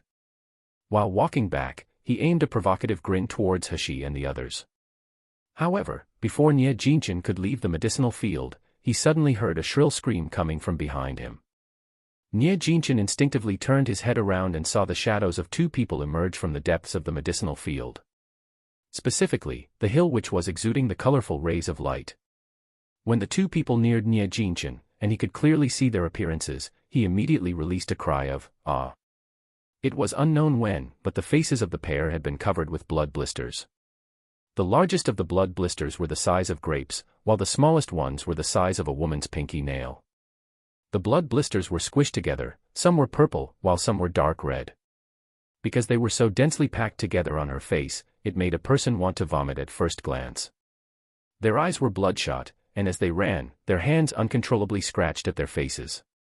This caused the blisters to pop and their faces to look like they were melting as filthy pus and watery blood streaked down their cheeks. Save me, one of them reached out his hand towards Nia Jinchen, his eyes full of pleading and fear. That hand trembled violently, and the fingertips were covered with a mix of red and white pus. In just a moment, it was about to grab onto Nia Jinchen's clothes. Nia Jinchen suddenly returned to his senses, and reacting like he'd seen a ghost, he shouted loudly and flew out of the medicinal field like a madman. The two people were unable to catch Nia Jinchen, so with hesitation, they changed direction and staggered towards the crowds. While they ran, they uttered wretched screams of, "Save me dash! Save me dash! I don't want to die." All of the people standing outside the medicinal field were stunned when they saw this scene, their faces showing alarm. However, the horror was far from finished. Those who had sobered within the medicinal field because of the assembling soul fragrance abruptly fainted without warning. While the martial artists who devoured the spiritual plants whole found ugly red patches developing on their faces at a speed that was visible to the naked eye. These red patches quickly spread to cover their entire body, and there was a tendency for them to swell into blood blisters. The martial artists who had red patches spreading across their bodies continually twitched, and even though they were all in a coma, they still uttered pained groans. Their faces were contorted into expressions of agony. In the blink of an eye, the medicinal field that had just a moment ago been covered in martial artists rushing about like headless chickens had now become a scene of purgatory on earth. Nia Jinchen stared at the scene before him in horror. His face was pale, and absolute dread made his body slightly tremble. Suddenly, he came to his senses and threw away the jade box in his hand that had contained the Qinxiang fruit like a frightened deer, his expression terrified. Gu Liufeng laughed and said, "I wonder who it was that just said that this medicinal field was definitely not dangerous and that our little Yuer had never seen the world. In the end, who is that hasn't yet seen the world?" His gaze landed on Nia Jinchen's hands. Clicking his tongue, he gloated as he said, "You just touched the herb directly with your hand, you might have been infected. When the time comes for you to also have the appearance of a zombie, tsk, it's a pity about your face." Nia Jinchen was so frightened that he staggered backwards and knocked into Feng Lianing who had just walked over. Feng Lianing covered her sore nose that had bumped into him, and stared at the hellish scene of anguished wailing coming from the medicinal field, her face turning pale. Just a moment ago she'd almost followed them into the medicinal field. If she'd been infected and had her appearance become so terrifying. Just thinking of the consequences made Feng Lianying's body become cold and her breathing to become heavy. Chapter 313, Intuition. Gu Liufeng moved closer to Heshi, and smiled lazily as he said, "Little Yuer, you'd long ago seen the problem with these spiritual herbs." Heshi's expression was indifferent as she slowly nodded. However, all the bodyguards from Hell King Manor suddenly returned to their senses, and despite the fear they were all feeling, they were looking at Heshi with expressions full of gratefulness. Just now, if it weren't for their princess stopping them, they could very well have ended up with a horrific appearance too. It was no wonder that Master doted so much on Princess and was so trusting in regards to her medical skill. There were so many high-level martial artists here, and even a fifth-rank doctor, but Princess was the only person who saw through the strangeness of this medicinal field. "How did you know that there was a problem with the spiritual herbs?" A cold voice suddenly asked, interrupting everyone's arguing. It was unknown when Feng Yunjing had moved to Heshi's side, but he was now leaning his head towards her with his eyes burning as he waited for her answer. Heshi glanced at him before indifferently answering. Intuition. This perfunctory answer caused Feng Yunjing's face to frown in anger. He hadn't expected that even though he'd discarded his honor to ask, Heshi would dare not to give him any face. But, in fact, Heshi didn't actually lie. When it came to the spiritual herbs within this medicinal field, whether it was color, shape, scent, or spiritual power fluctuations, they all were exactly the same as real herbs. She couldn't accurately pinpoint what was wrong with the herbs, but her doctor's natural instinct made her feel naturally sensitive towards poisonous substances. This was also coupled with Dandan's warning from her space in the beginning. "Mother, there are dangerous things here, be careful." Therefore, she could be sure that there must be a problem with this medicinal field. The Luli sect's disciples who'd followed behind Feng Yunjing couldn't bear to see their young master being ignored in such a way, and couldn't help but scorn, so as it turns out it wasn't because of genuine talent, but only blind luck. A fan suddenly appeared in Wu Yu's hand, and while fanning himself, he laughingly said, "I'm afraid that some people here don't even have blind luck, and yet they still think that they're amazing." Gu Liufeng promptly joined in, and laughed as he said, "Exactly. And who was it that said that intuition is not a type of strength? Perhaps some of the people who are a part of a certain sect will not have the strength to bluff well enough." They both played off each other and ridiculed the Lu Li sect and Feng Lianying. When the disciples of Lu Li sect heard such mocking words, they were filled with indignation.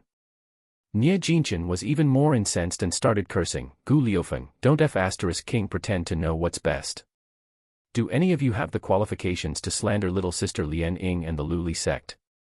Do you think that I won't kill you?" Wu Yu waved the fan as he chuckled, "Oh, so you're going to kill people to silence them? I'm so scared. I wonder who it was that was just in the major cloud array asking my master not to kill them." Since eating Heshi's delicious food, Wu Yu had firmly established the principle of unwaveringly holding the princess's words on a high pedestal. If Princess were to ever argue with his master, he would undoubtedly support Princess to the end. Yeah, everything is worth it for food. Gu Liufeng saw Feng Lianying's extremely unsightly face, and sneered, "Which one our words was slanderous? Wasn't it because of your Lu Li sect's ice lotus fairy that more people lost consciousness?" At that time, many martial artists had entered the medicinal field and fallen unconscious because of Feng Lianying's assembling soul fragrance. Feng Yinjing glanced at Wu Yu, then looked at Nangong Yu, a corner of his mouth rising slightly. "How come I was unaware that the servants from Hell King Manor could be so uncontrolled?"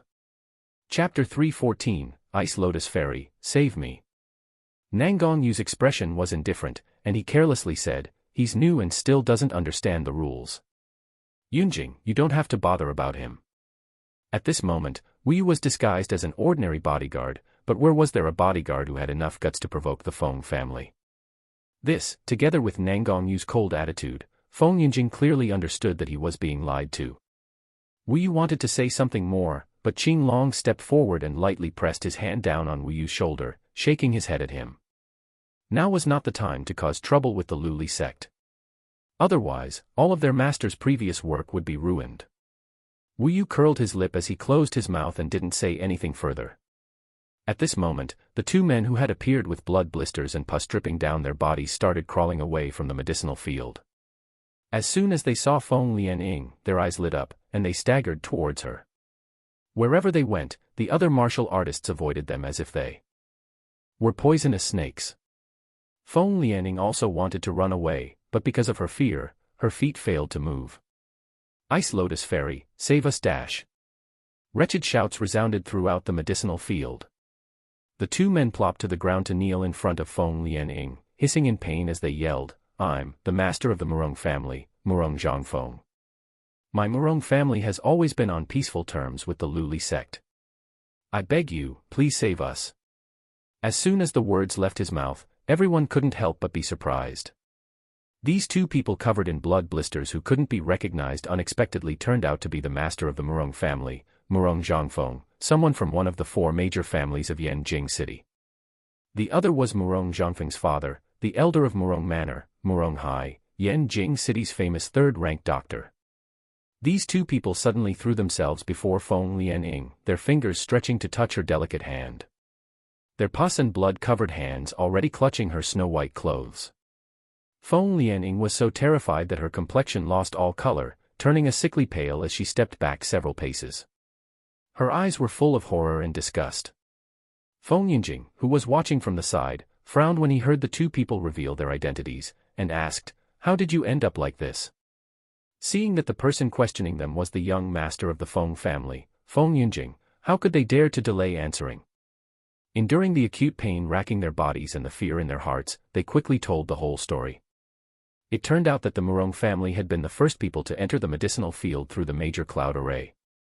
When they had first entered the medicinal field, they'd also discovered that there was the scent of mind confusion in the air that could cause a person to lose their mind.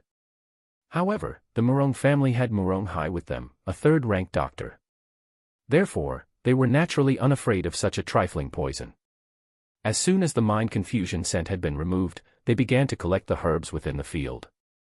There were countless fifth-grade spiritual plants within the medicinal field. And later, when someone noticed the hill that was glowing with colorful rays of light, they found sixth-grade spiritual plants that could make one go insane with greed.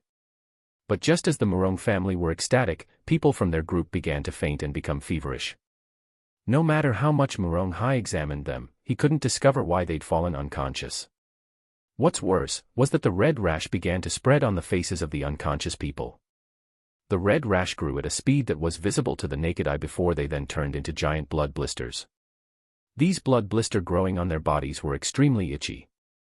So itchy, that even people with sharp minds couldn't help but scratch. Unfortunately, even if you didn't scratch at them, after a while, the blisters would still pop and turn into a horribly bloody mess. Once the blood blisters began to burst, the person's skin and internal organs would start rotting until they died. Chapter 3:15, Distraught Gu Liufeng. Recalling the experiences of the past half an hour, Morong Zhangfeng's eyes were full of fear and despair. He didn't dare look at his own hands and feet, and he avoided even thinking about what his face looked like. He could only place all his hopes on Ice Lotus Fairy. Everyone knew that Ice Lotus Fairy was an intermediate member of the Doctors Association, and that she was also one of the best fifth-ranked doctors found on the Luo continent. We of the Morong family entered the medicinal field with 29 people, but now, there are only 2 of us who are still alive. The others are all dead, they're all dead. We don't want to die. Young Master Feng, please let Ice Lotus Fairy save us. Your Feng family's great kindness, our Morong family will certainly repay back 100-fold in the future. Of the 29 people, only 2 had survived. Fear was visible on everyone's face. Did that mean that all those unconscious martial artists in the medicinal field will die too? Hashi and the others had initially been observing the development of things quietly, but then the Morong family had said that. Gu Liufeng's body suddenly started trembling before he then stormed forward without warning, and fiercely glared at Morong Zhangfeng. You just said that everyone else is dead. Then what about Gui Dao? Didn't he come in with you? Morong Zhangfeng looked at him, and his eyes flashed, his expression quickly morphing into one of loss as he wailed, "Dead, he's dead." Gu Liufeng's lips slightly parted as his eyes filled with shock and horror. He stood blankly, his lifeless expression changing into one of hatred as he looked down at Morong Zhangfeng. A raging flame burned in his eyes as if he was ready to mutilate him.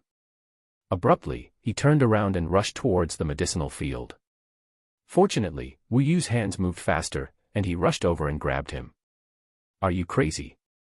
Don't you see what they look like once they enter the field? Aren't you afraid that you'll become like them too? Don't you want to live anymore?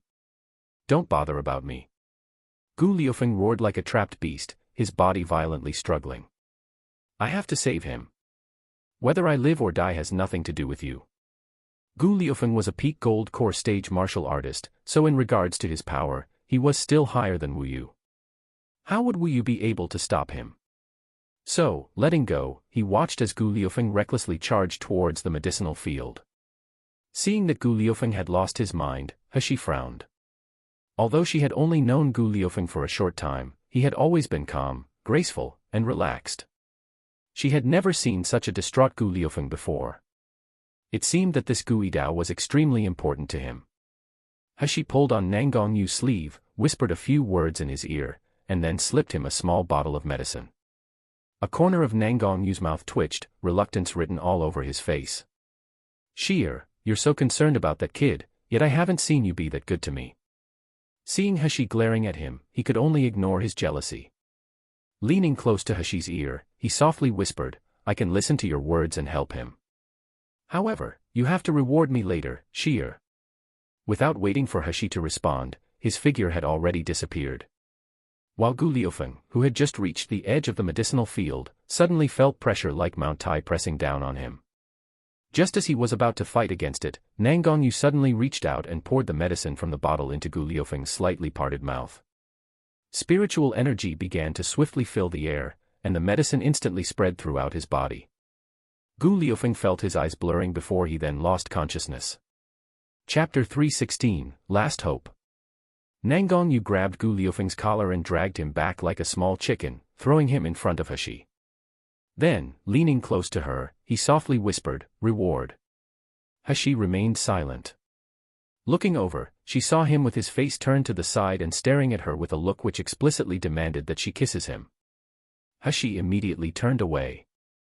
Nangang Yu wasn't annoyed. Instead, he took her into his arms and lightly pecked her on a corner of her mouth, and then with a husky voice, he whispered in her ear, "Princess refused to take the initiative and reward me, so I had to collect it for myself. I had to exert myself and make an effort. I can't lose at all." "Scoundrel." She fiercely glared at him, then turned her head away and refused to look at him. However, both of her cheeks were bright crimson. Feng Yinjing saw this scene from where he was standing, and his expression suddenly became gloomy. A cold aura, like a poisonous snake, seemed to circulate within his deep eyes. Ah! Suddenly, an ear-piercing scream came from within the medicinal field. The martial artists who'd been unconscious in the medicinal field abruptly started to awaken, one after the other.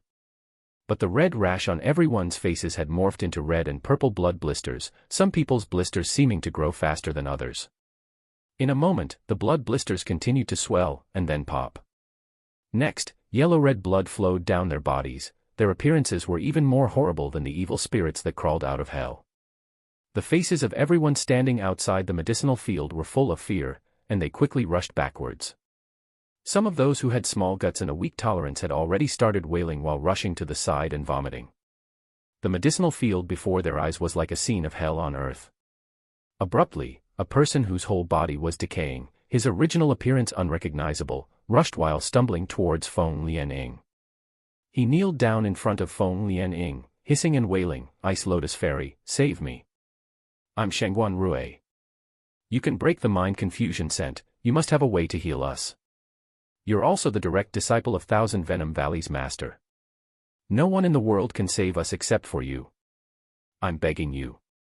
When Shangguan Rui said this, everyone in the medicinal field who had been filled with despair suddenly latched onto those words as their last hope. People immediately surged towards Feng Lianying like a tide, and shouted, "Ice Lotus Fairy, save us."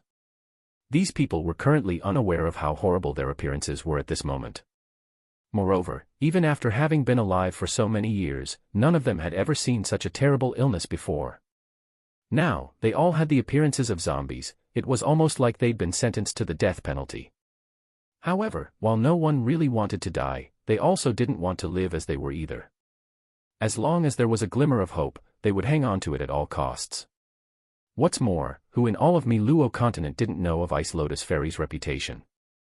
At such a young age she was already a 5th-ranked doctor, an intermediate-level member of the Doctors' Association, and a direct disciple of Thousand Venom Valley's master. With her here, maybe they still had a chance. No. With Ice Lotus Fairy here, they would undoubtedly be saved.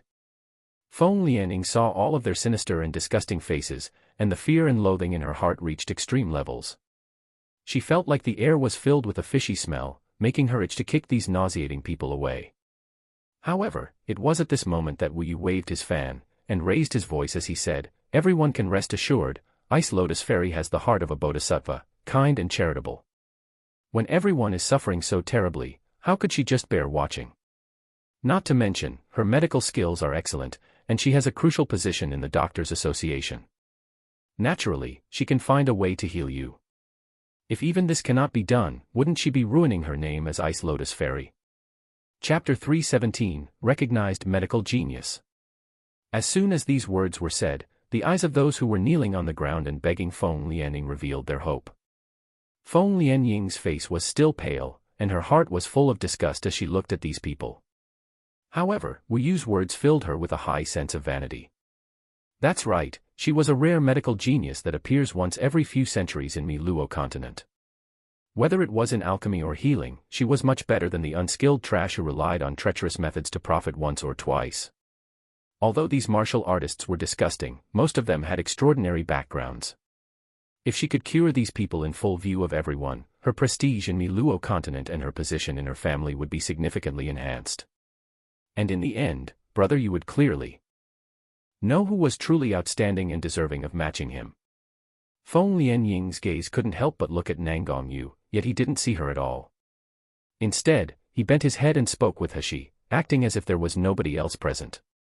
Feng Lianying was so angry that her face was distorted, while both of her hands were clenched tightly into fists. Humph! She'll let brother you see that she was the best person and that only she was worthy of the position of Princess of Hell King Manor. With these thoughts, Feng Lianing stepped forward and was about to boast about her medical skills. However, she abruptly heard Feng Yinjing's cold voice say, "Are you sure that you can cure these people? If you're not, then don't show off and lose face for our Feng family." The arrogant look on Feng Lianying's face suddenly transformed into anger. Although her voice was deliberately lower, it was still a bit sharp as she said, "Big brother, you believe that slut, but you don't believe me. Don't forget, I'm a fifth-rank doctor that's recognized as a medical genius under the heavens. Not to mention, big brother, you seem to have forgotten what kind of person my master is, Thousand Venom Valley's master. What kind of poisons haven't I seen before?" Feng Yinjing indifferently glanced at her. "You're certain that you can help them?" Feng Lianying's eyes flashed, and gritting her teeth, she said, "Big brother, don't worry, I've just remembered this illness, and I've seen it in Master's book, the 1000 Poison Record. I clearly recall that there was a solution in there." Feng Lianing spoke with perfect confidence, so it made Feng Yinjing somewhat believe in her. Since this was the case, he retreated several steps and didn't say anything more. If Feng Lianing really had a way to cure this group of people, it'll mean that these people or their masters would all owe a favor to the Feng family. Feng Yinjing would naturally be glad for such an outcome. As Feng Lianing finished speaking, she quickly stepped forward. Her first move was to head towards Shangguan Rui, the third prince of Jinling Kingdom. When Feng Lianing saw the man's face covered in blood blisters and pus, her eyes filled with disgust. In contrast, the look on her face was very kind, gentle, and filled with compassion. "Your Highness Third Prince, please rest assured, I will definitely save you all." As soon as she stated this, the surrounding martial artists immediately burst into an enthusiastic cheer. Whether it was the people infected, or those just watching, they all kowtowed in gratitude and praised Feng Lianying as a living Buddha. A haughty and pleased smile hung on Feng Lianying's face as her beautiful eyes swept over everyone. "Lianying is also a part of the cultivation world, so I naturally can't see anyone die without trying to save them. This is my Feng family's constant purpose, you don't have to thank me." After that, she pointed to the martial artist who was still unconscious in the medicinal field. "I'll have to trouble everyone to bring those who are not yet awake and those unable to move in the medicinal field, and place them together in one area. Chapter 318, Kindly Remind Them." Of course, no one could enter the medicinal field. So after thinking for a minute, the martial artists all summoned tools such as whips, long ropes, and so on, to pull over those in the medicinal field. After these people had pulled over those who were ill from the medicinal field, 2 or 3 more people would carry the ill to a cleared area. The whole time the martial artists were doing this, they were aiming flattering smiles towards Feng Lianing. As she couldn't help raising a corner of her mouth and revealing a mysterious smile. Suddenly, Nangongyu leaned over to her ear, and softly whispered, "If there's something funny then you better tell me, let your husband be happy too." As she glanced at him, too lazy to correct his stupid way of addressing himself, and chuckled, "Guess yourself." Nangongyu reached out his hand to poke the tip of her nose, his tone full of affection as he said, "Cheeky. If I guess correctly, then what are you going to give me as a reward?" Wanting another reward? This guy was having too much fun playing around with her, he'll become addicted. As she shoved his hand away, then unhappily said, "In your dreams." However, Nangongyu abruptly leaned closer to her ear again, and with a quiet voice slowly said, "This king guesses that the poison will not only infect the ones entering the medicinal field but those who come into contact with the infected." Hearing that, she couldn't help laughing. She had absolutely no sympathy as she watched those enthusiastic martial artists try to curry favor with Feng Lianying. Instead, she smirked and said, "Yeah, I wonder if they'll still praise Ice Lotus Fairy after they find out that they've also been poisoned." Nangongyu saw the playful smile on the corners of Ashi's mouth, the waves of light swirling in her eyes, and smelled her fragrance. Next, his eyes were drawn to her crafty smile, especially those pink and soft lips, with her pearly white teeth. Nangongyu could feel his heart swelling, so reaching out, he took her into his embrace. Then, using one of his wide sleeves to block everyone's line of sight, he kissed her. After a long while, Ashi fiercely pushed him away. Her soft pink lips were slightly red and swollen as she glared angrily at him, her eyes rippling with emotions. "What are you doing when we're in a public place?" Nangongyu gently ran a finger across her long eyelashes, smiling as he said, Haven't I said it before? This king never makes a losing transaction. Rewards I'm owed must be claimed. Just before Hashi was about to get angry, Nangongyu promptly changed the topic with a two-faced smile on his face. What do you think, should we kindly remind them? Hashi was startled at the sudden change in topic and stared blankly at first, then her eyes swiftly swept over everyone from the Luli sect before she laughed. Nangongyu was worse than her. However, she rather liked such a personality very much.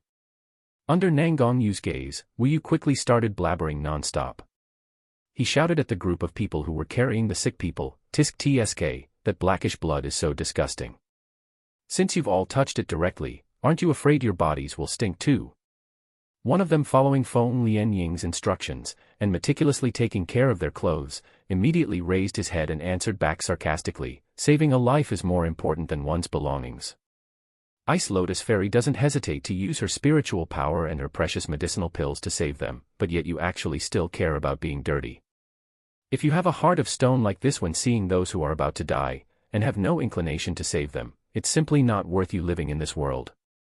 Right. Those people don't even deserve to carry Ice Lotus Fairy's shoes. You guys clearly don't understand what a noble character is, and what it is to dedicate your life to a worthwhile cause. Voices continuously echoed throughout the medicinal field, making Hashi, who heard it, almost laugh. If these people weren't dressed in ancient attire, she would have thought that she'd returned to the assassin organization of her past life. Chapter 319, Too Shameless. Being ridiculed by these people didn't make Wu Yu angry at all, and he instead chuckled. As expected, my good intentions were ignored. Didn't any of you discover that it's only you guys who touched those sick people? If saving them was really that worthwhile, then why didn't even one person from the Luli sect move to help? I hope you don't regret your actions later. Feng Lianing was filled with hatred when she heard that, but she didn't look at Wu Yu, instead choosing to look at Hashi standing nearby. "Young Master Shi, it seems like you're slyly trying to create discord in the relationship between everyone and the Luli sect. What are your intentions? You don't want everyone to be saved? Or do you want to wait until everyone is dead so you can gain an advantage? Although I knew you were vicious, I didn't expect you to be so vicious in such a situation." When Feng Lianing spat out these words, everyone's angry eyes turned to glare at Hashi. Hashi just leisurely smiled. She had absolutely no intention to respond. Wu Yu, however, sneeringly said, "Obviously it was me who spoke, but why did Ice Lotus Fairy accuse someone else? Rather than glare at me, why don't you take a look at what's happened to the people behind you?" As Wu Yu finished speaking, they all heard a few bangs from behind them. Several people had fainted to the ground. Their faces were flushed, and their bodies were burning hot. Some people even had red rashes on their faces. How is this possible?" the martial artists exclaimed in alarm. These people obviously hadn't entered the medicinal field. It's the pus. The pus on them is contagious. Everybody run, quickly." For a moment, everyone's faces were covered in fear and shock before they all ran away from those who were already sick. The previously ordered scene had once again become chaotic, and there was no one taking care of those who were sick. With their own little lives at risk, what noble character and gaining pleasure from helping others. That was all empty talk. In just a moment, the entire scene was filled with chaos, and the medicinal field was a cacophony of terror. Suddenly, Feng Lianing raised her voice, and indignantly asked, "Young Master Shi, since you knew that this disease was contagious, why didn't you say something earlier? That would have prevented more people from being infected, right?" Hashi looked at her with a smile that wasn't a smile. "I thought you knew that. After all, aren't you a fifth-rank doctor? How could I dare to meddle in your affairs and tell you what to do?" Feng Lianing clenched her teeth, hatred gleaming in her eyes. "Human life is immeasurable. How could what happened before cause you to have a grudge against me, and neglect so many people's lives? I was busy thinking about how to treat everyone's ailments. Naturally, I couldn't worry about so much at one time. But, young Master Shi, you obviously knew yet you didn't say it. For what purpose? Are the lives of these 100-odd people less important to you than your personal grudge?" After Feng Lianing spoke, everyone suddenly looked at Hashi with gazes full of contempt and resentment. Especially those people whose friends and relatives had fallen unconscious. They didn't even know if they themselves were infected or not, so they felt even more hatred towards Hashi. They had all drawn out their long swords as they itched to rush forwards and kill her. Wu Yu was simply amazed at Feng Lianying's ability to deliberately distort the truth. Previously, he was unaware of why Gu Liufeng and his princess hated Feng Lianying so much. After all, he'd only met Feng Lianying a few times, yet, he also knew that she liked his own master. But now, he'd seen the reason. She was a treacherous and vicious woman. She was simply too shameless. Chapter 320, Strange Blood Poison. TSK, you say that as if I hadn't reminded all of you a moment ago, but did any of you guys listen to me? Wu Yu raised his voice, his tone filled with ridicule. Weren't you all the ones who'd previously said that you wanted to selflessly help the sick, with no regards to your own safety? Now that there's danger, you blame us for not reminding you. Your words are just like farts. Everyone was dumbfounded. They had just been about to charge at He in anger when they'd abruptly stopped. But even though they'd stopped, their expressions were all still extremely ugly. Wu Yu lightly chuckled once again. Furthermore, was Ice Lotus Fairy really unaware that this sickness was contagious? After I said something, if she really didn't know, then why wasn't even one person from the Luli sect moving to help? In the end, the only ones who were infected were all of you who were helping. Why you, don't talk nonsense. Feng Lianying's body was trembling due to anger. She almost couldn't help but want to attack. However, she was stopped by Feng Yunjing. His icy gaze swept over the skeptical expressions on everyone's faces, and he coldly said, "First, save those who are infected, then we'll talk about it again. There are other more important things to do than speak skillfully. There is nothing to argue about." Those who were dissatisfied after listening to Wu Yu immediately quietened under Feng Yunjing's glare. Their complexions paled, and they felt alarmed. Even those who still had doubts didn't dare think about it again.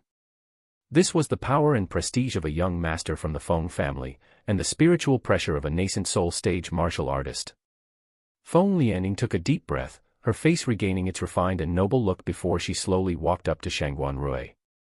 Waving her fingers, she quickly formed a sealing technique. Following that, blue spiritual power representing the water attribute entered Shangguan Rui's body. Water attribute and wood attribute spiritual powers were special spiritual attributes unique to high-ranked doctors. Although martial artists with other spiritual roots could also practice medical techniques, it would be challenging for them to attain a high rank. Wood represented life, while water represented healing. For a doctor, the wood attribute spiritual power was of a higher rank.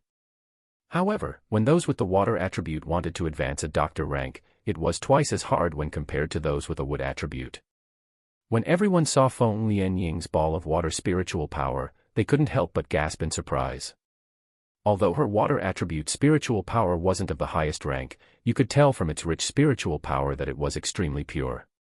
Feng Lianying used her water attribute to envelope Shangguan Rui, conducting a detailed examination of his body.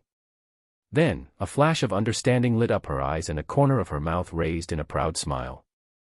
After the examination, she was confident that her guess was correct.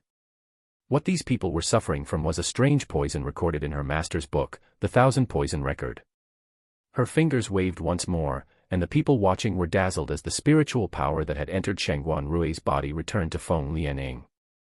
This gorgeous movement caused everyone's admiration of Feng Lianying to increase.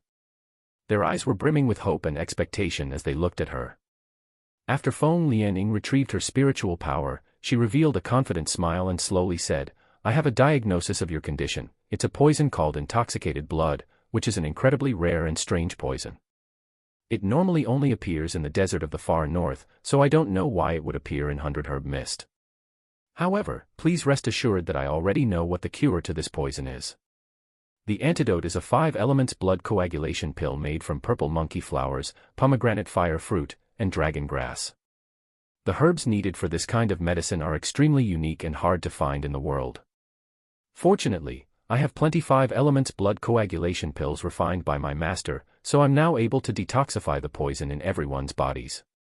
Chapter 321, Are You Gui Dao? Feng Lianying's face was full of arrogance and pride as her delicate hands slowly fished out a bottle of medicine. Then, she poured out a 5 elements blood coagulation pill and gave it to Shangguan Rui. In less time than it takes to burn a stick of incense, Shangguan Rui, who'd initially been on the verge of dying, had started to regain his vitality. his body that had been festering, with pus continuously flowing down it like a stream, slowly stopped rotting.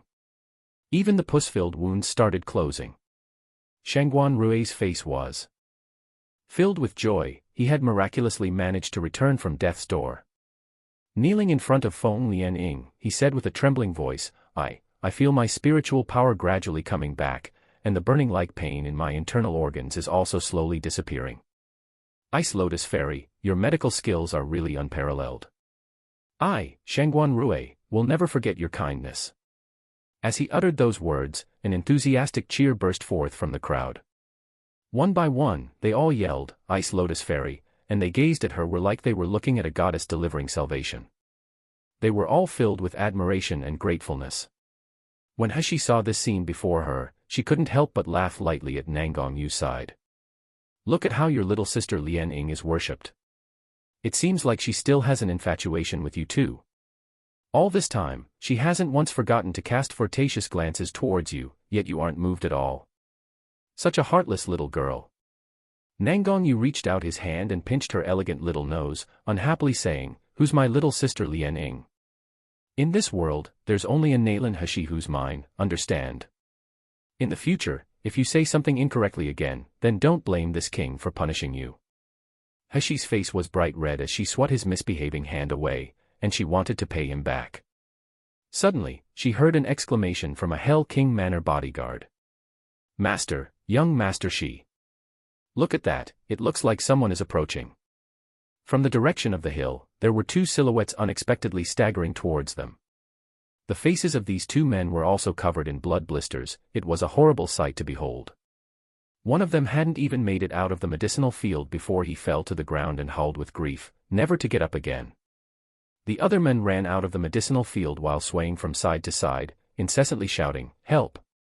However, when the man's eyes fell on the unconscious form of Gu Liufeng, he seemed to have forgotten all his pain and fear, and his screams were now full of worry. Liufeng, what happened to you? Seeing that the man was about to charge towards Gu Liufeng, the bodyguards of Hell King Manor used their long swords to block his way threateningly. The man looked up in alarm and saw a group of people staring at him coldly. He couldn't help trembling as he asked, who are you people? What did you do to Liufeng? Wu Yu waved his fan, arrogantly looking at him as he asked, and who are you? What is your relationship with Gu Liufeng? Don't you know that if you get close to him, you will infect him with the poison on your body? The man's eyes filled with fear and despair. The blood blisters on his face were even starting to pop one after another, causing his entire face to look horrifying. He suddenly frowned. Are you Gui Dao? How do you know my name? He didn't say anything more. Instead, squatting down, she took out a bottle of medicine and waved it under Gu Liufeng's nose. Gu Liufeng's brows creased tightly, and he quickly awoke. However, he had barely returned to consciousness, and before he could adjust his energy and restore his physical strength, he immediately shouted, let me go save him. I don't believe that he's dead. Wu Yu patted Gu Liufeng's shoulder to appease him, and said, First, calm down. Do you see who this person is? Chapter 322, The Beginning of a Nightmare. Liufeng. Are you okay?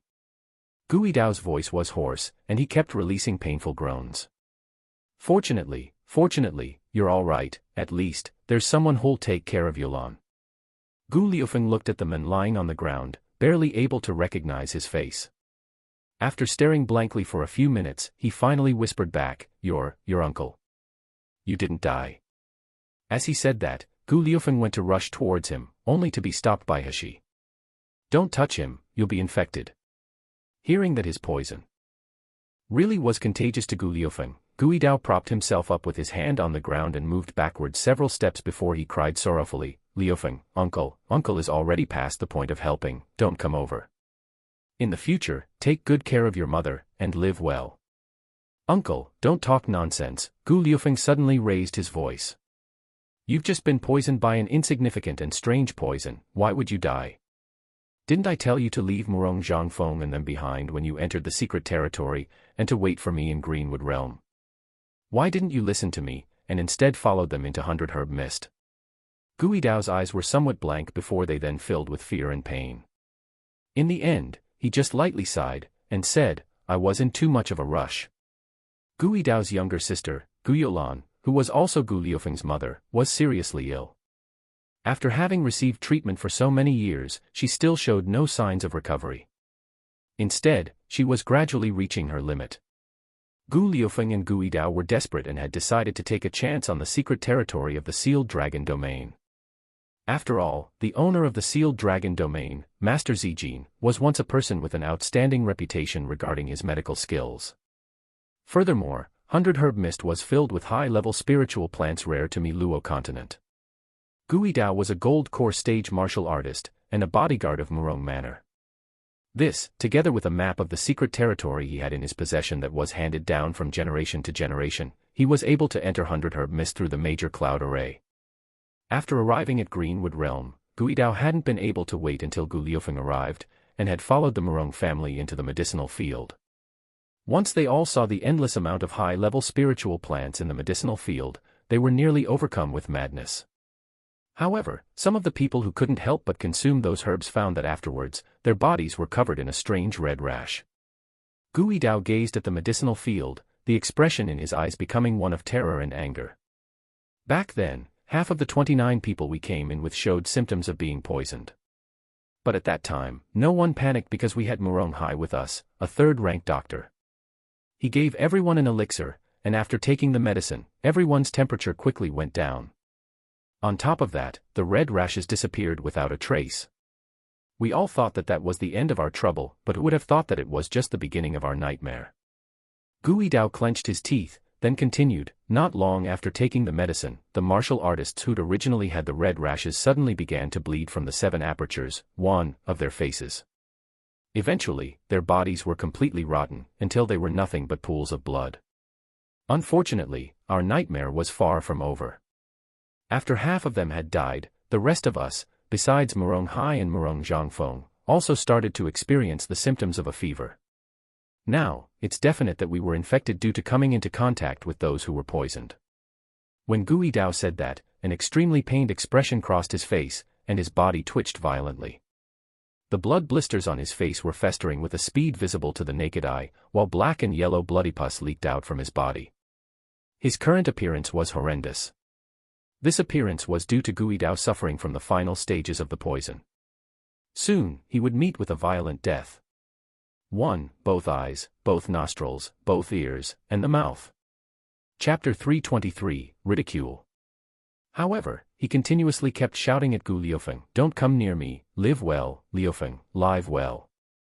The inside of Gu Liufeng's mask had long since become damp with tears.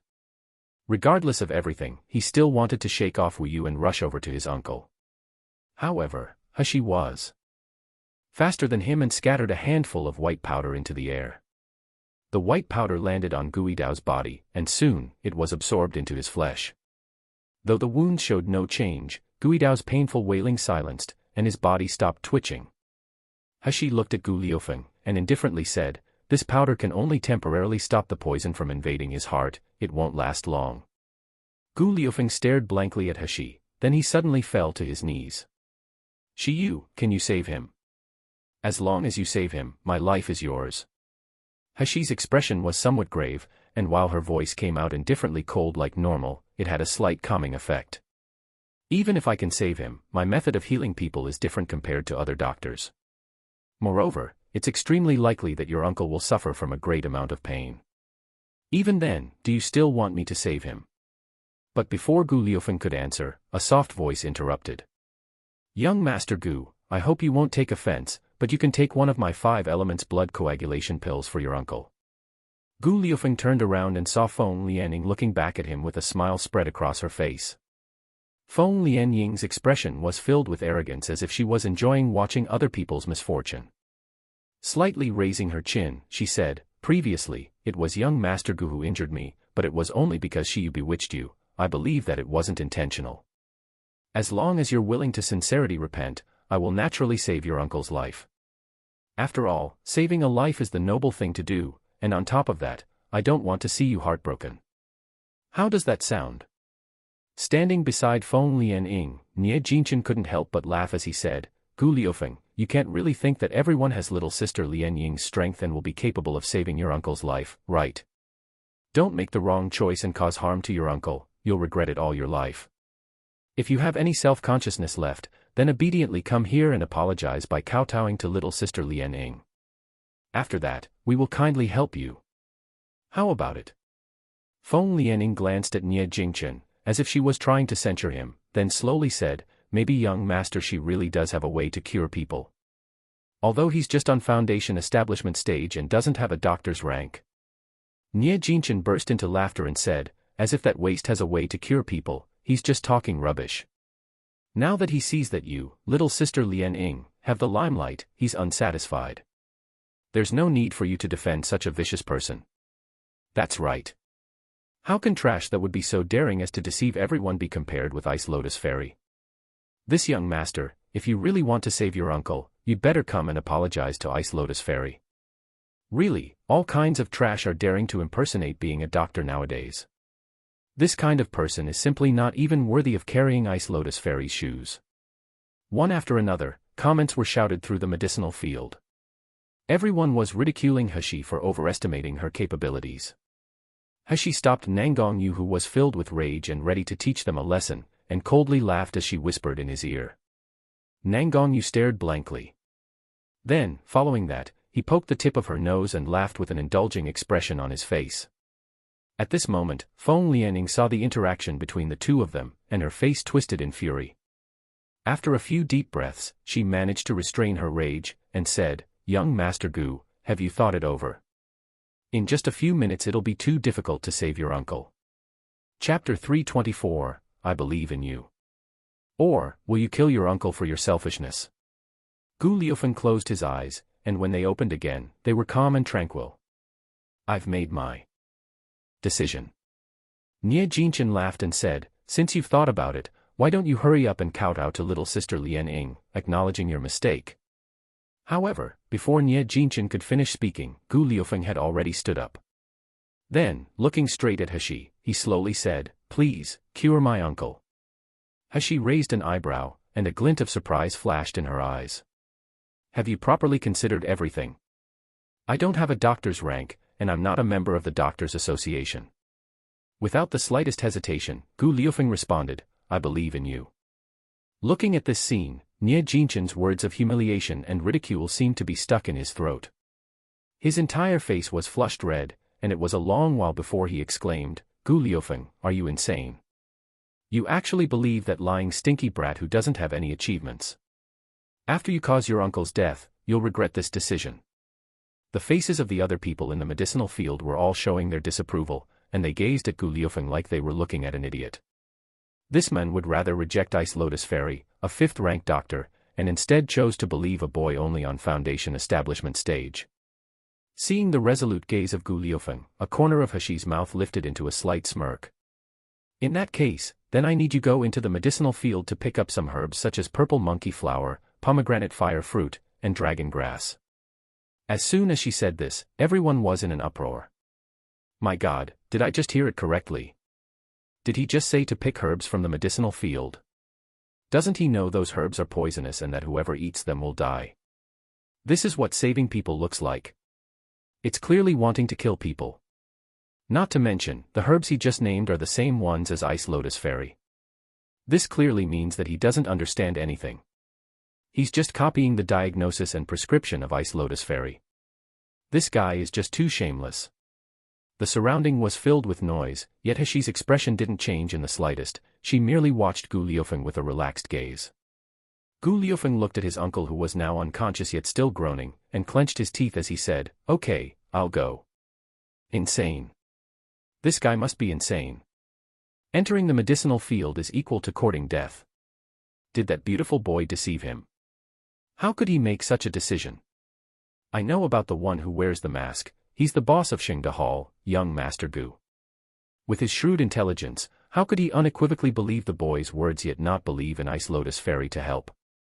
Perhaps he was seduced by the boy's pretty face, so he doesn't even care about his uncle's safety. Ha ha ha. Gu Liufeng angrily grit his teeth, and in a flash, he entered the medicinal field. He was a person who ran a pharmacy, so even though some herbs such as purple monkey flower, pomegranate fire fruit, and dragon grass were uncommon, he could still recognize them easily. Soon, he had used jade boxes to hold a lot of these 3 kinds of herbs and brought them in front of He. When he came out of the medicinal field, Gu Liufeng's forehead was covered in fine layer of sweat, but his gaze was extremely resolute. At this time, Feng Lianying's concerned voice was heard from afar. Young Master Gu, since you entered the medicinal field, it's very likely that you've already been infected with the intoxicated blood poison. You should quickly take one of my 5 elements blood coagulation pills.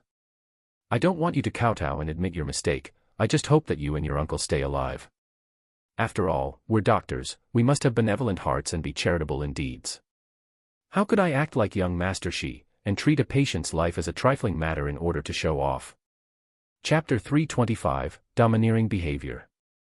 Feng Lianing thought that her words were reasonable, refined, and full of integrity. The martial artists nearby who were unaware of her true thoughts expressed their approval. Ice Lotus Fairy really is as kind-hearted as the rumors say. She's such a compassionate person. Ice Lotus Fairy must have been sent from the 9th heaven, she came to deliver us salvation. That brat has no medical ethics. With the way he disregards human life, he shouldn't be allowed to leave the medicinal field alive. Feng Lianing felt like her body was emitting a holy light, and looked down at Gu Liufeng with pity. However, she hadn't expected that Gu Liufeng would merely glance coldly at her, and without a trace of politeness, say, life and death are determined by fate, there's no need for Ice Lotus Fairy's concern. Not to mention, I feel nauseous just from looking at such a loathsome woman like you, who acts like a white lotus on the outside but is rotten on the inside. If I had to be saved by you, I would rather die in Little Yuer's hands. After that, he turned his head away and wholly ignored Feng Lianing. Feng Lianing was shaking all over due to her rage. As she looked at He and Gu Liufeng, her gaze filled with her desire to kill them and crush their bones into dust. At this time, after receiving the herbs, He didn't refine them into medicine as everyone expected. Rather, after releasing a strange ball of fire spiritual power, she then began to directly roast the herbs. As the fire spiritual power burned the 3 herbs, the spiritual energy within the spiritual plants began to slowly be absorbed by the fire spiritual power. With the herbs starting to melt, the originally fresh and tender herbs soon dried up to resemble stalks of grass. What is he doing? He's actually sucked the spiritual energy out of the herbs. What effect will be left in the herbs if he does that? He's obviously pretending to know what he's doing. He wanted to imitate Ice Lotus Fairy and save people, but he's unable to refine even the most basic medicine. Now he's lost face. Even if there is a problem with the herbs in this medicinal field, doing things like this to the herbs is too wasteful. That kind of person thinks he deserves to be called a doctor. How can young Master Gu believe him? He turned a deaf ear to everything around her. With the help of Gu Liufeng and Wu Yu, she quickly produced a medicinal liquid. After decocting the herbs, He came to stand beside Guidao. The silver needles in her hand flew like shadows and pierced several of Guidao's major acupuncture points. As the silver needles entered Guidao's acupuncture points, spiritual power began to leak from his body. Guidao's body that had been originally weak, at this moment, due to the loss of spiritual power, weakened until the breaths leaving his mouth were like dying gasps. Seeing his uncle's weak appearance, he eventually couldn't help asking, Shi Yu, my uncle, can he be saved? Currently, He was confirming whether Guidao's spiritual power was drained. Having heard what was asked, she laughed proudly and slowly said, there is no end to the medical techniques I can use, but I don't dare to say that I can cure all the world's ailments. Yet, if I say that I can cure someone, then even if it's King Yama, he won't be taking their life. And you guys, her gaze landed on Gu Liufeng, Wu Yu, and Qing Long, it would be enough if all of you just shut up. Gu Liufeng, Wu Yu, Qing Long. Wu Yu and Qing Long, princess is too domineering. She's really a perfect match for master. Nangong Yu caressed He's hair, lightly chuckling as he said, this king likes such domineering behavior. She really is worthy of being the woman this king fancies. He responded to him with 2 efficient words. Get lost dash. The perfectly concocted medicinal liquid was soon poured into Guidao's mouth, and after he drank the medicine, his expression suddenly twisted into one of extreme pain. His body, which was already weak, suddenly twitched violently on the ground. Guidao's skin, which was initially only slightly festering, not only didn't heal, it instead started sprouting blackish blood blisters. Chapter 326, Believe in him to the end. For a moment, only Guidao's ear-piercing screams could be heard throughout the medicinal field, drowning out the cries of the other infected people. Everyone was silent while they looked at Guidao's miserable appearance. Their faces were covered in horror and sympathy. Then, such silence was only momentary, as soon the medicinal field broke out into even more emotional discussions than before. It's awful. Fortunately, it's not that brat that'll treat us but Ice Lotus Fairy. Otherwise, we'll end up like that too. Yeah, he obviously could have been saved before, but now, his life. Who told young Master Gu to not believe Ice Lotus Fairy, but to believe in that kid who has yet to mature? I wonder if he's happy now that his uncle has been killed. A quack. He's a quack that harms people. The anger from those watching was like a tide that rose and fell in continuous succession, and as it mixed with Guidao's pained howls, it caused Gu Liufeng's hands to clench into tight fists at his sides. He couldn't bear to watch his uncle suffer through such torment, but reason told him to trust Shi Yu. Since he'd promised to believe in him, he must believe in him to the end. Gu Liufeng closed his eyes. His complexion deathly pale as his body trembled slightly. The one person in the medicinal field that wasn't affected by the screaming was probably only Hashi. Her expression was calm as she asked Nangong Yu for a length of heaven silk, and then used it to tie Guidao up to prevent him from further struggling. Then, she took out her silver needles and crouching down, popped the black blood blisters on Guidao's body one by one. The black liquid slowly seeped out of the popped blood blisters, emitting a stench that could make anyone feel nauseous. And as it flowed out of the wounds, it resulted in Hashi's fingertips becoming slightly stained. Yet, it was precisely that pus that could infect people. However, Hashi's expression didn't change at all. Using water spiritual power, she focused it into a fine spray that landed on Guidao's body, washing clean all of the wounds. After all the wounds had been cleaned, Guidao slipped into a coma. Yet even unconscious, he still released pained groans. Hashi looked at Gu Liufeng and indifferently said, "It's done. I predict that he'll be fine after half an hour." Gu Liufeng was startled at first, before his expression immediately turned into one of excitement. His feet staggered due to having been standing so rigidly this whole time, and he almost fell to the ground. Hashi retreated to the side, but one of her small hands was instantly captured by Nangong Yu.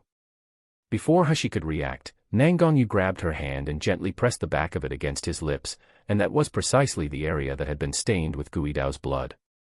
Hashi raised her eyebrows and whispered, "Didn't you see that I was just touching pus and blood? It was contagious, aren't you afraid that you'll get infected?" The expression on Nangong Yu's face remained calm, while his eyes were gentle as he looked at her. If Shi'er was infected, then this king would happily share the same fate as his princess. "Who's your princess?" Hashi unhappily retrieved her hand, but a corner of her mouth raised as she explained, "The pus in Guidao's body is no longer contagious, but you've already guessed that, right?" Hearing that, Nangong Yu snorted, "If I had thought that it posed any danger to you, Shi'er, do you think that I would have let you save him regardless of your safety?" Hashi didn't speak and instead turned her head away. This guy is as overbearing as always, his desire be in control is too strong. However, while this scene was happening around Hashi, the people on the other side who were still watching Shangguan Rui's condition had complete faith in Feng Lianying. Guidao remained unconscious, with pain visible on his face. Although the blood and pus on his wounds had been cleaned up, the festering wounds still existed. Occasionally, black and yellow liquid would leak out, looking rather wretched. Chapter 327, Begging for an Antidote. Watching Shangguan Rui, who had eaten the 5 elements blood coagulation pill, they could see that he was now breathing as steadily as a normal person, that he could stand and walk normally, and that the wounds on his body had begun to heal. Comparing both sides, Feng Lianying's medical skills were more advanced than Hashi's. Consequently, everyone sneered at Hashi and Gu Liufeng, enjoying their misfortune as they asked Feng Lianying for a 5 elements blood coagulation pill for themselves. However, although Feng Lianying had a lot of 5 elements blood coagulation pills, it was impossible for her to supply it to everyone. This meant that many poisoned martial artists could only helplessly watch their bodies festering, without the opportunity to be cured. "Ice Lotus Fairy, I beg you, give me a blood coagulation pill, my brother is going to die." Someone kneeling in front of Feng Lianing was piteously entreating her before they were soon kicked away by someone else. Who do you think you are? You're merely a rogue cultivator, one, without any sect or clan, but you dare to ask Ice Lotus Fairy to waste a precious 5 elements blood coagulation pill on you. Don't dream. Such weak people like you guys originally shouldn't have entered 100 Herb Mist.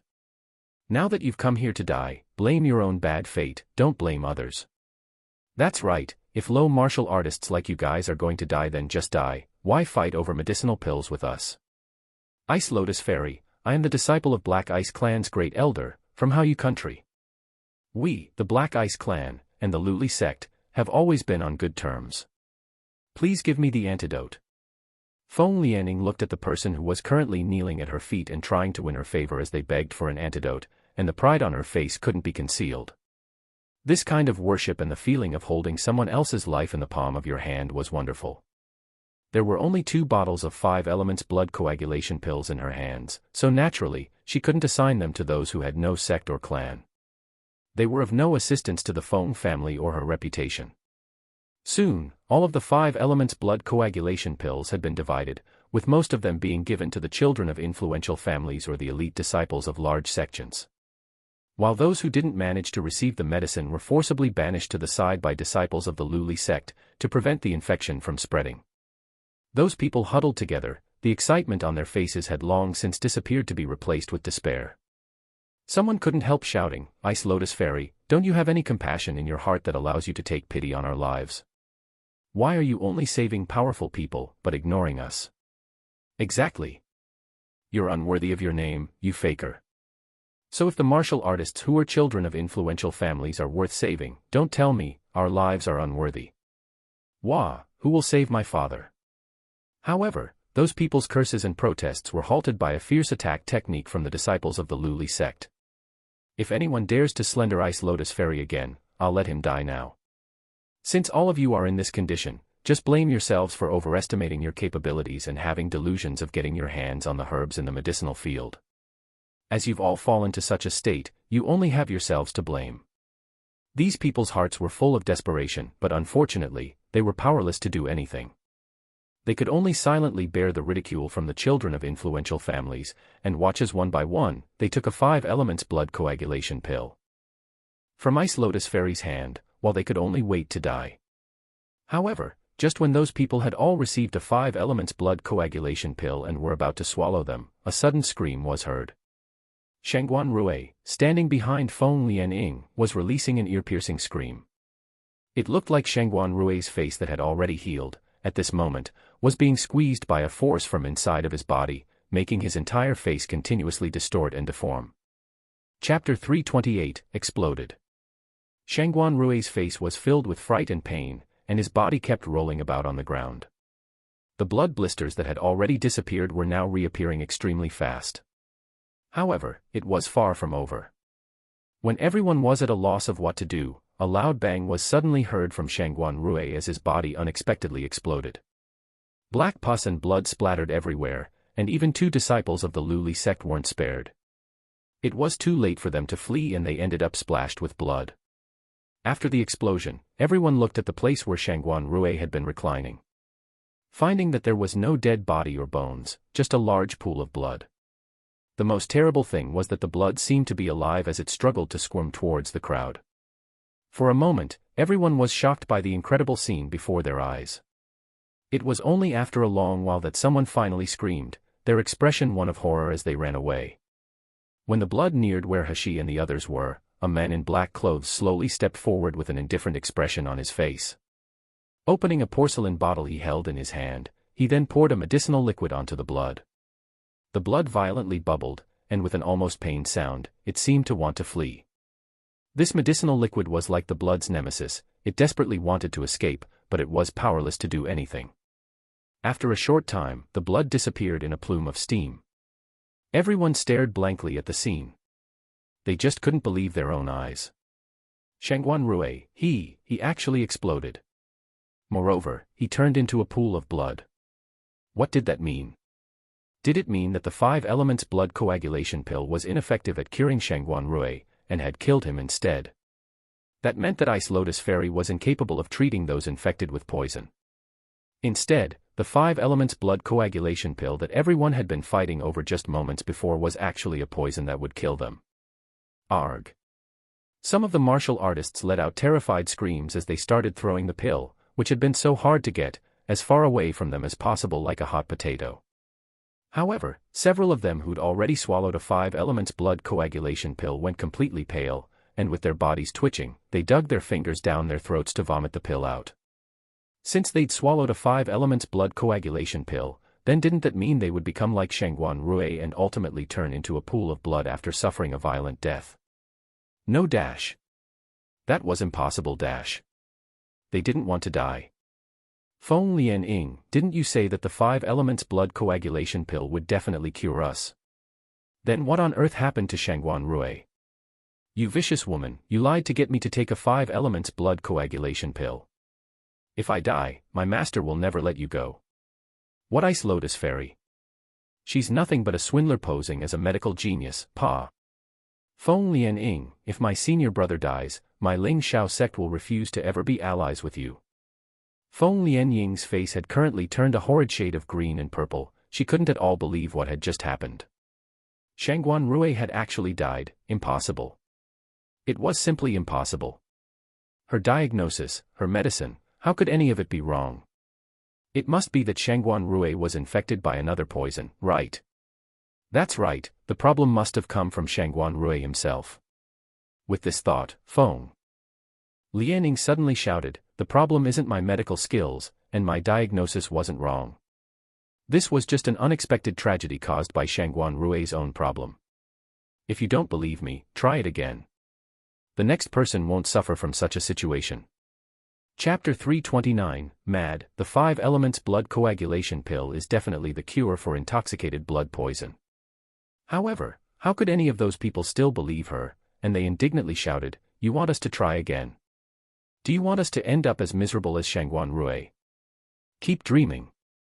Feng Lianying was furious after hearing all the accusations and watched as the martial artists from influential families refused to eat the 5 elements blood coagulation pill, while those who'd already swallowed them forcefully vomited them out.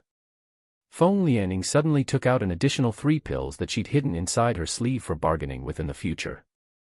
Then, she rushed towards the martial artists without influence. The group of banished martial artists had initially been rejoicing that they'd escaped from such a calamity, but now that they saw Feng Lianying rushing over, they immediately screamed and fled in all directions. At this moment, Feng Lianying had completely lost all traces of sanity. Wearing heavenly silk gloves on her hands, she grabbed a person, and then stuffed a 5 elements blood coagulation pill into his mouth as she murmured, there won't be any problem, my diagnosis will never be wrong. In order to speed up the effect of the 5 elements blood coagulation pill, she even forced some of her spiritual power into that person's body. This would cause the medicine to be rapidly absorbed, regardless of the impurities in the pill that might cause harm to the martial artist. However, after the period it takes an incense stick to burn, Feng Lianying quickly retreated in horror. With a loud bang, another person exploded and turned into a pool of blood that squirmed about on the ground. Oh. Dead. Dead again. Shenner dash. Feng Lianying, you vicious woman, return my son's life. Shenner. The martial artist's mother saw the pool of blood that used to be her son, and with her eyes red due to hatred, she charged towards Feng Lianying. However, her cultivation base was nowhere near good enough for her to be an opponent with Lu Lisek's bodyguards, and she was quickly kicked to the ground, causing her to spit out blood. The group of powerless martial artists were now alarmed, and they glared at Feng Lianying with hatred and resentment. This woman, in their eyes, had been as beautiful and as pure as a goddess in the heavens. Now, she'd revealed herself to be a ruthless and viciously evil woman. What's the use of calling such a woman Ice Lotus Fairy? It's simply insulting the title of a fairy. At this moment, Gui Dao, who'd remained unconscious on the ground the whole time, groaned and slowly opened his eyes. Gu Liufeng's face filled with surprise. Quickly helping to support his uncle sit up, he asked, how are you feeling, uncle? Do you feel better now? Gui Dao bared his teeth and frowned, but eventually, he stretched his lips into a smile. You can rest assured, Liufeng, I feel much better now.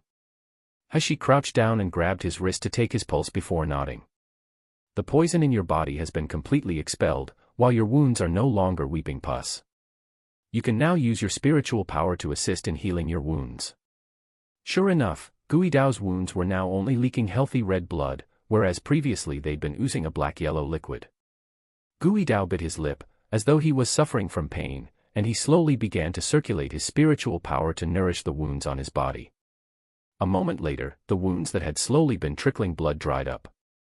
Although it wasn't possible for them to completely heal right away, his body seemed to be in a much better condition than it was before, and he could even see again.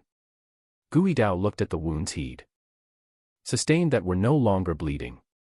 His body trembled slightly, and he stared gratefully at Hashi. I didn't think that I'd survive. I thought I would have died already. Chapter 330, Why? The rims of Gu Liufeng's eyes slightly reddened and glinted as he looked at Hashi, his voice hoarse. Yu, I don't know how to thank you. Anyway, if you need something in the future, I, Gu Liufeng, won't hesitate to brave any danger for you, without a word of complaint. Rubbish. Didn't you help me before? While speaking, Hashi threw a bottle of medicine to him and indifferently said, applying this to his wounds can help speed up the healing. However, these wounds are a bit unusual, so they might not disappear within a month. The meaning of her words meant that she didn't accept Gu Liufeng's promise to give her his life for saving Gui Dao's life. At most, what she'd done was only repay the favor she owed Gu Liufeng. Moreover, the words, "We're friends, aren't we," that Gu Liufeng had previously said remained in her mind. Friends, she didn't quite understand the meaning of this word though. A smile reached Gu Liufeng's eyes, and he finally recovered his usual languid and graceful expression. He took the medicine bottle and smiled lightly. Unexpectedly, saving your life has turned into one of the best decisions I've ever made in my life. The atmosphere around Hashi and Gu Liufeng was very harmonious. However, Nangonyu watching from the side had a dark and gloomy expression on his face. He recalled that in Zijin Palace Hashi had faced him with a cold scowl as if she would off all relations with him. This made his heart pound with fear, so for a moment, he didn't dare do anything too rash. Nonetheless, Qing Long noticed his master's gloomy expression. So, quietly coughing, he stepped forward and said, "Young Master Shi, your medical skills are indeed amazing, but we still have many things that we don't understand. Even though the ingredients for your medicine and Feng Lianying's were the same, how come Gui Dao survived, while Shangguan Rui became a pool of blood?" "Yeah, you're right." Wu Yu also moved closer, his face filled with a smug excitement as he said, "Moreover, if the spiritual plants in the medicinal field were eaten, wouldn't they be poisonous? How come Gui Dao was able to eat them but still be okay?" At this time, everyone's gaze and attention were focused on this lively group of people. Gui Dao seemed healthy, his wounds were beginning to heal, and there was no trace of a poisonous backlash.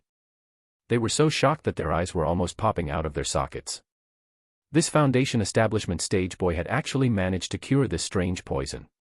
While Ice Lotus Fairy, who'd they all previously placed high hopes on, and had spoken with such confidence, had ended up terribly failing. No one expected the results to be so unexpected. At the same time, once Feng Lianing had seen that Hashi had really cured Gui Dao, she completely lost her mind. She didn't believe that her medical skills were inferior to that slut's. Impossible dash. Impossible dash. My diagnosis was absolutely not wrong. I'm a 5th-ranked doctor and a direct disciple of Thousand Venom Valley's master. How could I lose to this slut?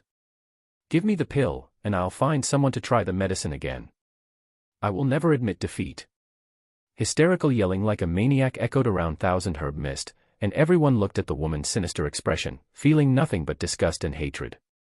This so-called Ice Lotus Fairy was merely an idiot with an undeserved reputation. She had no excellent medical skills. What was even more embarrassing is that she'd obviously failed, yet she still wanted to try her medicine on innocent martial artists, regardless of people's lives.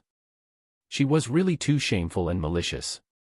The moment when Feng Lianing was about to find someone else to try her medicine, a palm ruthlessly landed on her face, causing her to stagger to the ground. When Feng Lianing looked up, she saw Feng Yinjing's cold, murderous look. Until when do you want to keep losing face? Chapter 331, Genuine Antidote. Feng Lianying's mouth gaped open, her heart filling with resentment. Just as she was going to say something more, Feng Yinjing's next words made her tremble and she no longer dared to act recklessly. "If you dare tarnish the reputation of the Feng family again, I'll send you to the ancestral temple of the Feng family, and you can never think of coming out. Going to the Feng family's ancestral temple meant that her name would be removed from the Feng family records. From then on, her life would be over, and she could no longer appear on Miluo continent. That, for Feng Lianying, who was filled with pride and a thirst for power, was simply a fate worse than death. On the other hand, when He heard the inquiries from Qing Long and the others, the hint of a smile flashed in her eyes. She didn't answer but instead took out a spiritual supplement pill. Next, she walked over to the spreading pool of squirming blood and dropped the pill on it. Everyone was puzzled and couldn't help but gather closer. Soon, something shocking to everyone occurred. The blood that was originally only the size of 2 palms suddenly made a pfff noise after the spiritual supplement pill was thrown into it. Then, the area of blood grew bigger and bigger, while the speed it was squirming it rapidly increased. The way that the blood struggled and pulsed was like a blood demon coming to life. While that spiritual supplement pill, at this time, had been entirely swallowed up. Everyone's mouths opened wide, astonishment showing clearly on their faces. Gu Liufeng murmured, "This poison can become stronger by swallowing spiritual power. So that's the reason you eliminated the spiritual power within the spiritual herb and in my uncle first." He nodded, unhurriedly answering, "Purple monkey flower, pomegranate fire fruit, and dragon grass are indeed the nemesis of this poison. However, the rich spiritual power contained within these herbs is actually the greatest source of nourishment to this poison.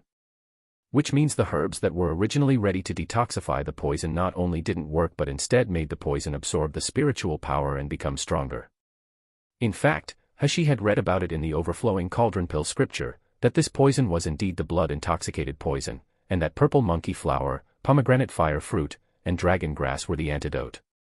However, because the way to make blood-intoxicated poison had long been lost from Miluo continent for so many years, many people were unaware of the real character of this poison, that spiritual power was its food. Feng Lianying thought that she knew the nemesis of blood-intoxicated poison and how to detoxify it, but little did she know the correct way to cure the poison. In addition to it requiring purple monkey flower, pomegranate fire fruit, and dragon grass, the most important part was that all the spiritual power within the herbs and the patient had been expelled. For a long time now, spiritual power was a nemesis to all poisons. In general, as long as the spiritual power was strong enough, it could easily resist the erosion of all types of poison. However, for blood-intoxicated poison it was the opposite, spiritual power was instead its most vital nourishment. It's no wonder that Feng Lianying took it for granted that the 5 elements blood coagulation pill would be able to help. As for why some of the herbs in the medicinal field can be consumed, and some of them are poisonous, She smiled leisurely before she indifferently said, "I can only tell you that I'm able to distinguish them one by one, which herbs in this field are poisoned, and which ones are normal. But as for the method to differentiate them, forgive me, but I can't tell you that." The fact is that she didn't really know how to explain because it was a kind of intuition she'd gained after dealing with poisons for many years. She only needs to smell them and see them, and she could tell right away whether or not the things in front of her were poisonous. Although He's explanation was anything but detailed, it was still much clearer than Feng Lianying's. Those people who were still worried about Guidao suffering from residual effects now no longer had any doubts. Chapter 332, Disobedient and Unfilial. This youngster before them was only about 15 to 16 years old with a cultivation base at foundation establishment stage, but no one expected that his medical skills would be so formidable. The crowd was in a daze at first before they suddenly returned to their senses. Then, all of them suddenly rushed to her and kowtowed before her. "Godly doctor, a person as great as yourself would, of course, forgive such offenses committed by us lowly people, right? Please save us." That's right, that's right. Saving our lives will be a most meritorious deed. Please be merciful and give us a cure. Watching those shameless people now begging Wu Yu waved his fan as he sneered, My, I wonder who was it that just finished insulting my young master and said that he was a quack who would kill people. And who was it that said my young master wasn't even worthy of carrying Ice Lotus Fairy's shoes, and saying that they mustn't let him leave the medicinal field alive? Now that you know that my young master is extremely skilled, you turn to him to seek help from him to save you. I wonder how many faces you all have. Everyone was so ashamed, to the point that their faces were filled with resentment. Wu Yu's words were obviously too relentless, making them all lose face. However, As they felt the poison within them flare up once more, their little lives flashed before their eyes. How could they still consider their reputations? They didn't respond to Wu Yu's words, and instead kept incessantly weeping for help with faces filled with snot and tears. At this time, a man covered in blood and on his last breath suddenly crawled out from the crowd. He didn't crawl towards He as everyone else did, rather, he crawled to Gu Liufeng and tugged at his clothes as he hoarsely said, "Liufeng, you're Murong Liufeng, right?" Gu Liufeng looked down at him. Although the person before him was completely different, he recognized his identity at a glance. He was the head of the Murong family, Murong Zhongfeng.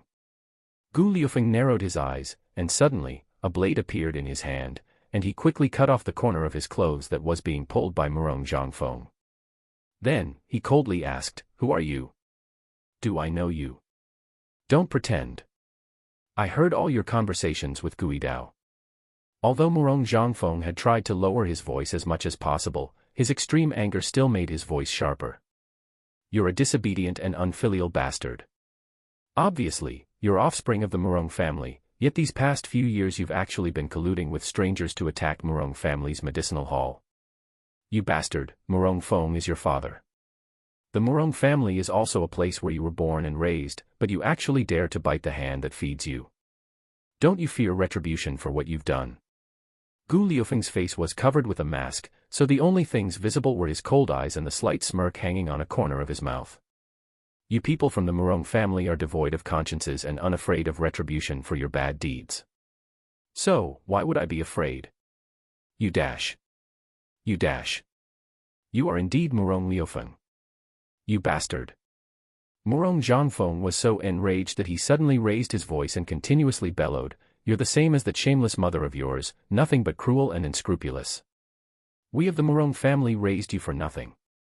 Murong Zhongfeng's curses were said in such rage that the speed of the poison in his body became faster because of his emotions, causing him acute pain that made his anger be quickly replaced by fear. He looked up and saw Gu Liufeng slightly lowering his head until he couldn't see his expression. He was embarrassed and ashamed of cursing, so he quickly said, "I can overlook these small matters. Now, quickly get me the antidote from that kid. When I return to the Murong family, I'll ask for you to be dealt with leniently." Chapter 333, For What Reason? Everyone in the crowd around He, because of Murong Zhongfeng's yelling, were all focusing on Gu Liufeng. He sauntered towards Gu Liufeng, glanced at Murong Zhongfeng, then whispered, "What's going on?"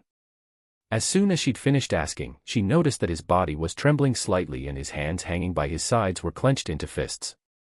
It was clear that he'd reached an extreme level of anger.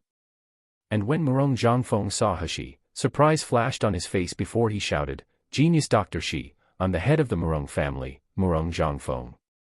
Give me the antidote, and as long as you save me, my older brother and my Murong family will owe you our thanks. I believe in that in Yanjing City you must have heard the name of my Murong family, right?" He sneered and arrogantly looked at him, her eyes were full of contempt. "Who are you?" The disdain and contempt in her voice were clear. The people who heard it couldn't help but snigger. Murong Zhongfeng, however, was so angered that the flesh on his face trembled. But even so, when he remembered that his own little life was in the grip of the other party's hands, he didn't dare act rashly and suppressed his anger. I'm not just the head of the Murong family, but also Murong Liufeng's paternal uncle. You just saved Murong Liufeng's maternal uncle, so why don't you save me too? Murong Liufeng. He raised her brows, and then looked at Gu Liufeng. She saw him looking at Murong Zhongfeng and Murong Hai, who was unconscious, with a gaze as cold as a blade. That gaze was like he was going to dismember their bodies.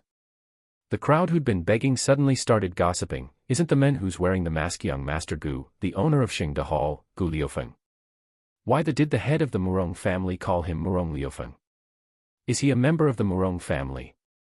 But I'd heard that Xingde Hall was suppressing the Murong family, even seizing half of the Murong family's market in the city outside of Yanjing City. If Gu Liufeng is a member of the Murong family, then isn't he too disobedient and unfilial?" Everyone looked at Gu Liufeng with gazes filled with questions and anger. However, Murong Zhongfeng had started rejoicing in his heart as this was the perfect opportunity to take advantage of the situation because unfortunately, the poison in his body was getting stronger and stronger. While Murong Hai, who was lying beside him, was now barely even breathing. Murong Zhangfeng quickly yelled at Gu Liufeng, Murong Liufeng, you still haven't gotten genius Dr. Shi to give me the antidote. Give you the antidote? Gu Liufeng, who'd been silent all this time, finally began to speak. His voice was full of bitter resentment and sarcasm. Murong Zhangfeng, you want me to save you? For what reason? Is it based on the matter of you treating my mother and I worse than dogs? As soon as he finished speaking, he raised his hand to take down his mask. In the next moment, everyone exclaimed and sucked in sharp gasps. Appearing in front of them was an ambiguous face. It was incomparably handsome, and yet it was also gorgeous. Unfortunately, as it happened, there was a long ghastly scar running from his brow to just under his right ear. This scar was blood red and was like a centipede crawling on his face. It was a vivid contrast to his slightly pale skin. His initially handsome face had been transformed into one of a horrible monster due to the scar.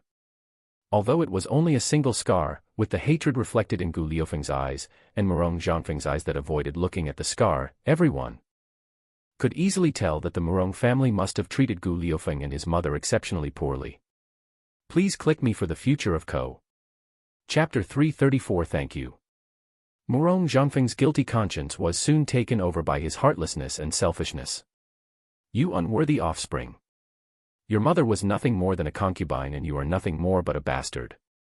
We raised you and only occasionally hid you. Is disciplining unscrupulous children unnatural? If you know what's good for you, then give me the antidote. If not, when I go back, I will remove you from the Murong family records. From then, your only option is to die and become a lonely ghost. Gu Liufeng burst out laughing, then he coldly stared at Murong Zhangfeng. What I regret most about my birth was that I was born in the Murong family.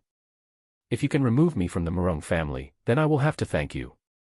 Unfortunately, to return to Murong family, you must live past today, and this matter is easier said than done. I won't kill you, I just don't wish for you to die an easy death. I want you to experience a slow and painful death filled with despair compared to death by a knife. This will be far more interesting. Murong Zhangfeng trembled when he met Gu Liufeng's gaze. At this moment, he no longer wished for Gu Liufeng to save him. His only option is to look towards Shi. Repeatedly kowtowing, he said, Genius Dr. Shi, please pay no mind to that unscrupulous brute's nonsense. As long as you save my life, Murong family will give you 3 finished properties. Shi faintly smiled and suddenly pulled a bottle of the antidote out of her sleeves. Murong Zhangfeng's face was wild with joy as he stared at the bottle. He believed that Shi had finally been persuaded by him. However, Shi turned around and threw the antidote to Gu Liufeng. Lightly laughing, she said, the bottle contains herbal medicine and intoxicated blood. When they are mixed together, the reaction is very interesting. If you wish to see him suffer more, then sprinkle some on him. You guys. Murong Zhangfeng didn't expect to die. His whole heart was once full of expectation, but this has become the result. Taking the medicine bottle, Gu Liufeng's face, which looked fierce due to the scar, held a somewhat heartfelt smiling expression. He slowly stepped forward, and before Murong Zhangfeng could slander him again, he had already sprinkled the medicine on him and the unconscious Murong Hai's bodies. The only sound was, ah! The cry broke through the heavens and everyone present at the scene's eardrums rung. Subsequently, Murong Zhangfeng and the originally unconscious Murong Hai were both painfully rolling around the floor. The pair of them were incessantly wailing as thin black blood oozed out of their bodies. The grief-filled howls continued on for the length of time it takes to burn a stick of incense. The black blood consumed both men's bodies, completely melting them. Gu Liufeng slowly took the bottle of medicine and poured some intoxicated blood on the thin blood. Soon after, the blood made zzz sounds before evaporating and completely disappearing. His fierce-looking face carried an expression of both grief and hate that couldn't be dismissed. When he turned around and faced a young youth with matchless beauty and clear, black eyes, Gu Liufeng suddenly felt as if the stone, which had been weighing in his heart for many years, had been moved just a tiny bit. He walked forward a few steps, gazing deeply at Shi, saying, Shi, thank you. Shi raised her hand up, interrupting him, wasn't it you that said friends do not have to thank each other? Gu Liufeng stared blankly, his long eyelashes faintly trembling. The bright red scar on his face caused his expression to look more fierce, but his mouth held a shallow, gentle smile. Chapter 335. Profiting from one's misfortunes. After everyone saw for themselves the miserable death Murong Zhangfeng and Murong Hai suffered, they all immediately thought about the poison on their body breaking out at any time. Who dared to still hesitate? Like a swarm of bees, everyone turned to run towards Hashi, begging her to save their lives. To tell you the truth, Hashi had no mercy in her heart for these people. Looking at the group of people miserably crying for help, the idea of delivering all living creatures from suffering came to mind during this moment. Hashi remained unmoved, coldly saying, "If you want us to save you, that can be done. However, I, Dr. Shi, want to continue treating the way I was doing so previously. The people who look pleasing to the eye may receive treatment for free. But for the people who aren't pleasing to the eye, even if you offered 10 million in gold, I still may not treat you. And if you guys still wish for me to save you, this is doable. So long as you guys are able to take out an object which meets my eye, such as a pill or rare treasure. One treasure in exchange for one life.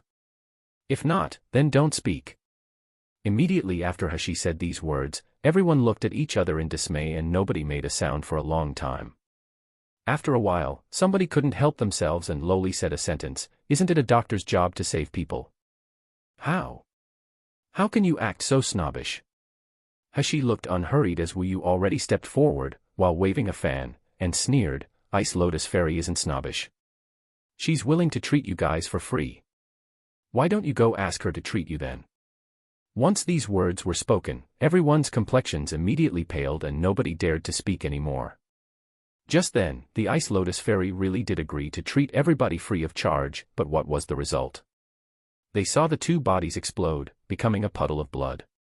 And that malicious fairy, even if she did not require payment, only gave the medicine to the people with riches and power. Compared to requiring payment, how is this any different? However, this straightforward youth in front of their eyes may be a better option. Hashi felt disinclined to stay with these grumbling people. Directly towards Wu Yu, she said, "This matter will be handed over to you, you will get a fraction of the gains. These trivial matters, young master, she has given this humble one to do."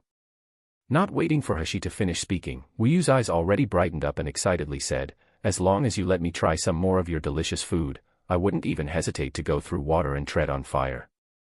2. Hashi's face twitched, she felt as if this Wu Yu didn't deserve the title of a glutton. He threw away all integrity just to eat something. 3. Able to get Hashi's nod of approval, Wu Yu immediately felt very excited. In order to extort those pitiful people, he wouldn't leave any hands out. 4. With Sheng Dahal's master Gu Liufeng's added help, both men were ruthless, causing the group of people to quickly become angry. Truth to be told, if my level 3 pills were exchanged for crystals it would be several 100,000. Yet this was still not enough to invite several doctors. You still can't hate enough. Acting like you guys, who are profiting from someone's misfortune, really can't saving people. Where is the doctor? Isn't it just made up of purple monkey flower, pomegranate fire fruit, and dragon grass which is then baked with spiritual energy? This old man, is also a level 2 doctor. I don't believe that I can't do it too. Wu Yu and Gu Liufeng watched as everyone ran into the medicinal field to find herbs for medicine while shouting curses. The pair of them weren't even worried in the slightest, on the contrary, they took joy in the calamity. The group of people believed that just by knowing the prescription, they would be able to imitate Hashi's detoxification method. Soon, they will realize how stupid they are. But some people couldn't stand the intoxicated blood poison, fearful of the pain it brought. Unable to bear it any longer, they finally took out a treasure that they had obtained from the secret territory to exchange. This is the level 5 magical beast inner pill I obtained from Huang Mo territory. In order to get this level 5 inner pill, I nearly got eaten by the magical beast. Originally the plan was to use this inner pill in order to advance a level. Now my life is quickly slipping away, what talk of advancing a level? This inner pill is for you, quickly give me the antidote. 1. Compared to requiring payment, how is this any different? The Ice Lotus Fairy is essentially only picking the people who would be able to help her in the future. 2. I wouldn't even hesitate to go through water and tread on fire, not afraid of any difficulty. We would be happy to do just about anything for another bite of Hashi's food. 3. She felt as if this Wu Yu didn't deserve the title of a glutton. He threw away all integrity just to eat something. I feel like the author means that the title of glutton isn't enough to describe how much we would do for food. 4. He wouldn't leave any hands out. Wu Yu will expend all of his energy into this, he'll give it his all. Chapter 336 Vile Thoughts. Wu Yu accepted the inner pill and checked it over. Suddenly beaming with joy, he handed over a bottle of Hashi's boiled medicinal juice. Remember to clear your body of spiritual power before taking it. No longer daring to tarry, the youth emptied his body of all spiritual power. Soon after, he quickly drank the antidote. Right after he drank the antidote, severe pain began to spread. The pain caused him to repeatedly howl, rolling around on the floor. But, before half an hour even passed, the pain began to gradually reside and the pus on his body also completely disappeared. Even the wound began to rapidly heal. He felt his spiritual power return to his dantian, 1, and the burning pain in his internal organs faded away. The youth couldn't help but laugh. Facing Hashi, he dropped to his knees with his hands clasped, his face still held some of his previous unwillingness. Thank you, genius doctor, for saving my life. Compared to one's own life, any medicinal pill isn't important when you don't have a life to live anymore.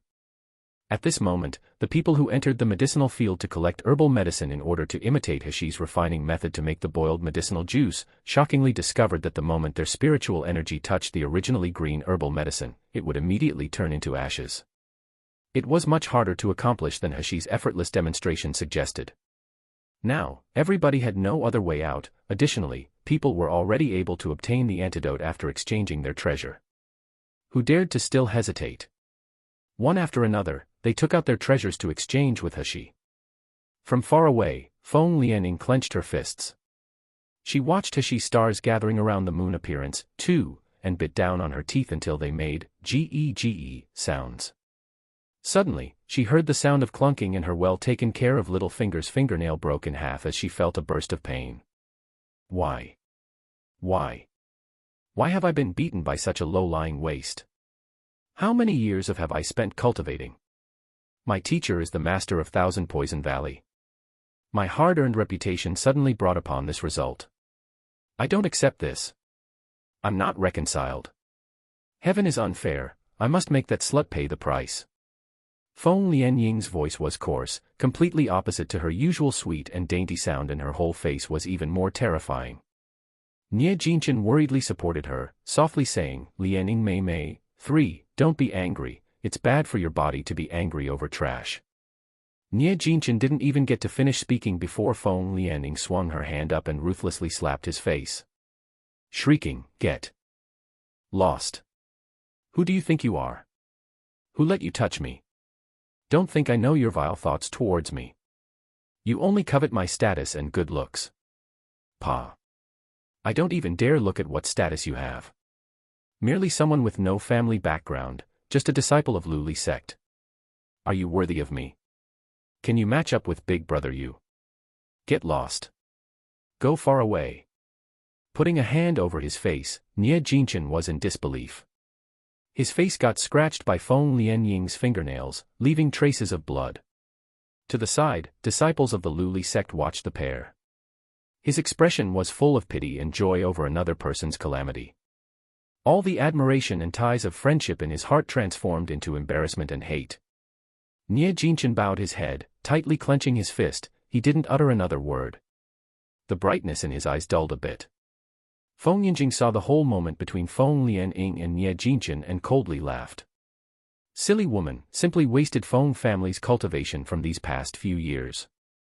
Translator note: wow, thank you guys for all the support. 1. Dantian. The Dantian is where one's qi resides, it's located 2 points below the navel. 2. Stars gathering around the moon appearance, everyone embraces or surrounds one thing. 3. Mei, younger sister. Chapter 337 It's better to go back with me. If she wasn't the Thousand Poison Valley's master's favorite disciple, then he would have long tossed aside this woman who lost face for Feng family. As expected, children of concubines really didn't deserve to be in the public view.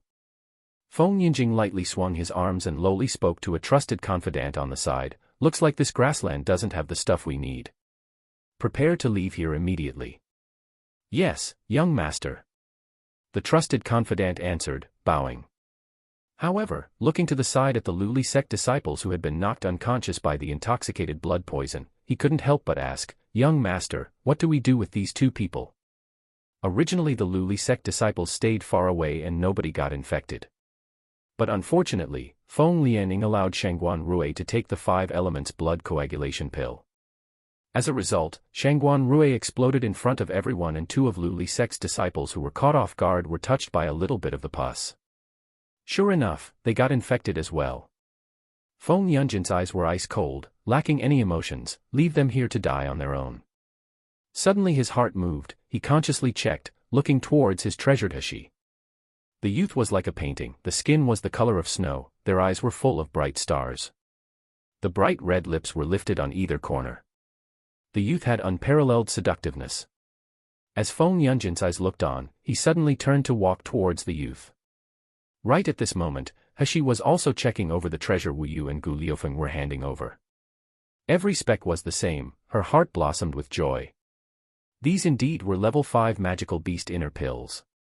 Previously, she worked extremely hard but was only able to obtain 2 of these. This time, she's able to replenish Dan Dan and the little golden dragon again.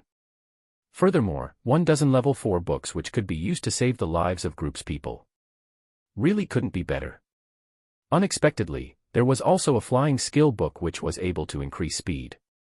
Clicking her tongue, there definitely wasn't a price for this on the market. While Hashi's face remained calm and collected on the outside, she had long gotten extremely excited in her heart over the prospect of earning money. Taking the next box, Hashi was just about to open it when suddenly she felt her eyes darken and she was enveloped in a shadow. Very quickly, she heard Feng Yunjing's icy voice, "Hashi, 2 of my Luli sect's displeas were infected with intoxicated blood poison." "So?" Hashi raised her head up, looking at him and coldly asked. Standing very close. Feng Yunjing could take the youth. Or he ought to say the young girl's clear and neat face was pleasing to the eyes. He couldn't help but smile deviously. "It would be better to go back with me. If you're able to treat my subordinates, your ability could also be used by my Feng family." Saying this, Feng Yunjing slowly stooped down. His hot breath came out as he controlled the desire to slowly spit in Hashi's face. "You can rest assured, I won't treat you unfairly. Whatever Nangong Yu gives you, I can also give. Furthermore, I can give even more. How about it?" Hashi, who had been sluggish for half the day, suddenly reacted as if she heard a joke, rubbing her ears. "Excuse me. This Feng Yunjing and Feng Lianing just a moment ago wanted to join together and kill her. Suddenly, he now wants her to come back with him to Feng family and still asks her how about it. Is this person experiencing a mental breakdown? Or has their brain short-circuited?" But before Hashi could say anything, a pair of black shadows wielding swords came down from the sky, ruthlessly chopping towards Feng Yunjing with killing intent. Feng Yunjing already had his guard up and began rapidly retreating. But he also sacrificed his magic weapon before he was able to even consider avoiding 2, who seemed to attack with the intent to destroy the earth. Boom. The earth shook as lightning came down. Chapter 338. Give it to me. Slowly flashing, Nangong Yu's figure was like a fantasy, arriving to stand beside Hashi. He extended his hand out to take Hashi's hand, drawing her closer to his chest. His cold gaze stared towards the nearby Feng Yunjing, saying, "Feng Yunjing, don't let me remind you a third time. Xia is mine, don't try and lay a hand on her again or don't blame me for not being polite." Feng Yunjing's face didn't hold a lot of anger, but it did have coldness and disdain. "Nangong Yu, even though your Hell King Manor's reputation is considered impressive, but my Feng family's prestige is impressive too. Good poultry chooses wood. 1. I trust that genius Dr. Shi knows which option is the best one to choose." The burst of electricity, although short, was able to attract everybody's attention. At this moment, just as Feng Yunjing said these words, everybody turned pale with fright. Looking southward, Nangong Yu waited and watched as the absent-mindedness in everyone's eyes turned to restrained fear and respect. Hell King. This is the famously brilliant His Highness Hell King, ah. At the mere age of 15, he was able to become a gold core and become Mi Luo continent's #1 genius. Using his own strength he was able single-handedly to fight against the magical beast's troops. He was able to save Jin Ling country from downfall, that His Highness Hell King. Not only that, he is also cruel and cold-blooded. With his Xian Yuan sword, he slaughtered thousands of lives, completely dyeing the soil on Guijin mountain range red. He is the lord of the netherworld. Feng Yinjing seemed to have not saw everyone's shocked expressions. Looking at Nangong Yu with a sneer, he slowly said, "Not to mention, you are the famous His Highness Hell King. With your prestige, you could get any beautiful girl you wanted. Why are you so stingy, holding on to a girl who's merely at foundation establishment stage? How about this, you give Shiyu to me. I promise that later on, 1/10 of the medicinal pills Feng family produces each year, will give to you. How's that?" Everyone, having heard this, all simultaneously let out a sigh of relief. This was Feng family's yearly production of medicinal pills.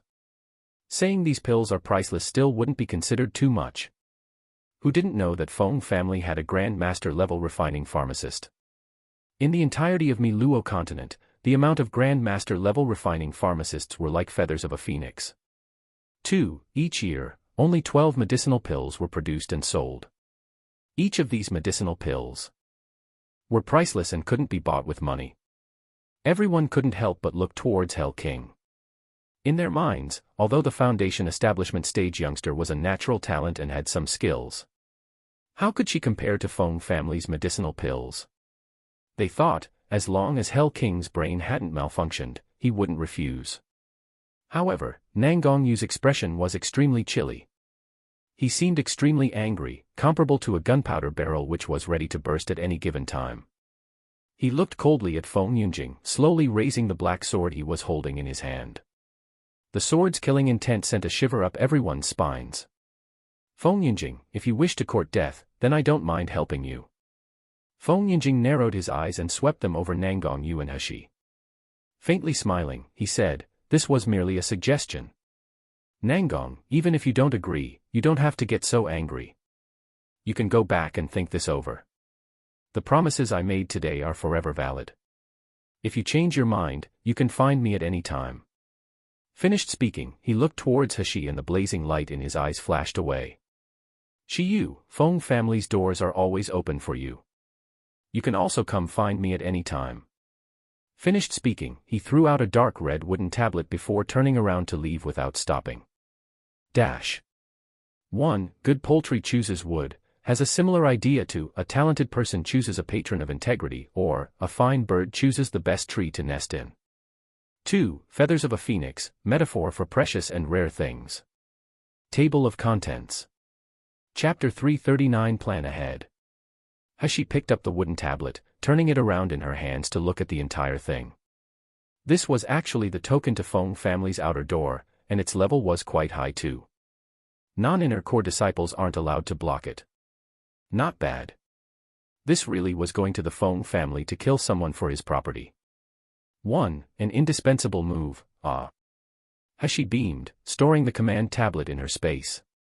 Seeing this, Nangong Yu couldn't help it and his expression became extremely ugly. He took Hashi into his embrace, coldly surveying her. He said, "Sheer, if you dare to leave me to go into another man's embrace then I will." "I will." "You will do what?" Hashi raised her eyebrow up. She happily looked up at him. "You'll kill me." Nangong Yu's breath stilled.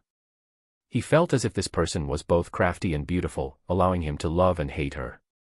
He wished he could marry her immediately so he could shut her away and not allow anybody else to covet her.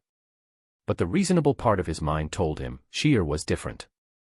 He couldn't possibly lock her up for a lifetime and break her wings. She had her own world and wonderful life. As she saw his cold face trying to repress his emotions, he had the appearance that he would burst at any time. She didn't know whether to laugh or cry. "Even if I wished to go into another man's embrace, I wouldn't choose to go to that mental case. Feng Yunjing, okay. You seem to think there's a hole in my brain and I would look for a tyrant, Saying this, she walked away and didn't bother him anymore. She minded her own business, continuing to open all the treasures Wu Yu had gotten. Nangong Yu watched Hashi leave, but he didn't move for a long time. His eyes stayed at the site where Feng Yunjing and his subordinates left from. Qing Long stepped forward, to the side. He softly said, "Master." Nangong Yu's long eyelashes dropped down, hiding his stormy mood. Then with a slow and low voice he said, "Notify Wu Xin, prepare ahead." Qing Long was startled, his face betrayed his emotions. "Master." This decision was related to Ming Wang Manor and Master's future. Master understated the decision. Was it because of the matter concerning Feng Yunjing? Or was it because of Wang Fei, too? Qing Long wanted to say more. But when he saw Nangong use cold and indifferent expression, he swallowed his words. In any case, Master's command was their everything, they just have to follow it. Yes, Master. Qing Long bowed. The indifference in his eyes slowly turned cold. Just for this day, Ming Wang Manor has already endured silently for long enough. During this time, the treasures collected by Wu Yu and Gu Liufeng was quite a lot. At one side, He examined these treasures and then threw them into her space. Just thinking about the amount of yuan crystals she could get from these treasures, she became very happy. One night turned into a rich feeling, it truly was too refreshing. Genius Dr. Shi. Suddenly there was a male's hoarse voice sounding from above her head. She lifted her head up to discover a middle-aged man, who was about 30 years old. Although his cultivation base wasn't high, his body was intact, apparently unaffected by the intoxicated blood poison. The man's skin was very coarse and his hands were full of scars and calluses. His eyes were muddy and seemed to be filled full of sadness and hate. But they were also filled with helplessness. Meeting Heshi's gaze, he didn't have many words to say. Instead, he took a jade box from his arms and handed it to Heshi. I heard them say Genius Dr. Shi was looking for Burning Heaven Realm's divine dragon fruit. I accidentally got this in Burning Heaven Realm. I hope Genius Dr. Shi won't ignore this. 1. To kill someone for his property, idiom, similar meaning to robbing someone. 2. Wang Fei, princess. Chapter 340 What do you want me to do for you? Heshi blankly stared, then suddenly she opened her eyes wide. For a split second, she thought she heard wrong. Divine dragon fruit. Although she did deliberately mention to Wu Yu that she was looking for the divine dragon fruit, she never thought she would be able to get it through this exchange. After all, the divine dragon fruit was extremely precious, the process of obtaining it is very challenging, forget about even a few people being able to obtain it. But, even if one does manage to obtain the fruit, with its high value, who would be stupid enough to trade it away? Heshi accepted the jade box and opened it. After taking one look at it, she already knew this really was the divine dragon fruit. This divine dragon fruit was little golden dragon's most needed spiritual fruit, it was the one which could heal him the most. Speaking to the middle-aged man, her tone was very mild. Do you have any relatives who need me to detoxify or save them? Bring me over to see them. Unexpectedly, the middle-aged man stood in the same spot he was originally. His face was filled with sadness and desperation, and after a while, he finally said, "No more. No more. There's already nobody left, it's too late." He suddenly turned around, pointing to a distant silhouette of a woman lying down. Then he pointed to the ground where the blood boiled then disappeared. Distressed, he said, "Genius Dr. Shi, do you understand now? That is my wife and son, just 1 hour before, they were still alive. Although my son was infected, he at the very least had the will to live. But, Feng Yanling. It's all because of Feng Yanling, that malicious woman. Unexpectedly, she forced my son to eat the 5 elements blood coagulation pill. Letting my son explode and die, becoming nothing but a puddle of blood. My wife was so angry, she went to argue. But, she ended up being seriously injured by Luli Temple's people. I'm unwilling, I'm very unwilling. Clearly, our family is nothing more than insignificant warriors. And Luli sect, everybody minds their own business. For what reason did Feng Yanling not take our lives as lives? Why did she allow my family to fall apart? The family is bankrupt and the people are dead. 1. The middle-aged man's voice was full of suffering and despair, breaking one's heart. Tears were flowing down his face. Heshi was silent for a long time, gently pinching the jade box. Lowering her voice, "You gifted me the divine dragon fruit, but what do you want me to do for you?" The man miserably shook his head. After losing my wife and child, these material items no longer have any worth to me. My family passed on specific ways to make charms. My family stayed in Burning Heaven Realm for 7 days and 7 nights, ambushing people. With great difficulty, we were able to obtain this divine dragon fruit. The original hope was to improve my son's aptitude, giving him the ability to enter an influential sect to give him a more promising future. But now, it's all over. All finished. What use is this divine dragon fruit to me now? The man's voice got heavier and heavier, filled with more and more sadness and hatred. He seemed to have lost all hope before slowly lowering his voice. Genius Dr. Shi, if I was to say I had any hopes left, it would be that one day when you deal with that slut Feng Yanling. When you give Feng Yanling and Luli Sect a tragic end, let me watch the scene with my own eyes. Hashi raised her eyebrows up and noncommittally said, how do you know that I will deal with Feng Yanling? And how do you know that I have the strength to bring Luli Sect to a tragic end? 1. The family is bankrupt and the people are dead. Idiom, the man's family is ruined and amp, he has nobody left. Chapter 341 White Hairs of Old Age. The middle-aged man's eyes had a glimpse of gloominess, slowly saying, just based on the fact that Genius Dr. Shi is able to cause Feng Lianing, a level 5 doctor, to lose face in front of everyone. As well as the fact that His Highness Hell King stands behind Genius Dr. Shi. I'm willing to gamble, so I'm going to gamble my desire for revenge on Genius Dr. Shi. The corner of Hashi's mouth curved a bit, weighing the jade box in her hand. Nodding her head, good, considering this divine dragon fruit, I promise you. The middle-aged man's face finally showed a slight smile. He took out a silver talisman from his arms and handed it over to Hashi, respectfully saying, this is my personally prescribed 1,000-mile talisman. Even though it can only be used once, as long as you burn this talisman, then no matter what corner Genius Dr. Shi is at in the Miluo continent, I will be able to receive the message at any end of the earth. Hashi took the silver talisman, slightly swaying. She watched the middle-aged man stumbling back to his wife's side, mournfully crying as he carried her cold corpse. Suddenly, a pair of hands covered her eyes, blocking her line of sight. Nangong Yu's low and gentle voice sounded out, don't look anymore, Shi'er and this king, we will definitely live together until we have white hairs of old age. There won't be a day where we're separated by life and death. Hashi took his show and turned around to glare at him, who will live together and have white hairs of old age with you? Don't you have your Feng Yanling Mimi? 1. Nangong Yu reached his hand out to pinch her nose, the expression on his face expressed both helplessness and pampering. Shi'er, if you say this again, I'll take it as if you're jealous of me. Hashi slapped his hand. Her gaze landed on the jade box. She must immediately go back into her space to help little golden dragon absorb the spiritual power from the divine dragon fruit. But to be able to enter her space, she had to be asleep. Hashi grabbed at Nangong Yu's sleeves and softly said, lean your shoulder down. Not waiting for him to respond, she leaned her head against his shoulder, closed her eyes and entered her space. At first, Nangong Yu stared blankly. But soon after, his mouth curved up into a gentle and sweet expression. He reached his hands out to bring the sleeping girl into his embrace. This girl must have been so busy these past few days, she must be so tired. But Hashi, who had entered her space, was shocked.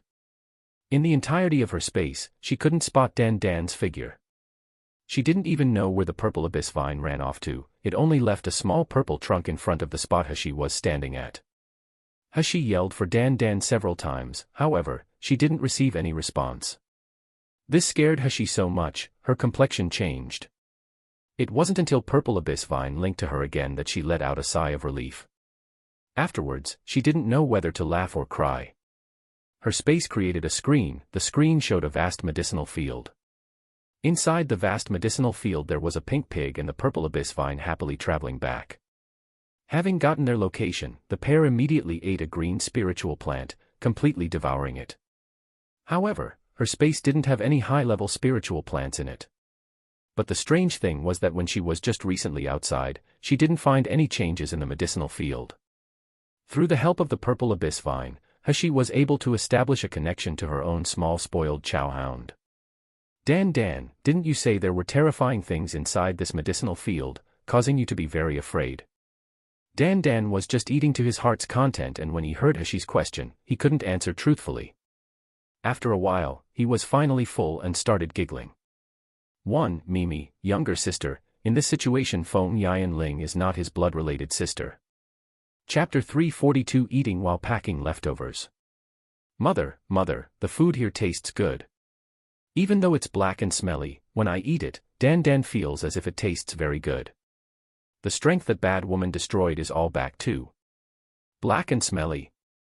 Hashi was both astounded and worried. Dan, are you sure you can eat these spiritual plants? What about the intoxicated blood poison? Dan rolled around in the medicinal field, exposing his white round belly. Happily laughing, he said, Mother is dumb. Because there is anti-purple abyss here, there's no possible way to be poisoned. The smelly and black items have been given to anti-purple abyss, the rest are all for Dan. Woo. Woo. It's so delicious, Mother, do you want some too? Anti-purple abyss. These two, when did their relationship become so good? Moreover, why has he been calling purple abyss vine anti-purple abyss? Shouting and towards a plant, Dan, are you sure your logic is sound? Anti-purple abyss will quickly arrange a difficult fantasy array, we are here to eat. Together, Mother and that friendly older brother didn't even find out. 1. So while we were eating, we were also packing leftovers. Therefore, if we want to continue eating in your space, we can. Mother, is Dan clever? Very good. Unexpectedly, he even knew about packing leftovers, he really is clever. At the same time, Hashi felt Purple Abyss Vine's idea. Incomparably proud, the little Purple Abyss Vine sat in her space swaying around as if expectantly awaiting Hashi's praise. Hashi's mouth twitched, but she looked at the high-level spiritual plant that got thrown into her space. Going forward to touch Purple Abyss Vine's trunk, encouraging it. The Purple Abyss Vine suddenly began swaying more joyfully, adopting the appearance of an epileptic. Hashi swore that if the high-grade spiritual plant could talk, it would have been laughing uncontrollably by now. But after determining that these two wouldn't run into any problems, she let out a sigh of relief. In fact, the spiritual medicines in this 100-herb garden were truly real. But she didn't know why, for some reason, there were many spiritual plants in this garden. The levels of these magical plants weren't high, but they were very much like weeds, their vitality was also extremely vigorous. After growing for a millennium, they covered nearly the entirety of the medicinal field. From the outside, the magical and spiritual plants looked the exact same. However, the magical plants would secrete a poison. For example, these specific magical plants would exude the intoxicated blood poison. And once a soldier died of poisoning from these plants, their body would rot into the soil and the spiritual energy would seep into the air, becoming the best nourishment for these magical plants. In fact, in the beginning, these magical plants weren't scary. Especially in the central plains of Miluo continent, one's chance of ever encountering these plants was exceptionally low. There also wasn't any soil to nourish the magical plants, to add on to the fact that these plants were a rare sight. As a result, so many high-level soldiers, including Feng Yunjing, didn't recognize these magical plants. However, Purple Abyss Vine was different. It was originally a level 5 magical plant, so these low-level magical plants were not only crushed, because they contained a strong spiritual spirit, they also became Dan and Purple Abyss Vine's food. Those genuine spiritual plants from the medicinal field were all thrown into her space by Dan. So, Hashi didn't bother with those two gluttonous individuals. She turned to look at the little golden dragon's current situation. At this moment, the little golden dragon was still fast asleep. Although the wounds on his body seemed to have healed, his whole spirit was still very poor. 1. Anti-Purple Abyss will quickly arrange a difficult fantasy array, we are here to eat. Together, Mother and that friendly older brother didn't even find out. I'm not too sure what the author meant here, apologies for this. Chapter 343 Real Identity. Hashi had seen the method to taking the divine dragon fruit in the All Living Things record. Very quickly, she used a pure fire spiritual power to extract juice from the divine dragon fruit. It dripped into the little golden dragon's mouth. Afterward, little golden dragon's body emitted light golden color. Its originally dim scales got a gloss to them. The little golden dragon struggled to open its eyes and saw the familiar figure. The figure emitted the sweet fragrance of grass and wood. Although the smell was weak, it let the little golden dragon feel as if this figure was trustworthy and dependable. It was truly strange, this was the formidable golden dragon, but he wanted to depend on a weak mortal girl. The little golden dragon's whole heart was heavy and quickly closed its eyes again. Its tail subconsciously curled around Hashi's wrist, brushing against her palm. Hashi let out a sigh of relief, glancing over the little golden dragon again to ensure that its injury was healed. Following that, she looked towards her hand, which was holding the divine dragon fruit that had already lost all its spiritual power and juice. All that was left was a layer of skin and the pit. But if she planted the pit in her space, would it sprout and grow more fruit? She decided to indulge in her fantasies and took the divine dragon fruit's pit to plant in the ancient rhyme spirit field. She gave the little golden dragon more drops of spiritual spring water. Then, she left her space. When she opened her eyes, she felt a male near her. She's whole face turned red when she discovered that her whole body was nestled in Nangong Yu's embrace and her head was resting on his stomach. She clearly only borrowed his shoulder to lean on. She stood up straight and pushed herself out of Nangong Yu's hug. She heard his voice laced with regret saying, "Sheer, why don't you sleep a little longer? This king's shoulder is always open for you to lean on." She grinded her teeth, preparing to slap Nangong Yu.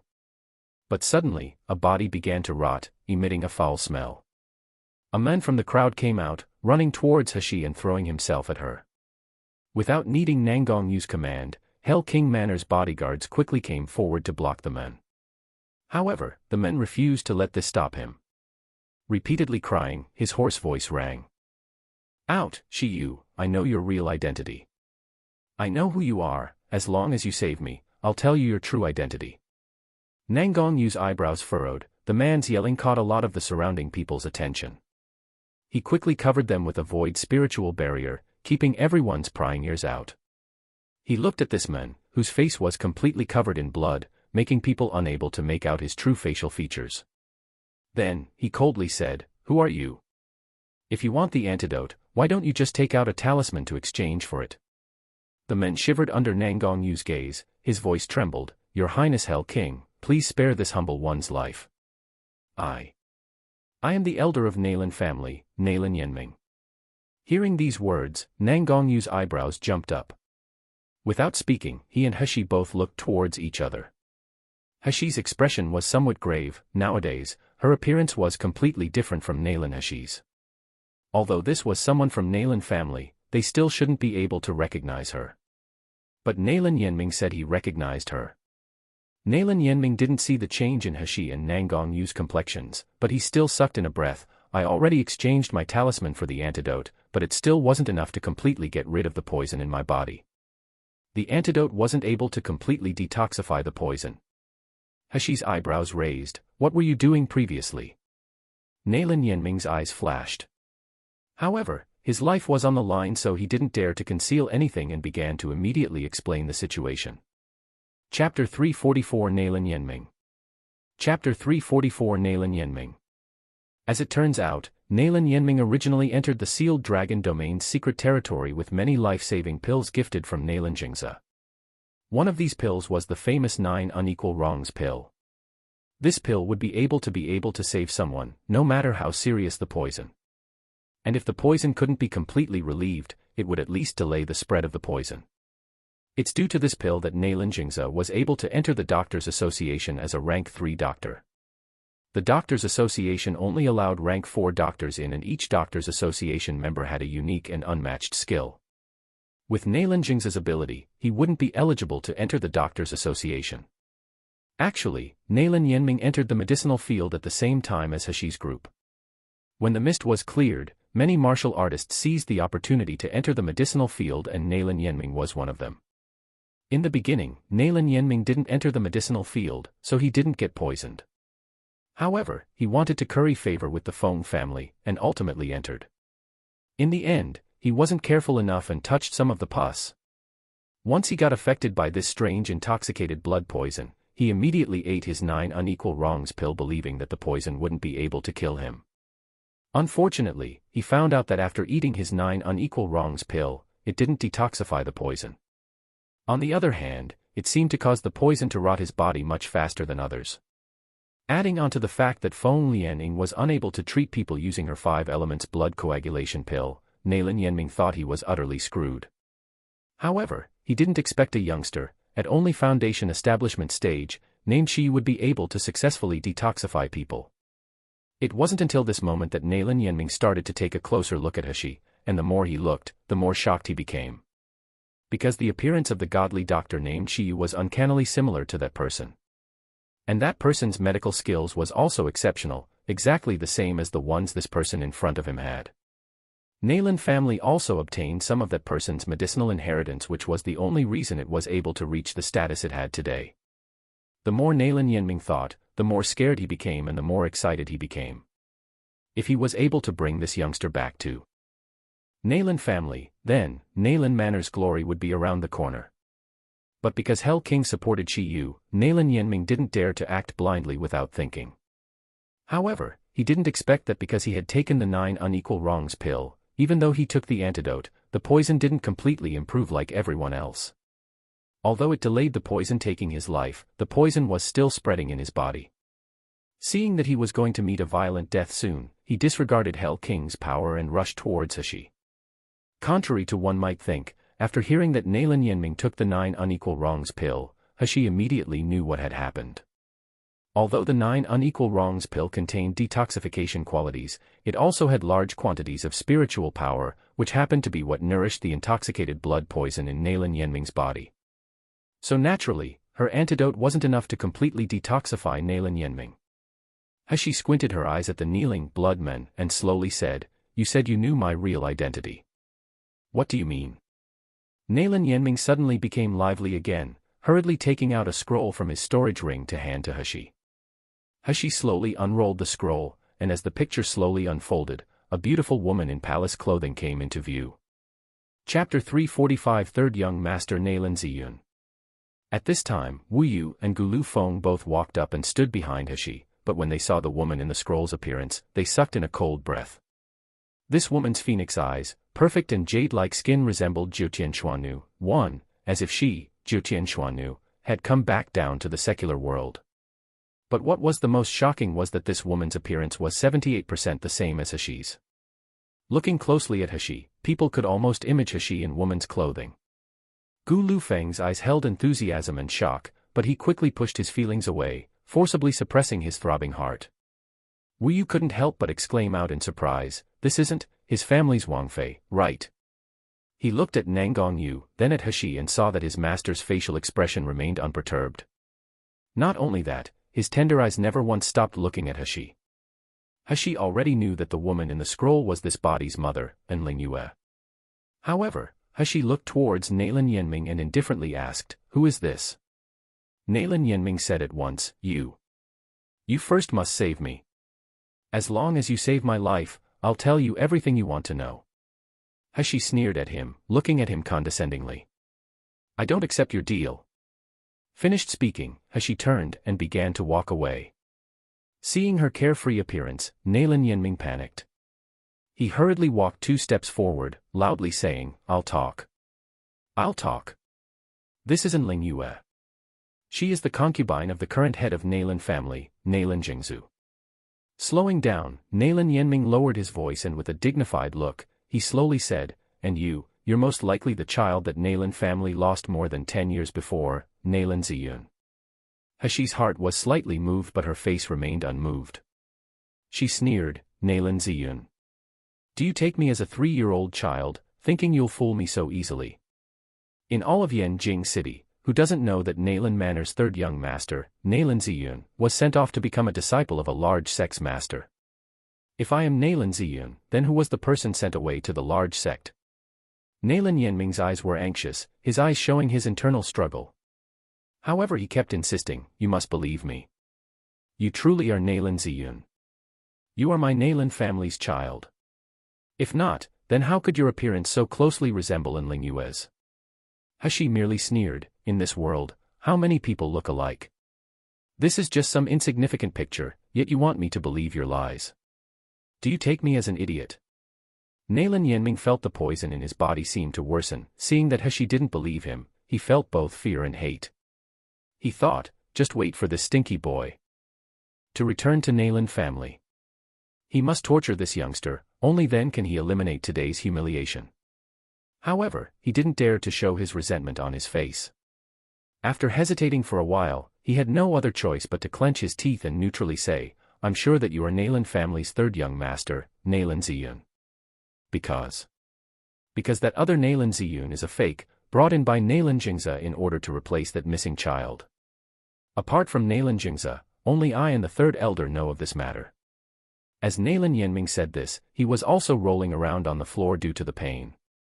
As he was rolling around, black blood continually leaked out of the wound on his body. Seeing this scene, it was evident that the intoxicated blood poison in his body had completely broke out. 1. Jiutian Xuanu is a fairy in Chinese mythology. Here is her Wikipedia page. Chapter 346. Where did he truly go? Save me. Quickly save me. I am Nailan family's great elder. I'm the only one who can bring you back to Nailan family. I'm the only one who can get you to recognize your ancestors. Do you hear me? Quickly save me. If you want to blame something, then blame the fact that you're Nailan family's people. Hashi coldly chuckled. Nobody knew when another bottle appeared in her hands, but she lightly sprinkled the medicine out. Immediately, Nailan Yenming's shrieks became fiercer and his body was unable to keep rolling. He was only able to lie on the floor and twitch. The wound on his body burst open and black blood and pus sprayed everywhere. In the blink of an eye, a puddle of blood formed. Whilst Hashi was sprinkling her medicine on Nailan Yenming, Nangongyu had long separated the crowd from Nailan Yenming. At this moment, he saw that even Nailan Yenming's skeleton was gone. However, Hashi's gaze was filled with deep concentration. He thought that Hashi was grieving and couldn't help but walk up to Hashi, taking her into his arms and hugging her closely. Softly saying, "No matter what type of person you are or what sort of identity you have, in my heart, you are still my Shi'er. You are still my Wang Fei."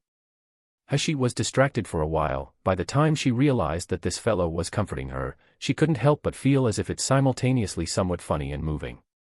Shaking her head, regarding Nailan family's people, as far as I'm concerned, they're just insignificant strangers to me. How can I be affected by their matters, life or death? I was merely thinking about Nailan Ziyun. Hashi's only impression on Nailan Ziyun, this younger brother, was from when she was merely 5 years old. At that time, they were still living in the small courtyard, mutually dependent for life. However, when Nailan Hashi was 5, she fell ill with a fever. After she woke up, she never saw her younger brother again. Wet Nurse Jen had told her, Nailan Manor's people had taken her younger brother away. The previous Nailan Hashi had gone to Nailan Manor to inquire about this matter.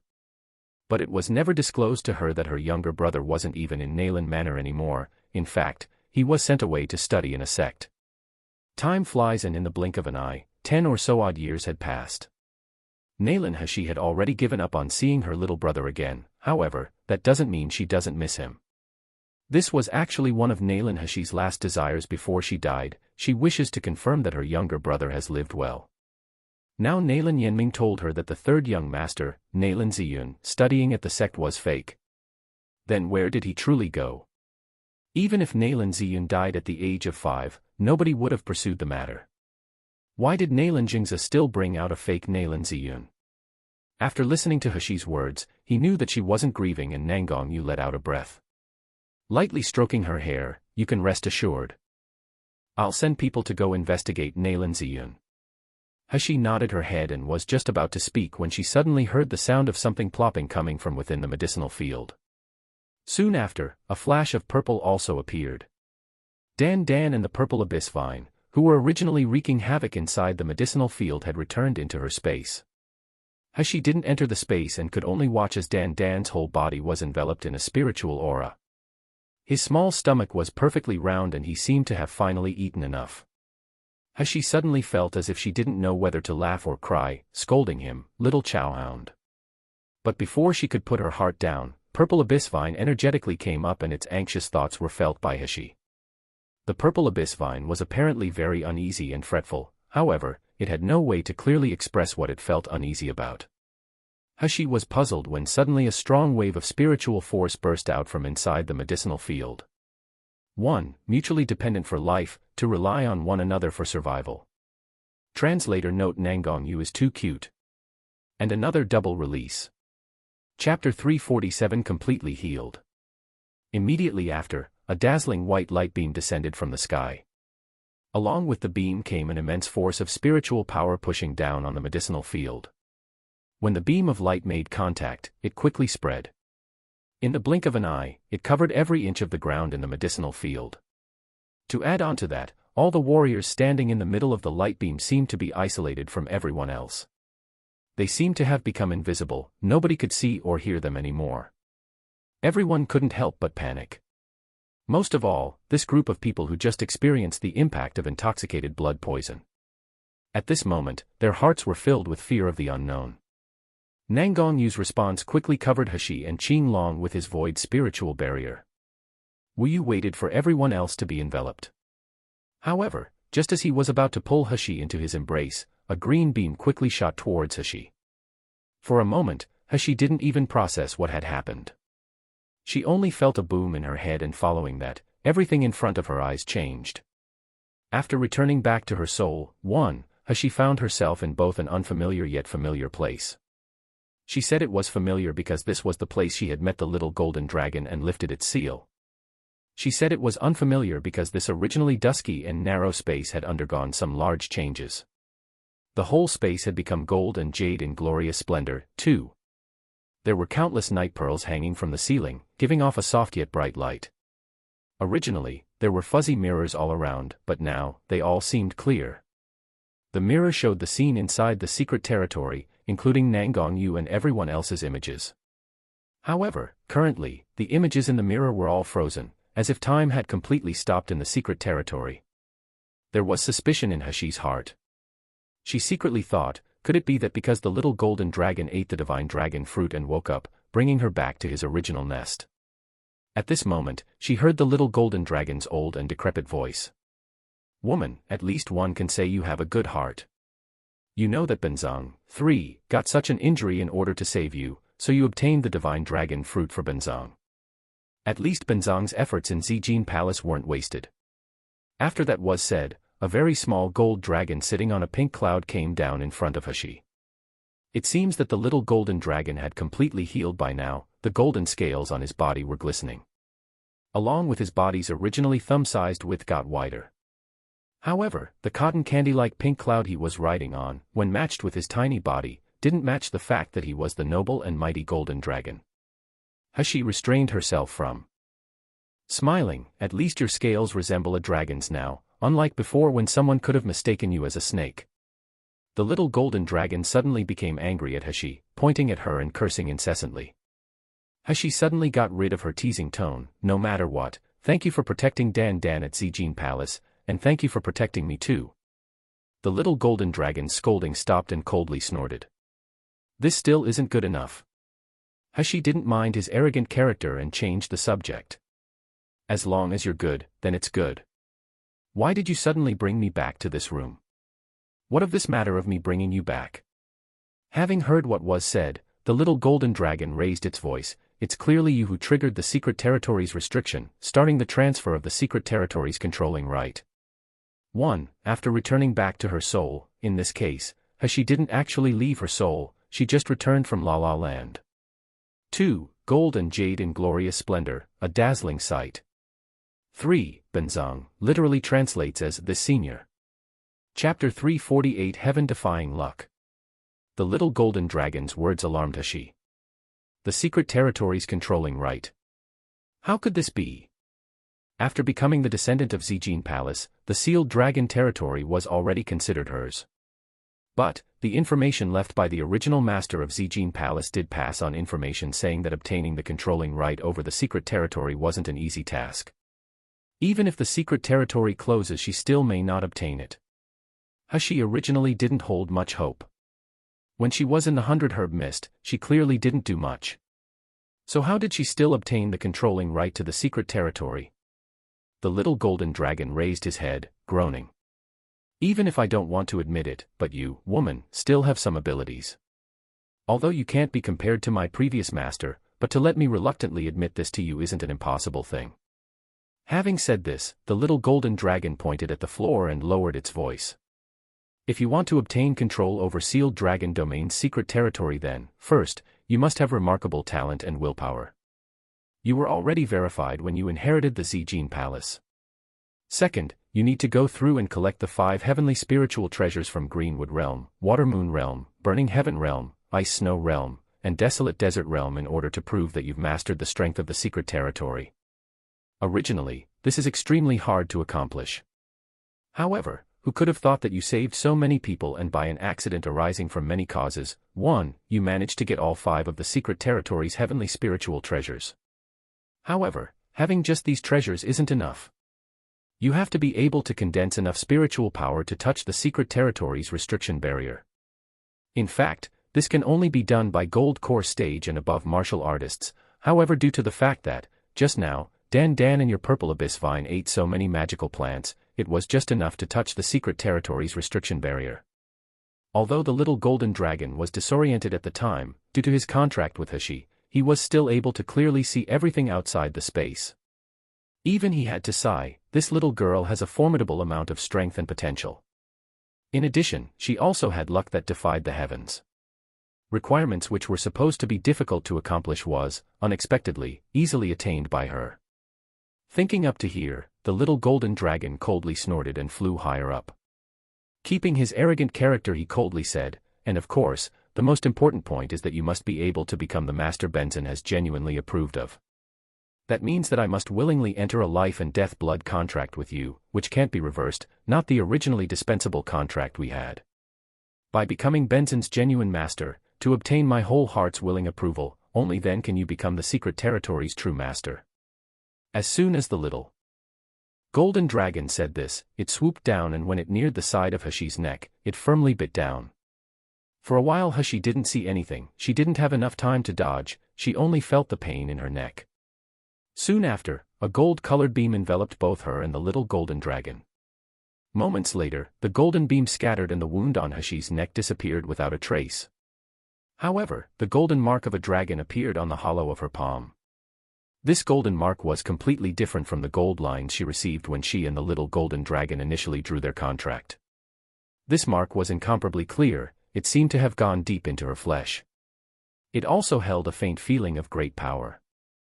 Although the golden dragon mark quickly disappeared from Hashi's palm, she was still able to clearly sense it. It seemed as if there was a strange memory, that didn't belong to her, burned into her mind. Hashi knew that these memories were part of the dragon race's inheritance. But, now, these memories were fuzzy and she was only able to see one sentence clearly. 1. By an accident arising from many causes, a freak combination of facts. Chapter 349 The Best Timing. Through blood, to serve as my brand, abandon hatred, forget glory, thousands of generations, never betraying. May the dragon race's glory from millions of years prior, one day appear again. Star. Hashi didn't understand much of what this sentence meant, but strangely enough, she could sense the sorrow, despair, and hope contained within the words. And at this moment, under the soles of her feet, a brilliant light suddenly started brightly shining. Just now, Hashi discovered that the design engraved on the floor of the room resembled a pentagram. Each of the 5 angles of the pentagram was perfectly aligned with one of the mirrors while she stood in the center of the pentagram. The entire pentagram was lit up and Hashi felt as if the mirrors were all flying towards her. Soon after, she was able to clearly see every nook and cranny inside the secret territory. The little golden dragon's proud voice and mischievous laughter was soon heard.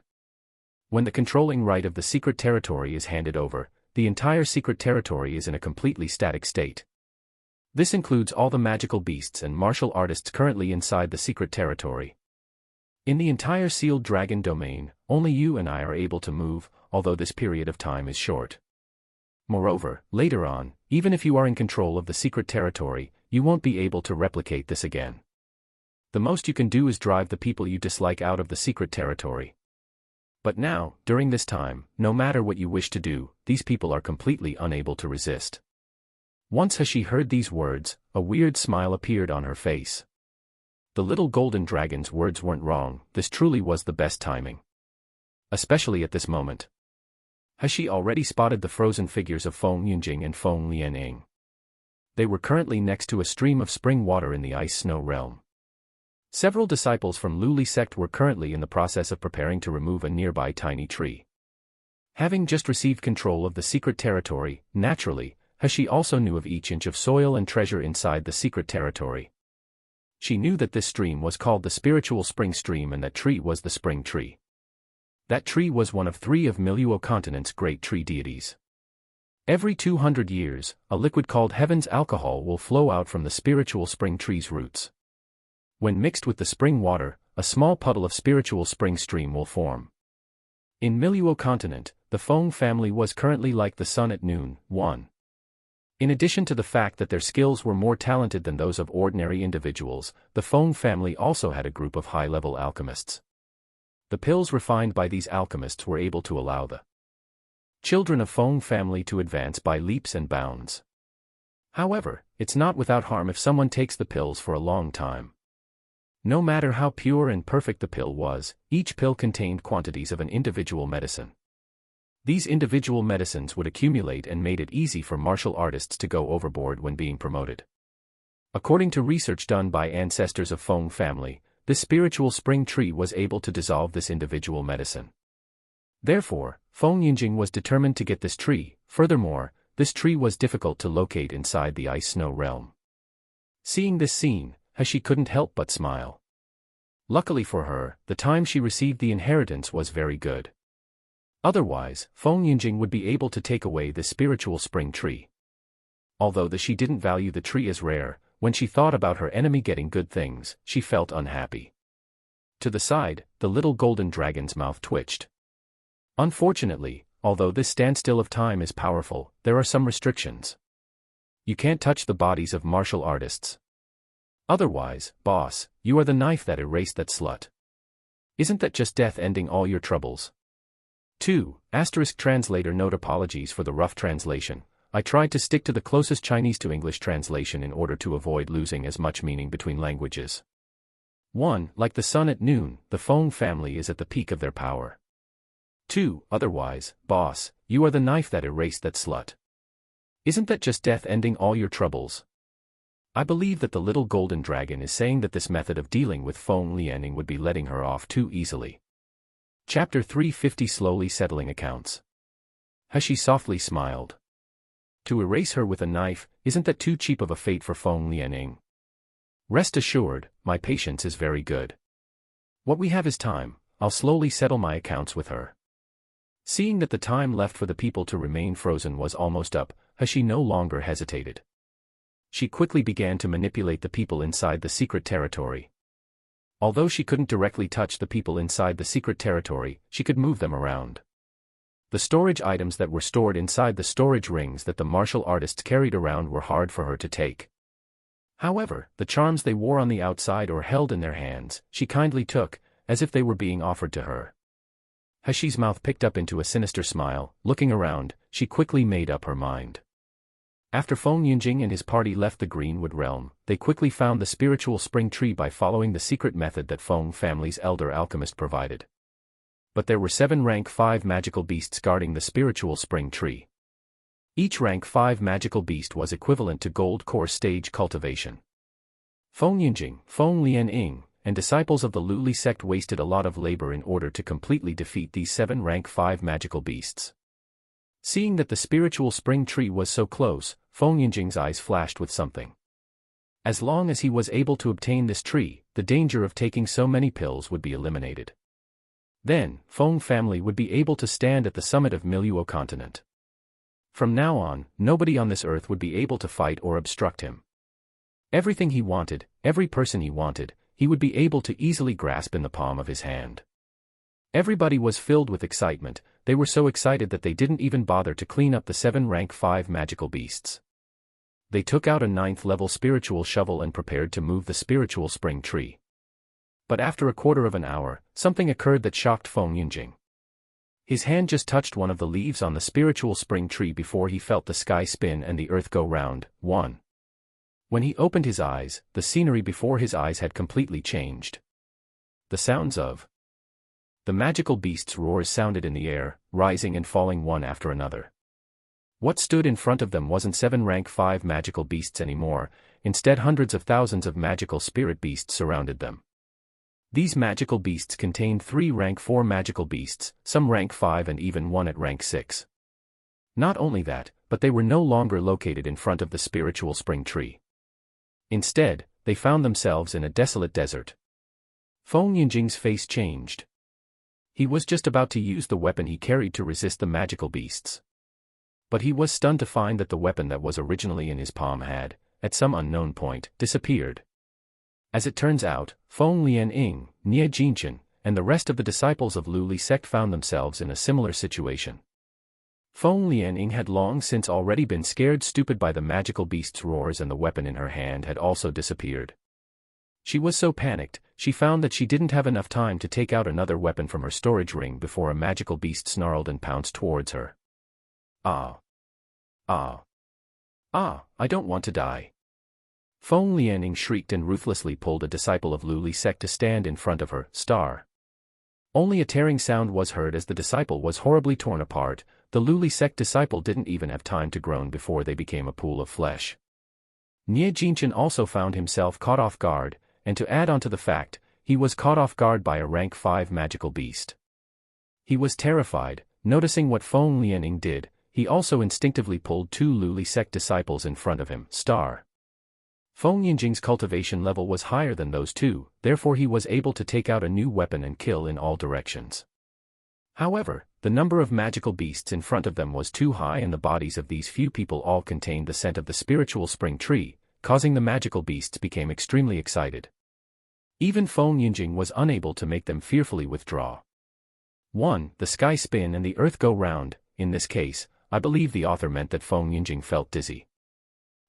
Translator note: Feng Lianying and Nie Jinchen are both just too shameless. They're made for each other, haha. Chapter 351: Leaving the Secret Territory. Momentarily, the flesh flew in all directions. The bones rumbled and rolled around on the floor. In the hot and overgrown desert, the air reeked of blood for a short period of time. This caused the people to feel sick and heightened the magical beast's excitement. As time went by, Feng Yinjing's complexion became more and more unsightly. The spiritual power inside his body was beginning to run out. And the people around him, the disciples of Lu Li sect, were slowly dwindling. Some of them were devoured by the magical beasts, and others were taken by Feng Lianying and Nie Jinchen to act as a shield.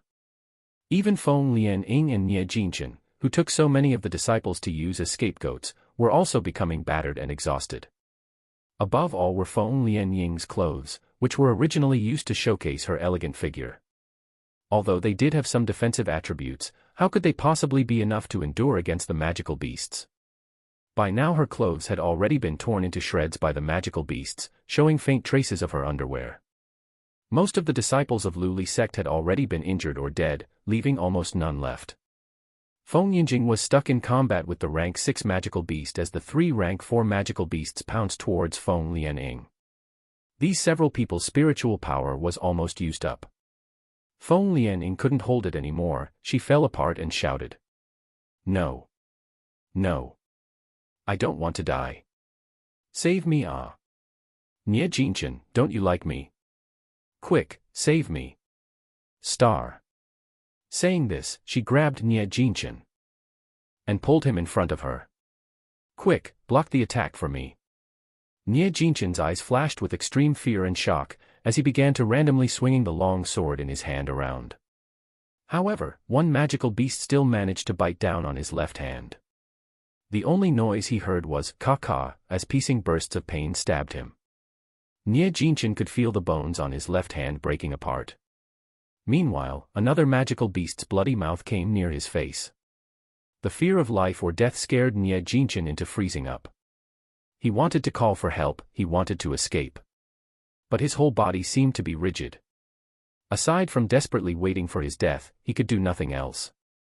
He thought about how he granted whatever was asked for from Feng Lianying over these past 10 years, how meek and subservient he was. Then he thought about how ruthlessly she just treated him. At this moment, any love Nie Jinchen held for Feng Lianying completely vanished. Except for undeserved desire, the only feelings he had left over were a heart full of hate and towards her. Ideas of trampling her filled his mind.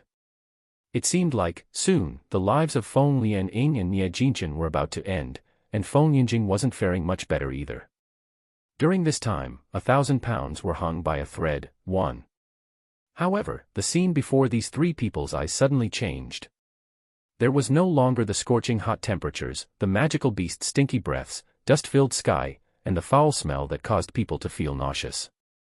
Instead, it was replaced by the sweet smell of vegetation and a gentle breeze. Feng Yinjing and the others looked all around. they found out that they were unexpectedly in the middle of a valley. Moreover, the land form of this valley was awfully familiar. Wasn't this where these several people initially entered into Sealed Dragon Domain's secret territory? This. What's the matter with this?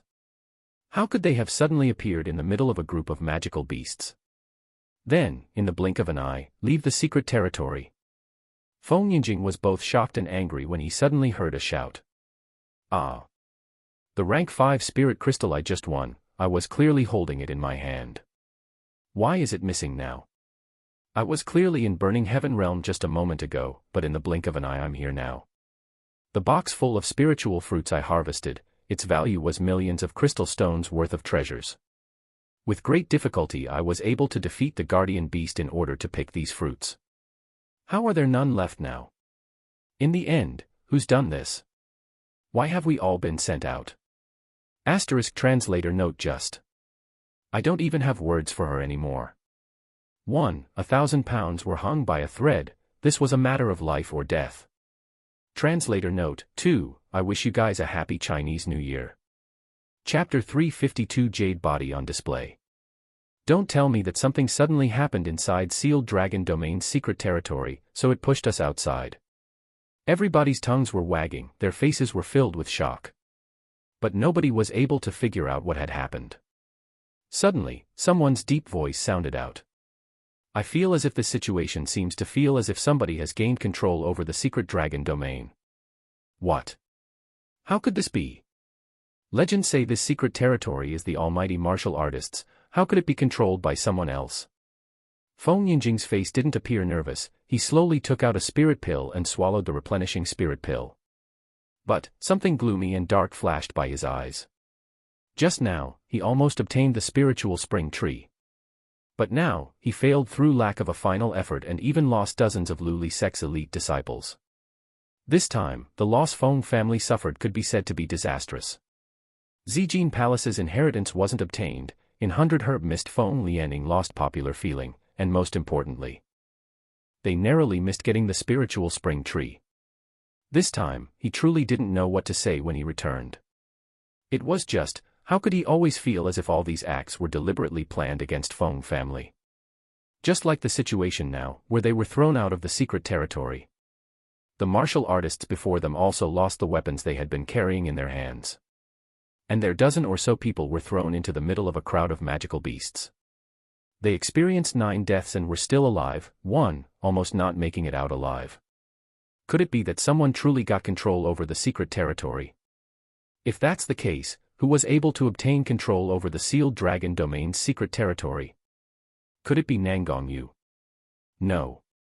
Impossible. Feng Yinjing's thoughts swept past this idea, immediately denying it. What type of place was Sealed Dragon territory? These martial artists in front of him only knew one and understood half, 2. But he, who was the person who held great political power inside Feng family, was clear. This sacred place had existed for a millennium. Every big influential family on Miluo continent had been preparing for Secret Dragon Domain's secret territory to open for several hundred years. In the event that someone was able to get control over Sealed Dragon Domain's secret territory, then how powerful was that person? If this type of person truly decided to oppose Feng family, then how could they, Feng family, possibly resist? Just as Feng Yinjing was just thinking about such a person, he heard a cry of surprise. In the blink of an eye, he saw Feng Lianing crawling up from the ground. It's unclear whether it was due to the fact that she was roasted by the hot temperatures inside the barren desert or if it was due to the situation with the magical beast scratching her. But when she stood up, the clothes on her body, unexpectedly, completely fell apart and turned into a puddle of powder. In a flash, Feng Lianing was no longer wearing any clothes, causing her jade-like body to be put on display. Originally, everyone was busy being angry over their lost weapons and asking why they had been sent out of the secret territory, so nobody paid attention to Feng Lianing. But everyone's gaze turned towards Feng Lianing after her shout just now. Immediately, there were gasps of surprise coming all around. No sooner after one subsides another arises. Most of all the low-level male martial artists looked up and down at Feng Lianing's fruit-like body as their eyes filled with lust and excitement. Someone couldn't help themselves and whispered, Aya, 3. This couldn't be the Ice Lotus Fairy, right? I didn't expect her to be so passionate and bold, not even wearing clothes in front of all these martial artists. Clicking their tongue, look at this soft and tender flesh, pampered girls raised by influential families really aren't the same. If I can get on intimate terms with this person, I would willingly die. How could Feng Lianing ever imagine that after struggling to escape from that beast, going back would also welcome such humiliation? For a moment, her beautiful face was snow white and her two hands were clenched together, hugging her shivering body. She wanted to take out a new set of clothes from her storage ring but was unable to because her spiritual power was all used up. She wouldn't be able to take anything out for a while. 9 deaths and were still alive, they were only narrowly able to escape. 2, knew 1 and understood half, Feng Yinjing is saying these people are ignorant. 3, Aya, a term used to express dismay, exasperation, or surprise. Chapter 353 completely ruined. Immediately, her pair of beautiful eyes filled with tears. It would appear to be as if I saw a white lotus, but the male martial artists all began to feel sorry and take pity on her. But there were also female martial artists who disapproved of her attitude, coldly standing to the side and heatedly mocking her. Truly shameless. Obviously, you're wanton, yet you're still sitting here putting out a pitiful appearance. Exactly, if I was her, I would have been ashamed to even see people. Unexpectedly she puts on a pitiful face trying to get me to feel sorry for her. What ice lotus fairy? All I see is a white lotus flower putting on an act of flirtatious behavior. Feng Lianing just got up before realizing how awful her current situation was. Originally she wanted to put on a weak, couldn't-do-harmed expression in order to evoke some sympathy. But now, having heard the comments of these women, her face twisted and the shame in her eyes completely changed to bitter hatred. In the end, who was it who harmed Feng family? Who caused Feng Lianing to make such a fool of herself? The painstaking effort she exerted to build up her image these past few years, her blissful fated marriage. It was all ruined in these short few days, completely ruined. No. No matter who caused her to be so humiliated today, she wanted to put it all on Yu, that slut. She definitely won't let go of that slut. There will be a day when she kills that slut and leaves her without a burial site. Under other people's loathing, wanton, passionate, or criticizing gazes, Feng Lianying's body had almost no clothing to cover herself and felt as if there were brambles and thorns on her back. 1. Unfortunately, she completely wasted her spiritual power, she couldn't even take out one piece of clothing. Her eyes were reddened with tears. Suddenly, a warm piece of clothing was draped over her, covering her body. Feng Lianing turned her head around and saw Nie Jinshan's deeply concerned gaze. Lianing Mimi, are you okay? Those magical beasts from before didn't hurt you, right? Feng Lianing stared blankly, recalling her previous actions inside the group of magical beasts, how she pulled Nie Jinshan in front of her to act as her shield and suddenly felt as if she had a bit of a guilty conscience. Nie Jinshan seemed to have not noticed her emotions, softly saying, if Lianing Mimi doesn't take offense, she can wear my clothing. At first, Feng Lianing was embarrassed. But after raising her head up and seeing Nie Jinshan's tender and infatuated gaze, she stood up, feeling proud and arrogant again. Nie Jinshan was the dog that stuck to her side. No matter how many times she tossed him around or humiliated, he would never betray her. Although she didn't care much for this dog continually pursued her. This greatly satisfied her vanity. Feng Lianing was too busy feeling proud of herself and didn't notice Nie Jinshan bowing his head down to cover the cold look flitting through his eyes. Just as Feng Lianing put on Nie Jinshan's clothes, Feng Yinjing coldly smiled. Let's go. We'll return to Feng family first before discussing. They must go back as soon as possible and report today's matter to their elders. As for Feng Lianing, that stupid woman who lost face today. Feng Yinjing already concocted a plan to completely abandon this waste.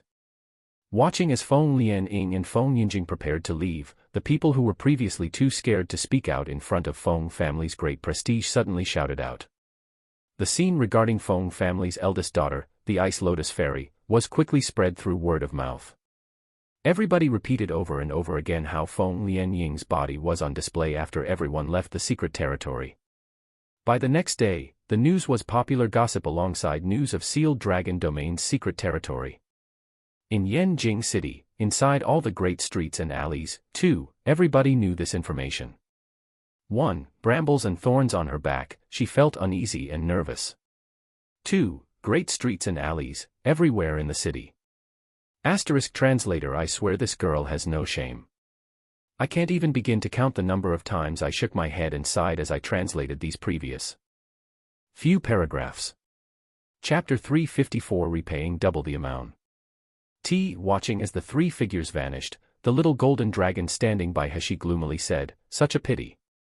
If this time when the secret territory's control is being handed over was longer, then those three people would have been torn apart by the magical beasts." Contrary to one might think, Hashi didn't seem to have any big reaction. She was standing to the side, looking over all the treasures she plundered today. Faintly saying, Feng Yinjing is at nascent soul stage. If his life was truly in danger, the magical beasts may not be able to do much damage to him. In fact, he may even do damage to the secret territory instead. You should have also seen the chilliness in Nie Jinshan's eyes. Looks like he won't be protecting his Ice Lotus Fairy with all his heart anymore. To add on to the fact the shame Feng Lianing just lost in front of everyone, it won't be long before everyone knows about what happened here. Hee. Inside Sealed Dragon Domain's secret territory control room, Hashi could not only control every corner inside the secret territory, she could clearly see about 10 kilometers outside as well. In other words, even if she didn't leave the secret territory, the entire Tsang Mountain was under her control as well. Therefore, even though Feng Lianing and the other martial artists were kicked out of the secret territory, Hashi could still clearly see all of their actions. Hashi's mouth lifted up into an unfeeling smile, and in passing she waved her hand, taking the treasured items she just earned into her space. Unhurriedly she said, "Feng Lianing, this vicious and merciless white lotus.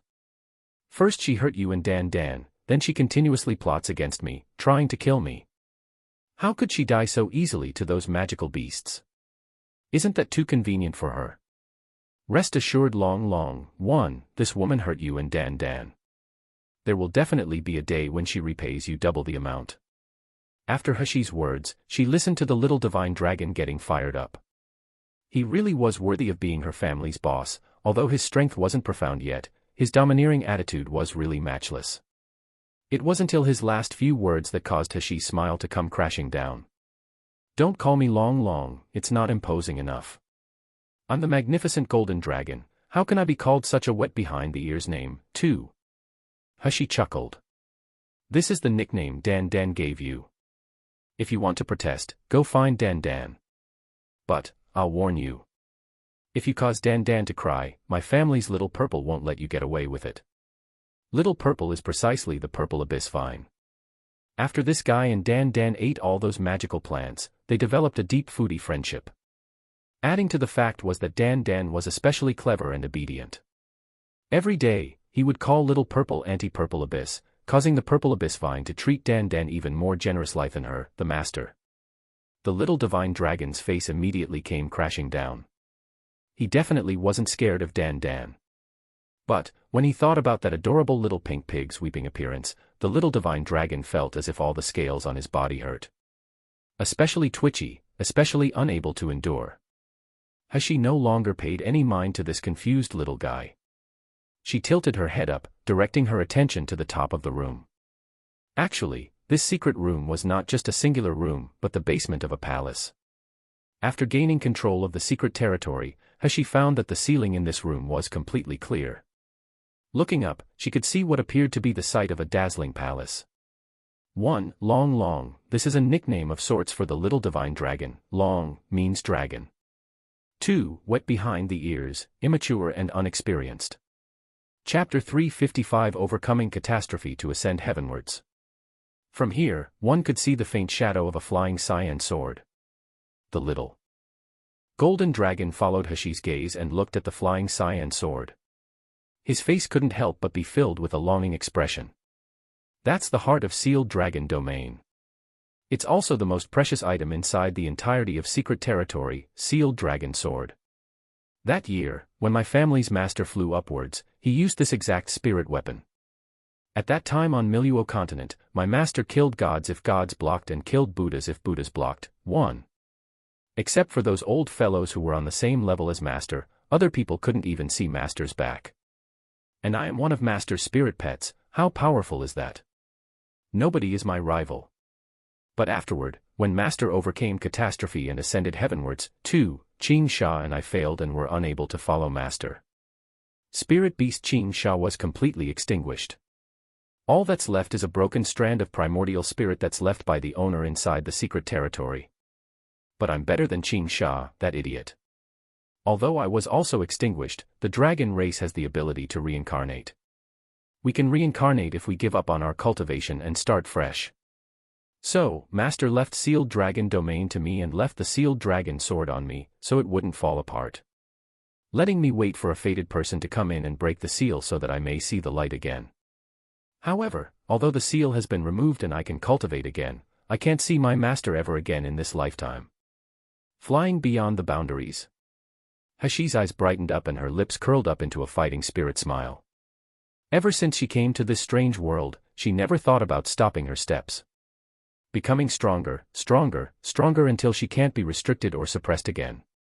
Until her two eyes can look over the whole world and her feet can walk over every inch of land. Looking at the little golden dragon's sadness, Hashi smiled proudly. Isn't it just ascending upwards after overcoming catastrophe?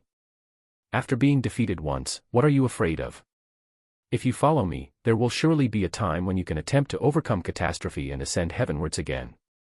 When the time comes, are you scared you won't be able to find your previous master? The little golden dragon was stunned.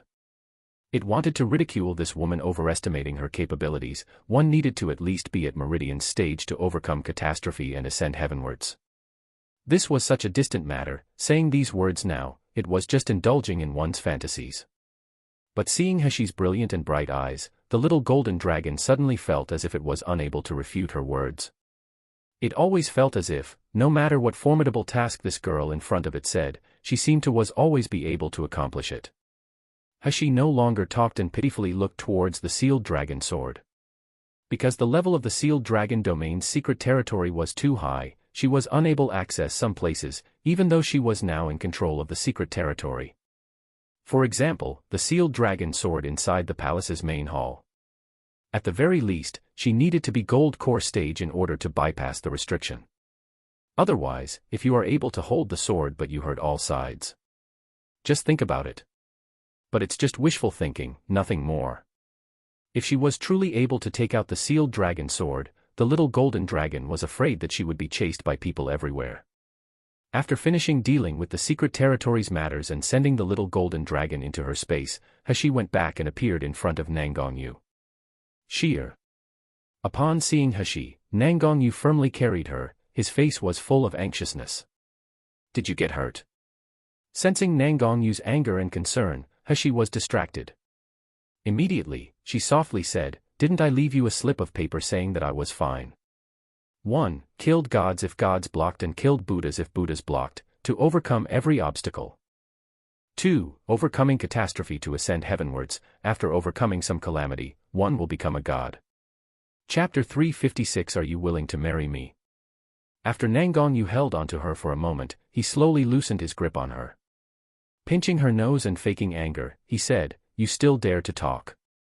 You left only a slip of paper with no trace of you around. How was I supposed to know if you were coerced into doing that? Do you still say that I shouldn't have worried?" Hashi lowly coughed twice. She was rarely embarrassed. But at that time she wanted to let Feng Lianying and Feng Yunjing experience some unluckiness. Momentarily, she was up to her ears in work. 1. So, she only had time to hurriedly leave a slip of paper for Nangongyu and the rest of them. At the time, she didn't think too much of it. Wu Yu and Gulu Feng weren't as anxious as Nangongyu, but when they saw that Hashi returned safe and sound, they were also quite happy. But thinking about how those several people inexplicably ended up outside the secret territory, Wu Yu couldn't help but ask, "It's very strange. With sealed dragon domain's secret territory being so big, unless someone touched the control core, how could everyone has been sent out? Don't tell me that the secret territory encountered some sort of problem. Unless someone obtained the sealed dragon sword. As everyone knows, sealed dragon domain was used to hold the sealed dragon sword. If someone was able to get the sword, then secret territory's core control would certainly open." Hashi rubbed her nose and didn't dare to say any more. The little golden dragon had said that before she could hold the sealed dragon sword, she must not let anyone know she was the owner of the secret territory. This included even the people closest to her. Otherwise, if someone killed her, the secret territory would collapse and the little golden dragon would experience a violent death.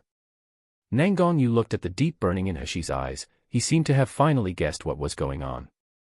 But instead of saying anything, he rubbed the top of Hashi's head, softly saying, "Sheer, do you want to come back to Hell King Manor with me?" Hashi gloomily shook her head. "Why do you want me to follow you back to Hell King Manor? I still have to settle some matters inside Song Mountain. Once I finish dealing with them, I'll return to my own courtyard." Unexpectedly, Nangongyu didn't continue to insist. Nodding his head, something gloomy flashed in his eyes. "You returning to your own courtyard is good too. I'll let Wu Xian follow you, to protect you." Just as Hashi was about to retort, Nangongyu extended his hand out to softly caress her warm cheek, saying with a gentle and low voice, "During this time, I won't be able to come find you. You have to obediently take good care of yourself and wait for me to come back, and, too." Hashi unhappily slapped his hand away. Unexpectedly, when she slapped his hand, her hand landed on top of his. Unlike previous times, Nangongyu extended his other hand and brought her into his embrace. His deep voice, which faintly seemed to hold weakness and praying, sounded in her ears. "Sheer, in the event that everything is over, are you willing to marry me?" Hashi was stunned. It seemed as if something was stuck in her throat, leaving her speechless. Hashi vaguely knew that Nangongyu needed to attend to a very important and dangerous matter. So the words he spoke just now seemed to sound like his last dying words. Hashi deliberately wanted to question what he was going to do. But seeing Nangongyu's eyes filled with stars and burning, Hashi swallowed any words she wanted to say. Hashi rolled around a small storage ring on her palm. Her complexion was indifferent and the words she spoke held even less emotions. "I'm replying no to your question. After all, when you go there, only God knows if you'll ever reappear in front of my face again." It wasn't even a moment later when she threw the storage ring onto Nangongyu's body, indifferently saying, "Everything inside here is for you. I believe that these things will be helpful for you, no matter what you're doing." 1. Up to her ears in work, she was so busy, everything basically slipped out of her mind or she was too busy to do anything else. 2. Same use as, okay. Chapter 357. Wait for me to come back. Nangongyu was startled. He looked around inside the storage ring. His eyes quickly showed astonishment. The ring was filled full of magic weapons and spirit fruits that were hard to estimate the worth of. By taking just a bite out of those spirit fruits, one would completely replenish their spirit energy. Additionally, there were also sacred-grade fighting pills called Lotus Mark Immortality Peach. In Miluo continent, one of these pills could be estimated to be worth a small city. But Hashi gave him 20 of them. So much so that inside the pile of magic weapons, there was a flying purple sword. Nangongyu's expression was extremely moved. The flying sword appeared in his hand. It quickly released the sound of an imperial chant, "Star." "This is..." Hashi pursued her lips. "This isn't the real sealed dragon sword, it's a fake the real owner made. But its power is 50% of the original sword. I can't use it at my current strength, so it's better to give it to you." This fake sealed dragon sword was originally inside the desolate desert realm. It was there that Hashi noticed its power was formidable. No magical creature dared to enter within 10 li, 1, of it. So, she took it out. It was only after she took out the fake that she gloomily discovered she couldn't use it. Forget about it, she can't use the real sealed dragon sword. But now, she can't even use the fake one. She can only stare at it, too depressing. Looks like the most important thing to do now is increase her strength. Nangongyu dazedly stared at the long sword in his hand. Nangongyu's eyes glittered with tears. Hashi looked at Nangongyu, who seemed to have turned stupid. She thought he couldn't look up to this sealed dragon sword, too, and wanted to say something. But before she could, Nangongyu suddenly extended his hand out and brought her into his embrace. Hugging her closely, he seemed to want to embed her into his flesh and blood. "In my life, I've always been fighting alone from the beginning. When I grew up, I blocked wind and covered rain for others. You are the person I wish to protect the most in this life. But you're also the first one that I can't shield under my wing. Sheer, wait for me to come back. You can't become fond of other men, you can't look at other men, and you can't let yourself be hurt. During the first half of Nangong Yu's words, Hashi smiled and felt moved. But after hearing his last sentence, she couldn't help but roll her eyes. Pushing him away, she said, "Are you finished with your this can't do and that can't do?" This time, Nangong Yu didn't continue speaking. He deeply stared at Hashi, seemingly trying to engrave her image into his mind. Then he quickly turned and left. Qing Long and Wu Yu quickly followed Nangong Yu, walking along beside him. They saw him tightly biting his jaw and push his heart down. Master didn't tell Wang Fei the matter they were dealing with this time was to deal with the Feng family at a date earlier than what was originally planned. And Feng family not only had the support of Luli sect and the foundation of a millennium, they also had Feng family's scary influence. It could be said that in terms of going against Feng family this time, Hell King Manor didn't have much odds of success. But Master couldn't wait to abolish Feng family, he couldn't wait to get rid of Feng Yunjing and Feng Lian. Those two people who wished to bring harm to Wang Fei. Even more so, he couldn't wait to impressively marry Wang Fei through the door, too. Watching Nangong Yu and the others leaving, Hashi's heart gave birth to indescribable sorrow, ***. But she quickly threw this sorrow to the back of her mind. Turning around, she walked towards Gu Liufeng, Zhou Yenan, and Gui Dao. Gu Liufeng was distracted, he couldn't help but keep thinking of the intimate moment Hashi and Nangong Yu just shared. Hashi had a delicate face, long eyelashes that slightly trembled, bright eyes, and white teeth. So much so that compared to Nailan Yanming, the women in the drawing, to some degree, she, Hashi, was more elegant. I'm unsure what the author meant here, my apologies. No. Hubby's gone.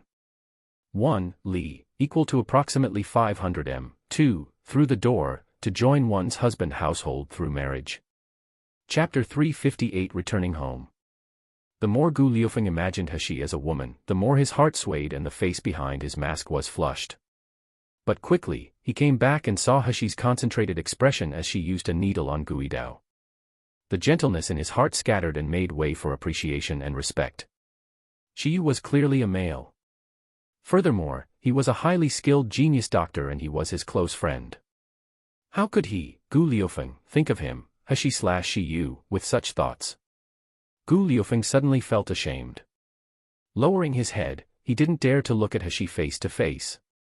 Zhou Yenan thought this his family's master was too embarrassed to ask Hashi, but at this moment, he couldn't deal with that. Walking 2 steps forward, he asked, "Shi Gongzi, that day, when we were inside Zijin Palace Hall, you asked why we would risk our lives to save you." Hashi nodded her head. "You want to ask me to save Gu Liufeng's mother?" "Precisely." Hearing what was said, Zhou Yenan felt overjoyed at the good news. At once, he asked, "My family's master's mother has been bedridden for many years. No matter how many genius doctors we invited, it was no help. We're asking genius Dr. Shi to help now. If you want me to save people, that's fine." Hashi nodded her head without hesitation. "But I'm also not some god, I can't possibly cure every single sickness. Additionally, I have some matters to settle these few days. Wait a bit, I'll go to Xingda Hall to look for you. At that time, you can go bring me to look at the patient." At first, Zhou Yenan's face seemed to be staring blankly. Following that, his eyes turned red. Pu Tong sounded as he kneeled down on the floor. "I'll bring my family's master to thank genius Dr. Shi, who granted us such a huge favor." Gu Liufeng cleared his hand and came over, he pulled the person up from the floor. Facing Hashi, he faintly smiled. "Shi Yu, I'll wait for you." Saying this, he didn't bother to linger anymore and without the slightest hesitation, he turned around and walked away. But, nobody discovered the romantic love affair in his naturally charming pair of eyes. Now, a dedication and decisiveness settled in his eyes. Although Shi Yu denied him, Gu Liufeng decided that if Shi Yu was truly able to save his mom, then his life would be Shi Yu's. For Shi Yu, he wouldn't hesitate to go through water and tread on fire. After sending Nangong Yu and Gu Liufeng, Hashi returned to the secret territory and activated the concealing array. When Sealed Dragon Domain's concealing array was active, even nascent soul stage martial artists wouldn't be able to discover the secret territory's location. Forget about trying to enter it. From now on, Tsang Mountain and Sealed Dragon Domain's secret territory was now Hashi's private property. She could open up a few locations inside the secret territory to use as a training ground for her family's people. If there was any danger, she could allow Wet Nurse Chen and the others to enter the secret territory. It really could be said that this was the perfect place to hide and to attack. After finishing with her matters regarding the secret territory, He no longer hesitated. She quickly flew towards B courtyard. At this moment, her heart gave birth to a sudden feeling of guilt. In front of her eyes, she could practically see Xiao Li's lovable and silly smile, Wet Nurse Chen's deeply concerned complexion, and her family's people's adoring and trust-filled eyes. In her previous life, she was just a person. Regardless of how long she left for and no matter where she lived, she always returned to an empty house. She has never been able to call a place home. But in this life, it's different. Inside B courtyard, there's always people waiting for her, looking forward to her. There will always be a room that's lit up for her, providing her warmth. This is home. With this time's gains, she had confidence that Wet Nurse Chen and everyone else could become stronger. It would also be able to provide for good days ahead for them. Chapter 359 Bloody Slaughterhouse. He descended onto a lawn nearby B courtyard. Just as she was about to go near it, her complexion suddenly changed. Originally, B courtyard was hidden by an array. But now, it completely disappeared. The wind blew the pungent smell of blood from inside the courtyard. He's heart sunk a little bit. In an instant, her figure appeared inside the courtyard. Not even a moment later, an even heavier smell of blood assaulted one's noses. The blood on the floor seemed to resemble a red lotus blooming, suddenly causing He's eyes to redden. As she stumbled, she was almost unable to keep standing. Just now, she had pictured this warm, peaceful, and harmonious scene. But now, it had transformed into a twisted and sinister scene with corpses and a bloody slaughterhouse. The inside of B courtyard was in disorder, it was full of corpses. Inside the manor lay a servant girl, Xiao Si, and the low-level martial artists she had been given control over from Nalan family. Every one of them died with eyes filled with fright, their eyes were wide open. They were dead but wouldn't close their eyes, too.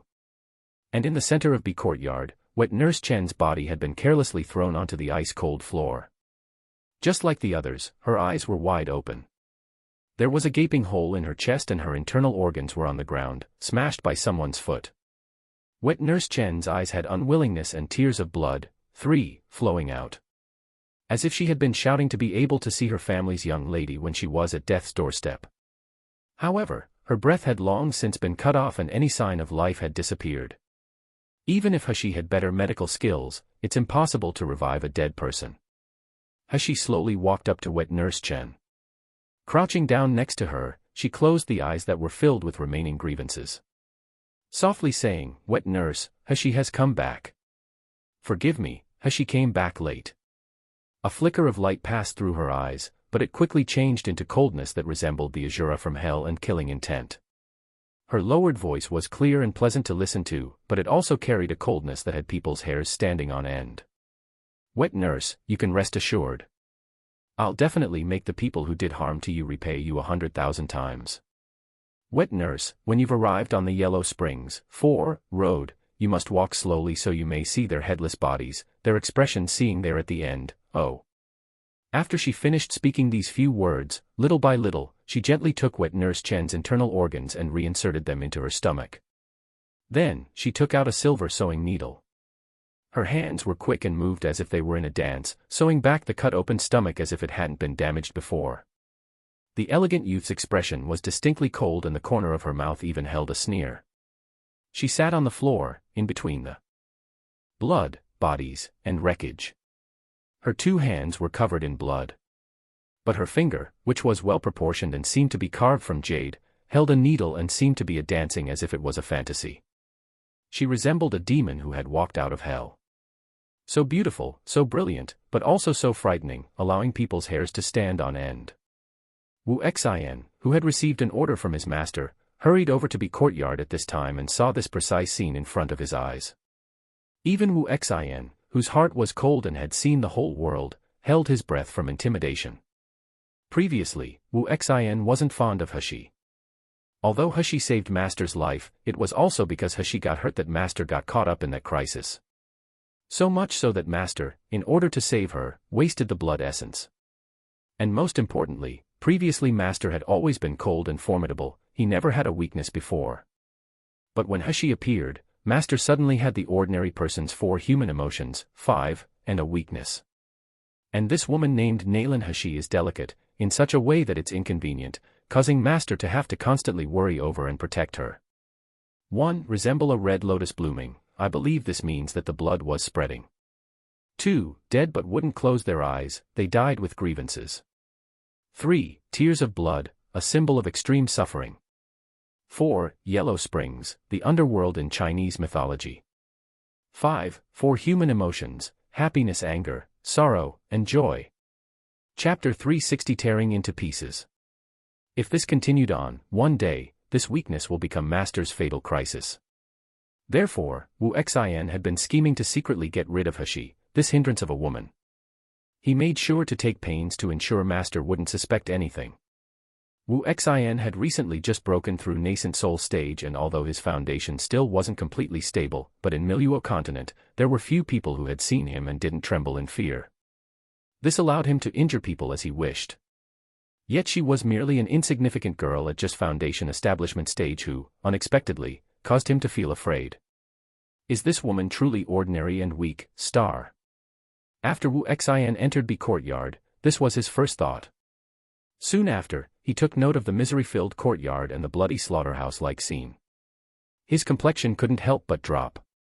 Initially, before he, Nanggong Yu, had entered Sealed Dragon Domain's secret territory, Nanggong Yu had told Bai Hu and him, Wu Xin, to guard the courtyard's surroundings and to protect Nalan Hashi. However, later when Hashi, by an accident arising from many causes, also entered the Sealed Dragon Domain's secret territory, they lost, future Wang Fei's, the courtyard.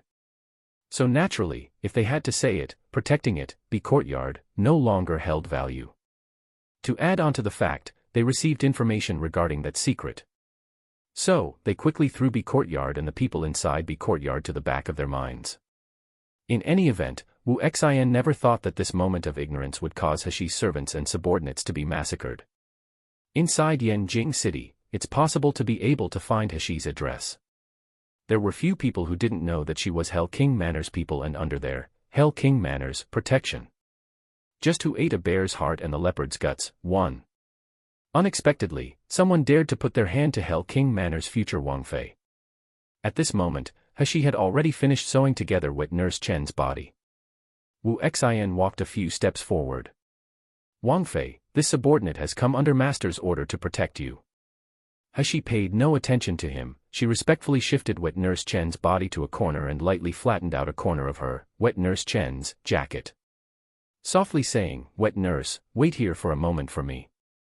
After saying that, she no longer hesitated and stood up. Her figure disappeared from the place she originally stood at and began to carefully check every inch and corner inside the courtyard. She had yet to see Shi Jia and everyone else or Shaoli.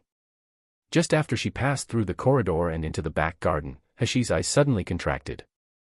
She only saw the back garden's floors were also filled with blood and corpses were strewn about, in disorder.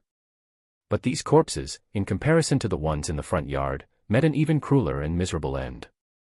Some bodies had their hands chopped off, some had the bones in all 4 limbs of their bodies crushed, and others met the same fate as Wet Nurse Chen, they had their internal organs spilled out of a hole in their stomachs. Their intestines were purposefully taken out and they didn't die immediately. They had to endure a slow and painful death. These people were the subordinates Hashi meticulously trained, Shi Jia, Shi Yi, Shi Bing, Shi Gui. Hashi looked at the scene in front of her eyes. Her expression was calm, as if she held no emotions. But even she didn't notice that her fist was clenched, as if she wanted to tear something to pieces. She crouched down, softly using her hand to support Shi Jia's dead body. She wanted to sew back his hands and feet that had been chopped off. But just as she supported his body, her movements stopped. Although it was very, very weak, her fingertips felt the faint pulse of a heartbeat. A bright light shone in Hashi's eyes. She didn't hesitate and quickly took out silver needles from her space. One after another, she inserted them into the holes in Shi Jia. After being completely ignored by Hashi, Wu Xin felt unsatisfied. But thinking about the courtyard's miserable state, he still slowly followed behind Hashi. Asterisk PFF, of course not. Our Hushi has MC plot armor. 1. Ate a bear's heart and the leopard's guts, to suddenly gain courage. Part 3 of the series ends here. Thank you for watching and listening. If you find it interesting, please give us a like, a comment and a subscription so that we have the motivation to make the next videos.